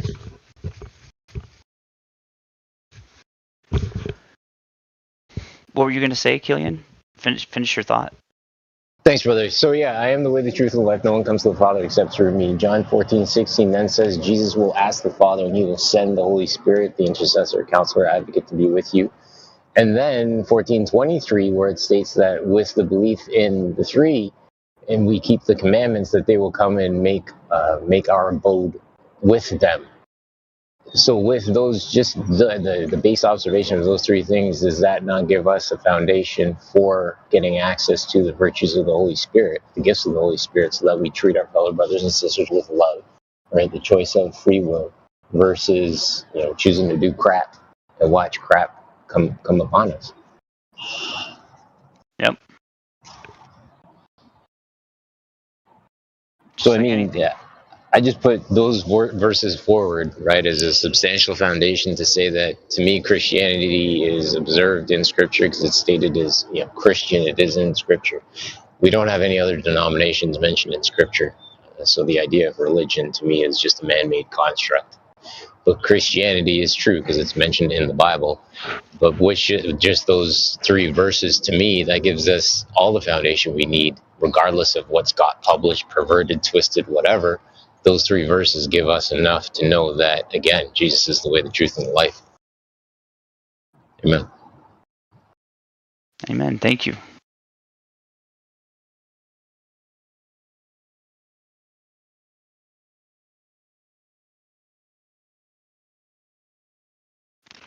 Miss you, Killian. How you been, man? Many returns, brother.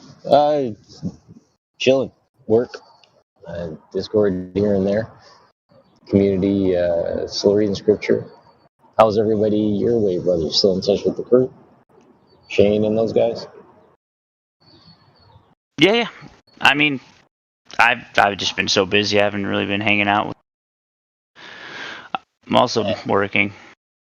Nice. What are you up to these days? Oh, I just I work at a restaurant in Vegas. That's Venetian. Nice. Okay. Yeah. Oh, it's awesome. I'll go into more detail, but I know the stream's recorded and there's a weirdos out. Exactly. Yeah. The room's clearing out, so we can. I'm gonna clear out too, to be honest. Yeah. But dang it, I wanted to say bye to Roots. He's here. He's here. Yo, honestly, I've really enjoyed the chat, bro. We've been through some good shit. I know we disagree on the Christianity thing, but I hope you still value our chats, dude, because I do. Yeah, of course, dude. I absolutely do. And it's, the reason why I'm just like, man, that's dangerous in terms of like, you see the goodness, you see the fruits of Christianity, you see the spiritual, right? Like you see it as an overall good thing, but you don't see yourself as, submitting to it, which is interesting because there's an atheist named Richard Grannon that I watched a bunch of his videos, and he's not defined as an atheist, right? No, he's a psychologist talking about, like certain roots of narcissism and dependency and stuff like that. Like he has really great seminars. But even he said that, the problem we have about psychologization, right, of identifying traumas and stuff like that, and giving us so many different descriptions and words about mental traumas, and then using that as a replacement for why I feel the need to have a spiritual connection or a reverence for something is because of this a simple psychological explanation. He said that is the reason why we're in the predicament we're in. We've lost reverence to things greater than ourselves. And like this was an atheist saying that. So it's a similar kind of thing. Yeah. I just want to reiterate though, I am spiritual and I do believe in a creator, so that's not the same situation, dude. I'm just not convinced by the specifics and the historicity of Christianity. Apart from that, I believe in a creator, and I believe it's the same creator as being spoken about in the Bible, but I couldn't be a Christian because of the history, and that's all. Apart from that, you could call me a Gnostic if you want. I'm close enough, dude. But I'm just not a traditional Christian, and I would never be because of the history. No, fair enough. I mean, technically speaking, I'm not even a traditional Christian. If I'm non-denominational, right? Dude, the historicity of all of it, like being a Protestant or versus Catholic or Eastern Orthodox, or you know what I mean. There's so many flavors of it. I'm But probably the furthest from all yous. Oh yeah? Yeah. Which one? Well, if you wanted to give it a name, because I hate all these names as well, I'd say mid-ax dispensational. So the kingdom, I guess you would say the kingdom of grace then, right? Well, the gospel of grace, yeah. Or the gospel of grace, We're in the dispensation of God's grace, is what the Bible tells us. Anyway, the scriptures tell us. So, but this is a very controversial doctrine, I suppose you would say. But I don't see it any other way. I can't see it any other way. I did a lot of searching on this one. So how do you feel about Calvinism? It's not biblical. Nice. Okay, cool. And Some of neither it. is Arminianism, yeah. Like, yes, there's points, but they add, yeah. Well, that's the thing about Scripture. You can twist and turn certain things and create your own doctrine out of a couple verses. But well, this is what everybody does, yeah. So if you're a Baptist, you believe that the church began with John the Baptist and your ministry's heavily focused on baptism. You know, if you're what would you say, an evangelical or I've lost the word. Protestant? Or Presbyterian? No. Hang on, I'm trying to think. Pentecostal, yeah. Then you believe that Pentecost is the beginning of the church, and you focus your ministry on miracles and other things that occurred during Pentecost. Right. You know, but think about that need to establish the church. Yep. That's where all the different flavors came from, in terms of like the church. But it's like, okay, who gave us the scripture in the first place? Who compiled these books? This is Jay Dyer's argument, right? He says the Orthodox Church, the early church fathers, like. Well, yes, that is correct, and that's something I have struggled with over the years. So I've done, again, research on that, and we're told to believe that basically what we have has been protected. But I do read other texts as well, and I take it all into consideration, I suppose you would say. But when strictly reading the Bible, I read it dispensationally.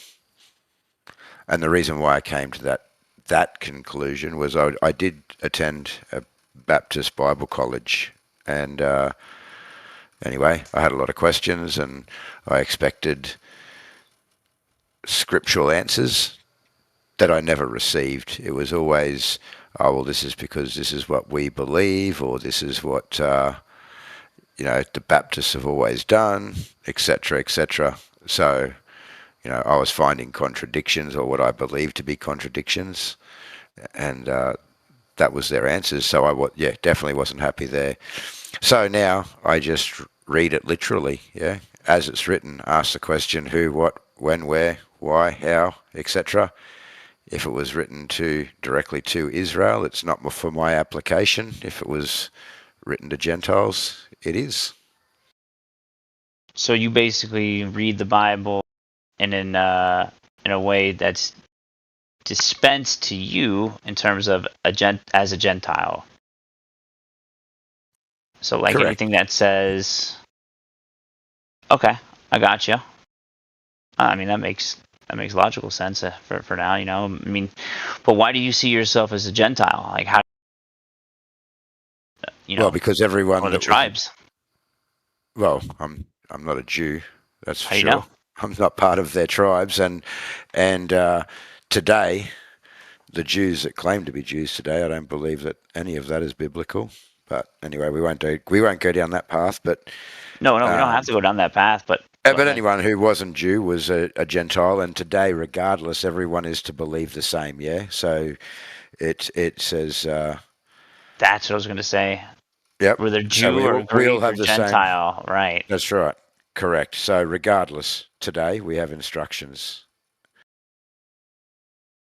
Right. No, I was just worried for your sake in terms of like, I'm not saying leaving out scripture. I'm just saying like I take it all in wholeheartedly. No, I don't leave out anything because if you do, you don't understand where you are and how you got to where we are today. Yeah. Context. That's very important. Yeah. So the whole Bible is written for us. Yeah. But not all of it is written to us for our application. Prescriptively, right. I know what you mean. That's right. Now all Christians know that to a certain extent. Yeah. They say, no, that was the Old Testament. This is the New. That's not what we do anymore. Yeah. We're in the New Testament now. So if you're reading dispensationally, it takes it that little bit further. I can give you an example if you like. It's this can get pretty full on, but I'm about to leave right now. Actually, it's 4 a.m. But check it out, AJ. When it means to love God with all your mind, heart, strength, and soul, and to love your neighbor as yourself, people kind of glide past the first part, like, you have to love God, right? But what does that truly encompass? To love God with all of your heart, all of your mind, all of your soul. You know what I mean? Like, you don't want to make a mistake when it comes to this type of topic. That would show reverence for God teaching. You know what I mean? So, like, yes, the cautiousness that someone should have when going into these topics, I highly recommend not being so sure of yourself, or I shouldn't be so sure of myself either, because it's almost like you're running a race, but you're running a race on thin ice. You just have to be careful. You know how Paul says you're running the race? Well, I think you're running the race on thin ice when it comes to like doctrines and reproving one another. Like, it should be through the Holy Spirit. And see, that's the thing. The Holy Spirit, that's the thing that people don't understand in terms of like an outsider, is like, that is why we have to point to something else other than our feelings or ourselves, which is the Holy Spirit. It's in the spirit of the conversation, fruits of it. Anyway, I love you guys. I hope you all have a blessed day and blessed evening. I'm going to bed. Many returns, brother. Be well. Yes, sir. Later.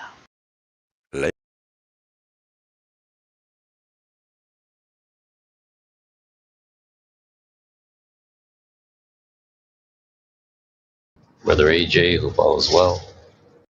Yeah, everything's good. Just changing some rosters and listening into the conversation, jumping in here and there.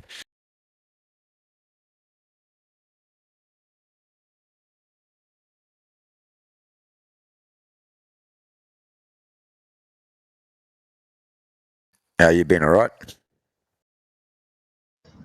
Yeah, brother. Same old stuff, different pile. Sun is up. Beautiful season, changing of the guard, if you will. Getting into June. Pretty soon it'll be the summer solstice. And then we start our countdown to send the sun back to y'all South of the equator. It's getting cold for you to your local, correct? It's getting cooler. I'm in North Queensland, so it doesn't get too cold here, more tropical. But yeah, it's cooling down a bit.